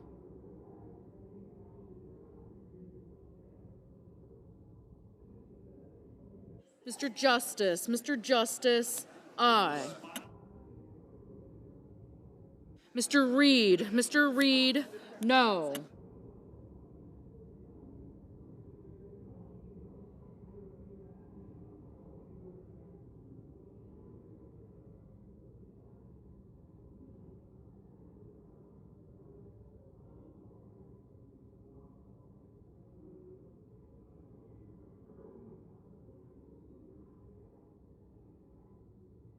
Ms. Blunt-Rochester. Ms. Blunt-Rochester, no. Ms. Cantwell. Ms. Cantwell, no.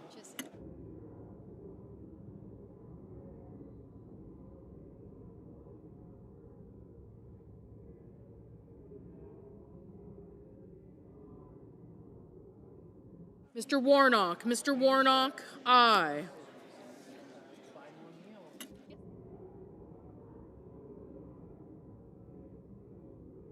Mr. Scott. Mr. Scott of South Carolina, aye.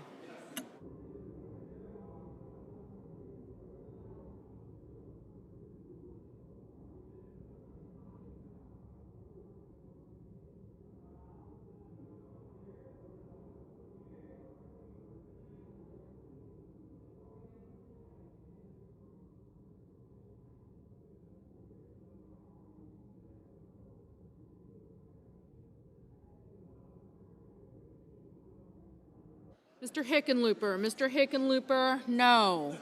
Mr. Coons. Mr. Coons, no.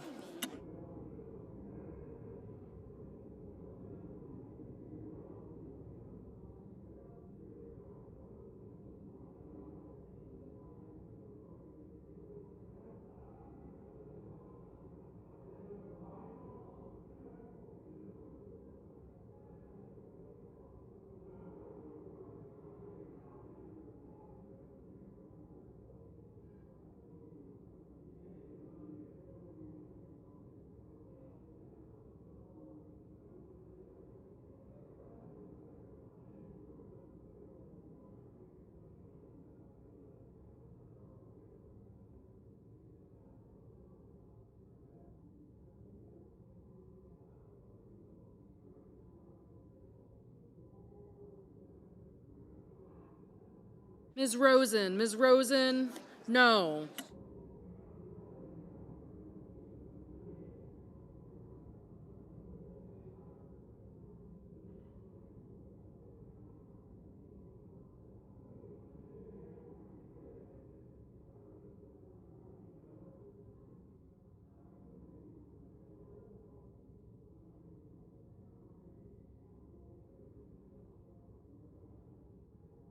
Mr. Crapo. Mr. Crapo, aye. Ms. Also Brooks. Ms. Also Brooks, no.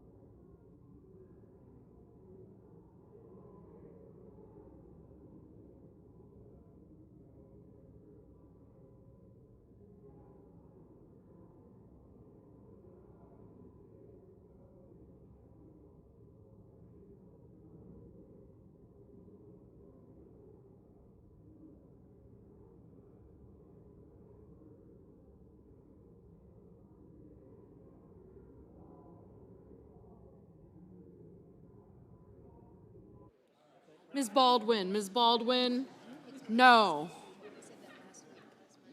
Mrs. Capito. Mrs. Capito, aye. Ms. Duckworth. Ms. Duckworth, no.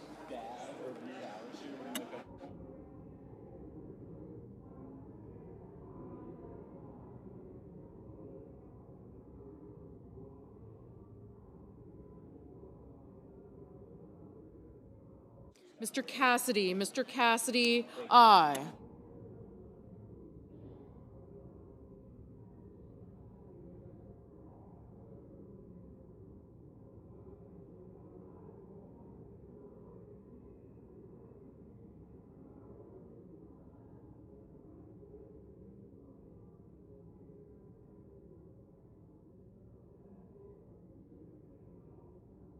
Ms.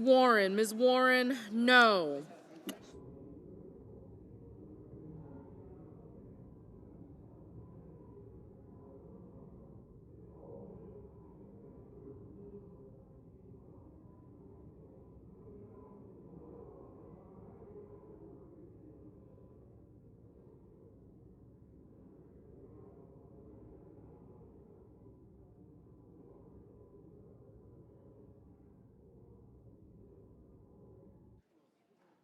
Ms. Hirono, no.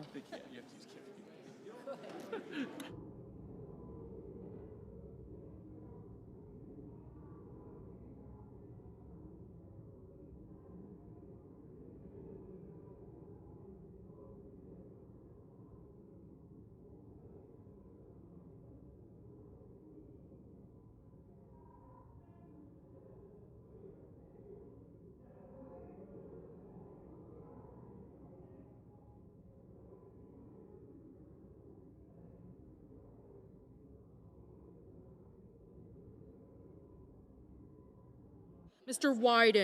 Wyden, no.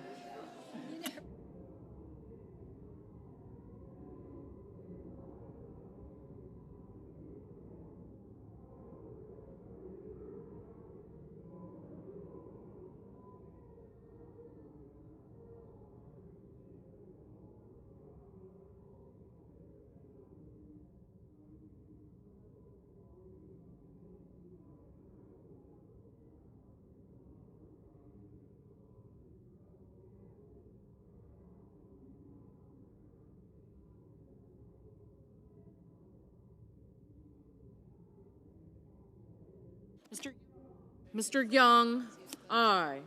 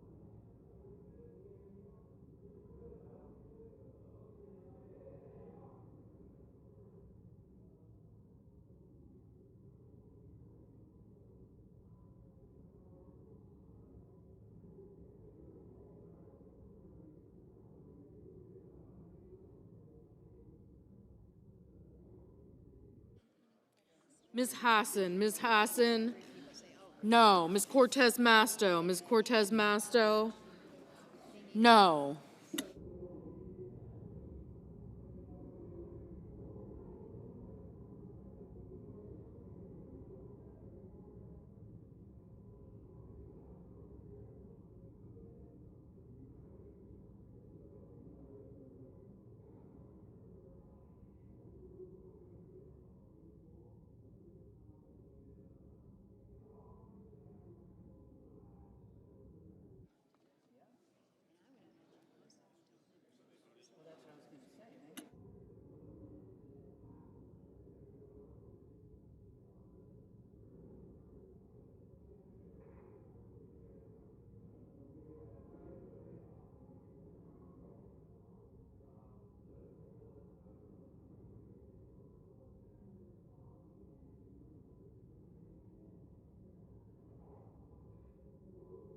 Mr.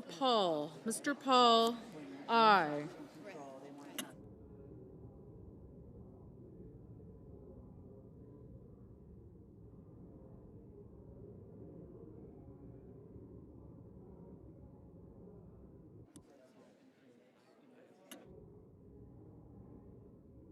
Mr. Sanders. Mr. Sanders, no.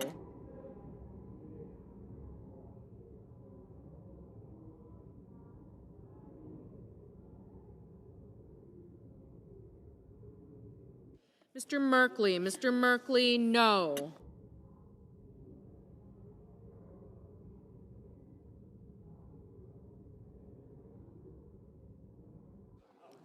Mr. Wicker. Mr. Wicker, aye.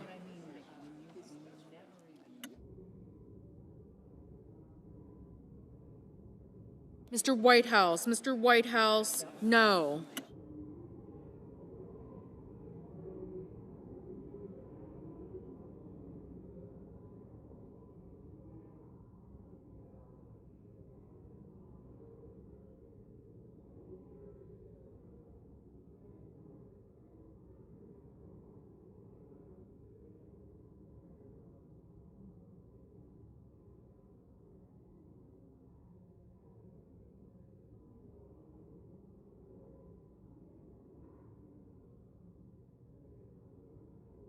Ms. Smith. Ms. Smith, no.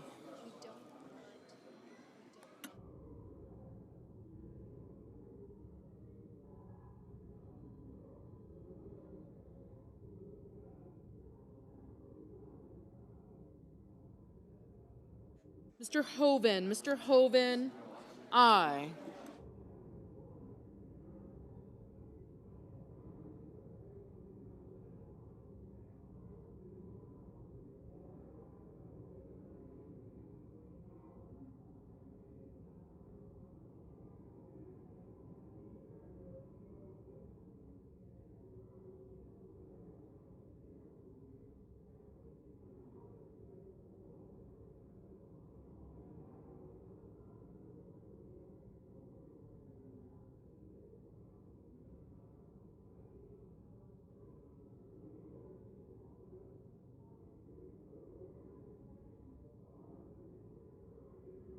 Mr. Booker. Mr. Booker, no.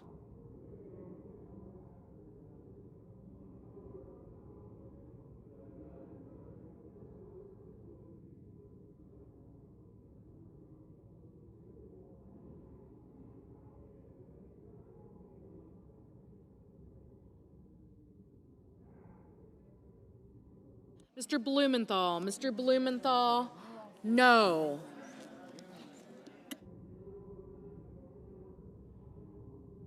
Mrs. Shaheen. Mrs. Shaheen, no.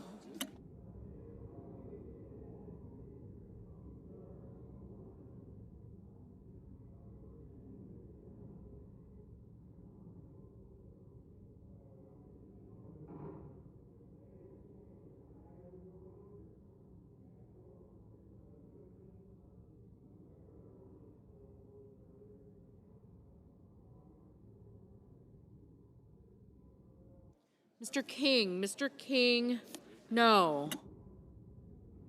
Mr. Haggerty. Mr. Haggerty, aye.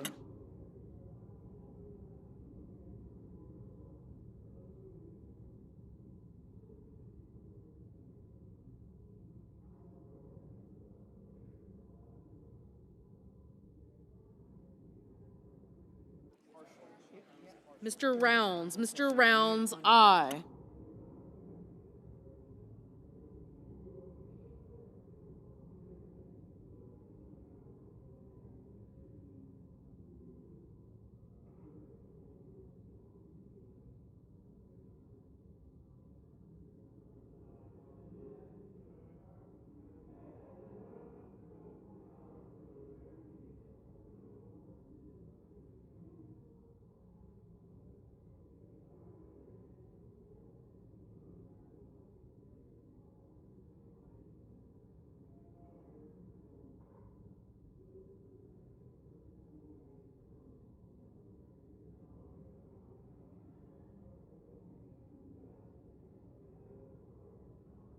Mr. Gallego. Mr. Gallego, no.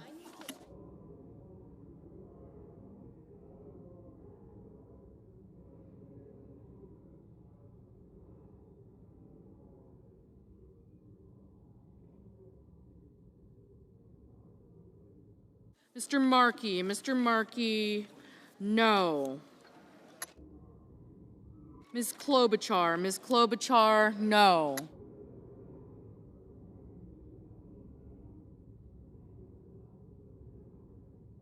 Mr. Ossoff, aye.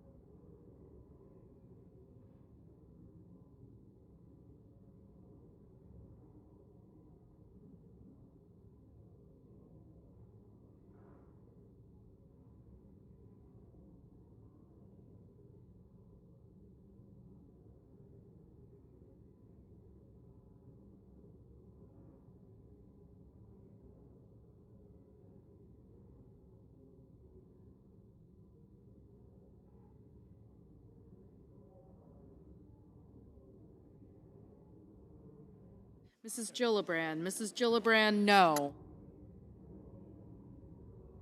Mr. Kelly, no.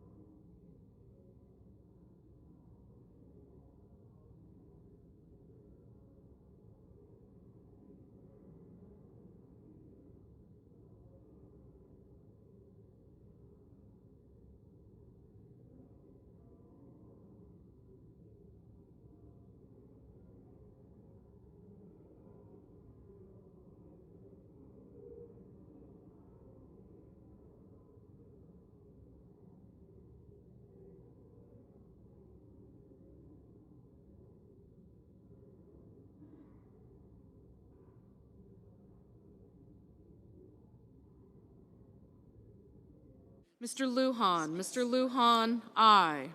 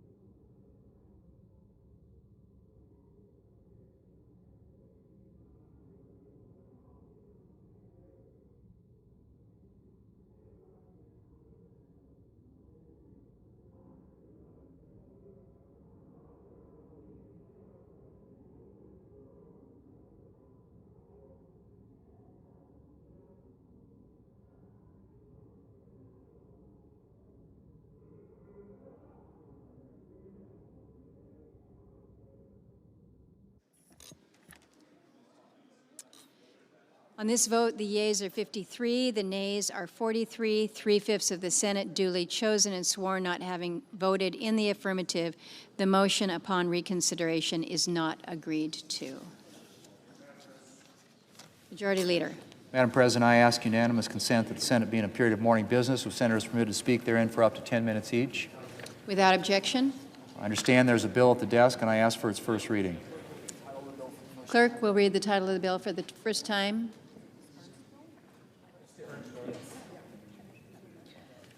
S. 3166, a bill to rescind unused COVID funding and reduce the deficit.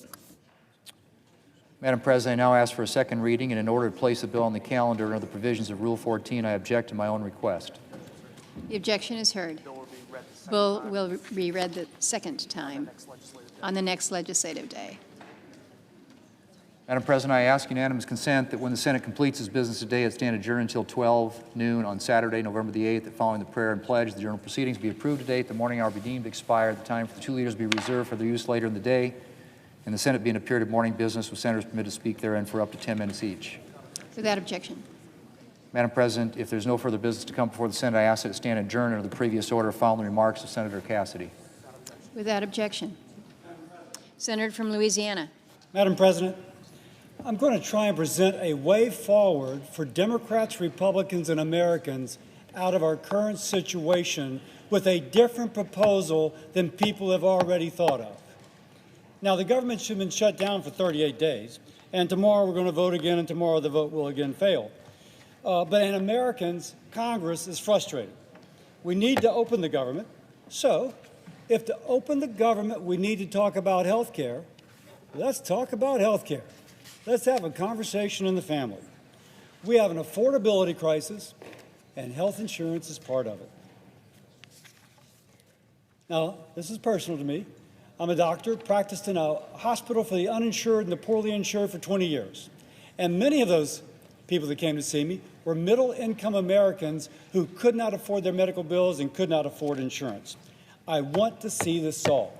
But if we're going to solve it now in this present circumstance, we need to move beyond entrenched ways of thinking that have settled us in our camps and refuse to allow us to listen to the other person.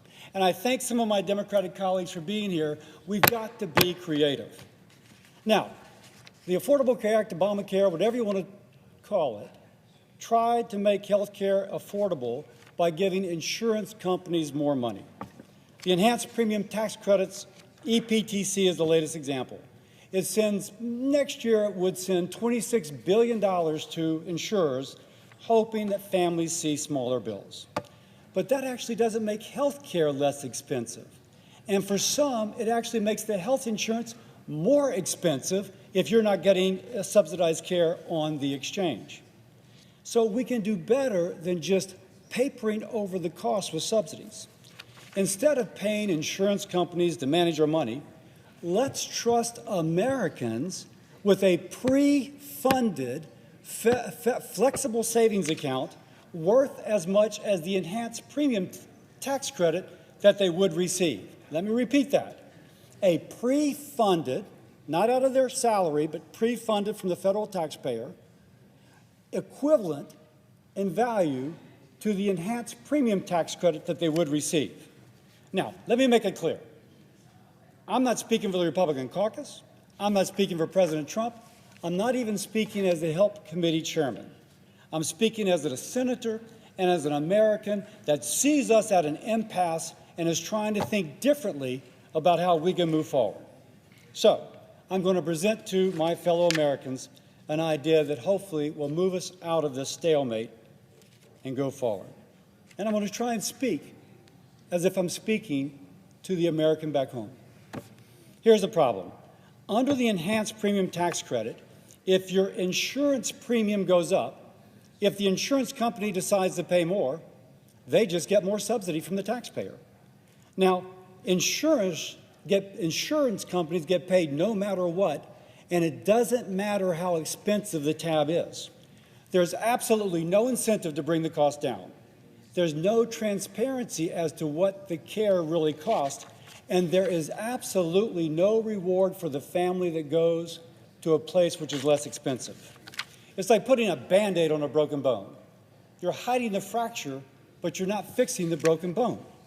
Let's fix the broken bone, which is high health care costs. So, put simply, the enhanced premium tax credit does not empower patients. It enriches insurance companies. By the way, they're important. We need them. But if I have a choice of empowering you, the American, or enriching an insurance company, I and we should pick our fellow American. Now, imagine a different type of help. Not paying the insurance company another subsidy, but putting money pre-funded, not out of your salary, but roughly equal to the enhanced premium tax credit, put that into an account that you control. Every eligible American citizen on the exchange would receive this federally pre-funded flexible spending account. And it would work like the prepaid health account you use for real-world health expenses. It would actually have more flexibility than your current insurance proposal. You go to the dentist, it can pay for dental care. You go to the orthodontist, it can pay for your orthodontal care. It can pay for eyeglasses, which typically insurance does not pay for. Prescription drugs, medical supplies, your deductible, your copay, it can pay for it all. Now, it wouldn't pay for insurance premiums. This is about you spending directly for your health care costs, not about enriching insurance companies. It would pay for the care that families actually use. That's what a pre-funded flexible spending account actually does. I keep emphasizing pre, because I mention this to people, and they say, wait a second, this has to come out of my salary. No, this would be the money that would go to an enhanced premium tax credit, and instead it goes into this account that you control. Now, it seems complicated for some. I go and I mention it to them. I say, oh, boy, this is something different, Bill. This is a great idea, but, it's kind of like, just too different. 72% of Americans getting their health care through some government entity are offered flexible savings accounts. 47% of people getting insurance through their employer are offered FSAs. This is something that is used by millions of Americans already. So what I'm proposing is just to give this option to people on the exchanges. And by the way, the federal government already offers flexible savings accounts to people on these small business exchanges. Members of Congress, we are on the Obamacare Small Business Exchange. We have the option of choosing an FSA. My family has one. And the Department of Treasury already has an office through which they funnel money to pay for these flexible spending accounts that I, as an individual, choose to get. So what we're speaking of is just offering to people on the exchanges, that on the individual exchange, that which is already offered to people on the small business exchange, and paying for it by the same mechanism in which it's already done through that exchange. Now, still, there's going to be some bureaucracy involved. But if there's any president that can overcome the inertia of the bureaucracy to make it happen by January 1, 2026, is Donald J. Trump. Donald Trump is the man who, when it was told it would take 18 years, 10 years, 18 months to come up with a vaccine and a program to prevent COVID transmission, he did it in 10 to 11 months. This president can overcome the inertia, and we have a running start because the federal government is already doing this. Now, let me make clear the key differences between enhanced premium tax credits and federally funded flexible spending accounts. First, who gets the money? Under the enhanced premium tax credit, insurance companies. Under this, it is patients and families. What can it be used for? Here, the premium tax credits go for insurance premiums. Period, stop, full stop, boom, it goes to the insurance company. Here, real care. Your doctor visit, your deductible, your copay, your dentist, your glasses, your prescriptions, that sort of thing. Who makes the decision? The insurance company. Just wait and fight with them about a pre-authorization. Under the flexible spending account, you make the decision. You have the power. And lastly, does it lower cost? No. it is pretty clear if we continue to fund insurance companies no matter what they pay, it drives up the cost. In contrast, if you empower the patient, that mother is going to find the most affordable option. It's been studied. If you give people something that they perceive as their own money, they hunt for that bargain. By the way, if they go and they find out that the cash price is cheaper than what the insurance company would charge them, they will have the option of using this for the cash price. So we have reforms in here that give the patient even more power. Good thing about that, as the patient saves money, so does the taxpayer, and that's a good thing. So the pre-funded, flexible spending account doesn't treat people like dependents of the government as do the enhanced premium tax credits. It treats you like a capable consumer who knows what is best for your family. You decide where to go for dental work. You decide your pharmacy. You decide whether to pay the cash price or the negotiated price that the insurance company offers you. And instead of Washington paying insurance companies to manage your day-to-day care, you manage it with fairness, transparency, and flexibility. Now, some will ask, won't this cost money? Of course. In the first year, it'll be about the same amount as the enhanced premium tax credit. And my Democratic colleagues should like that. But the individual would be getting better value through the federally pre-funded FSA because she is spending it on that which she actually needs as opposed to up to 20% of it going for overhead, profit, and administrative cost. It isn't just fiscally responsible, it's common sense. Who wouldn't rather have their money in their own pocket than for the insurance company to dictate how they spend it? So here's the choice before us. In conclusion, we can keep paying insurance companies to paper over the higher cost behind confusing bills in a system which actually raises the cost for some, or we can give Americans the tools, we can trust our fellow Americans to pay for their care directly at fair prices with transparency. If you will, it puts patients first, not insurers. It encourages competition. It rewards smart choices, and it begins to make health care truly affordable, not by inflating subsidies, but by unleashing the power of the consumer. Let's stop writing blank checks to insurance companies. Let's invest in our fellow Americans. I say this, we have to first open the government. This takes writing some legislation. We have to open the government. But we have to be willing to take a risk to solve a problem and not be afraid to do something different. I have seen in our chamber right now a hunkering down.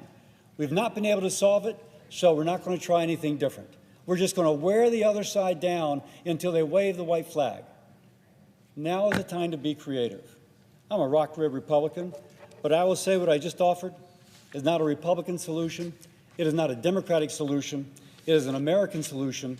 Let's open the government. Let's work together. Let's fix health care by giving the American more power, not the insurance company. Thank you. Senator A question from Washington. Without objection. Thank you. Will my colleague yield for a question? Absolutely. Thank you. I noticed in your proposal, you're talking about something that you would hope to affect January of next year. Is that correct? That is the goal, to have this ready for next year. What is the senator from Louisiana's interpretation of how the market controls the? You're trying to create a market mechanism where you're giving the consumer the same amount of money you would give them in the tax credits to make the insurance more affordable only through a health savings account. But how do you know once you gave that in the health savings account, the market is going to not still have an increase above that amount? So how do you think this affects the market? Wonderful question. First, this is a flexible savings account, not a health savings account. There is a legal distinction. I want to make that. When the enhanced premium tax credits are not renewed, we know the insurance companies have already set up their rates. And so the consumer, our fellow American, will be choosing from the offerings that have been made by the insurance company for them to choose from. The difference would be, and they will see, by the way, that the policy for someone at 400% of federal poverty level costs about $2,500 more a year than it otherwise would have with the enhanced premium tax credit. This would be supplemental. We would say to that individual, you're at 400% of federal poverty level, your policy is $2,500 more a year, you will get a flexible spending account pre-funded to help offset the cost of this. Now, if it's my family, I would say, I got $2,500. Maybe instead of going for a silver plan, I'll go for a bronze plan, because now I can offset the higher deductible with my flexible savings account. And because I'm going for a bronze plan, my premium will be lower. But that's trusting the American people. We are plugging into the current insurance market. We're actually not changing at all how it functions. Would yield for another question. I'm assuming that you think affordability is the key. I certainly think affordability is the key. Nobody wants to subsidize expensive health insurance. We want to create market mechanisms to drive down the cost of health insurance, not just spend money to buy expensive insurance, whether you buy it through the tax credit or buy it through a health savings account. We want to create those mechanisms. So again, all of this is going to take place in November and December, right now and December. So somehow you would make some calculation in January about what would go into a savings account, or you're thinking of a flat number? That's a wonderful question. No. If somebody, the federal government knows, or put it this way, many states have calculated what would be the insurance rate with an enhanced premium tax credit, and what will the insurance rate be without the enhanced premium tax credit. It has been calculated for our fellow Americans what the value of an enhanced premium tax credit would be if they signed up for a certain policy in their state, given their age and their health condition. They know that. The question is whether they get the credit or not. Well, they're not going to get it, so the policy is going to be higher. And this, under the plan, if we can agree to it, they would then get the FSA in an amount equivalent to that which they did not receive as a payment to the insurance company. Instead, it would be a payment to the flexible savings account they would have, and that they would then use it for these services.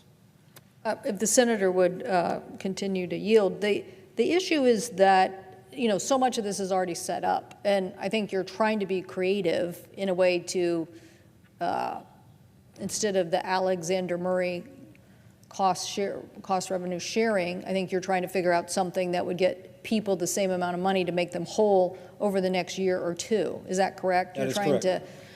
So I would say what we're trying to do is make people, as the market is out there, whole over the next year or two. That's exactly what we're trying to do. We're happy to debate how we make health insurance more affordable after that. That has been a goal of our side of the aisle for decades. We want to make it more affordable. Now, we all get to be measured about how successful we've been on that, but I think that we're going to continue to strive to make it more affordable, and really are proud that we drove down the uninsured rate with the Affordable Care Act, because we covered more people, thereby lowering costs because not having so much uncompensated care. So I'm glad to see somebody saying, let's talk and let's put a proposal out there. Happy to continue to have a dialogue about any idea that helps us move forward. But the issue is that so many Americans are in this moment right now making these decisions, and how you affect that for the next 2 years is the biggest question. And you and I know, if we said, okay, we're huddling tomorrow, or the finance committee is huddling tomorrow, then everybody would be up here trying to convince us not to do various things. So the question is, how can we protect the marketplace for the next year or two in the simplest way, and then get about us going back to business, talking to each other, trying to work out what are the best creative ideas for lowering health insurance costs. I don't know why we haven't done a PBM bill. I mean, my colleague Senator Grassley and I have a bill. I think you have a proposal. Other people have a proposal. We're letting PBMs get away with so much in the expense of prescription drugs. I don't know why we don't spend all our time driving down the cost of health insurance. So I'm happy to work creatively on ways to protect the market over the next 2 years so that we can finally get to some creative discussion. So I thank the senator. Thank you for the questions, and let me just respond very quickly. I think the beauty of what I'm proposing is it fits in very nicely with the insurance markets as they currently are. It doesn't require anything to change between now and January the 1st. It is too late to change those plans and those rates. It is just too late. This does not require those rates to change. This would be something which could benefit our fellow Americans next year and could be implemented by then. Yes, the bureaucracy is going to have to work hard. President Trump can get them to work hard. You mentioned several other reforms. I am in total agreement. We should be working, again, Democrats, Republicans, that's what we need to do to get something done, in order to come together for a set of proposals that will lower health care costs. And both as a member of the committee, we both serve on Senate Finance, as well as the chairman of the Help Committee, it is my intent to do that. We've got to do that. But this can work this year for Americans who are going to be on the exchanges, and that's my hope. With that, I yield. Thank you. Under the previous order, the Senate stands adjourned until 12 tomorrow, Saturday.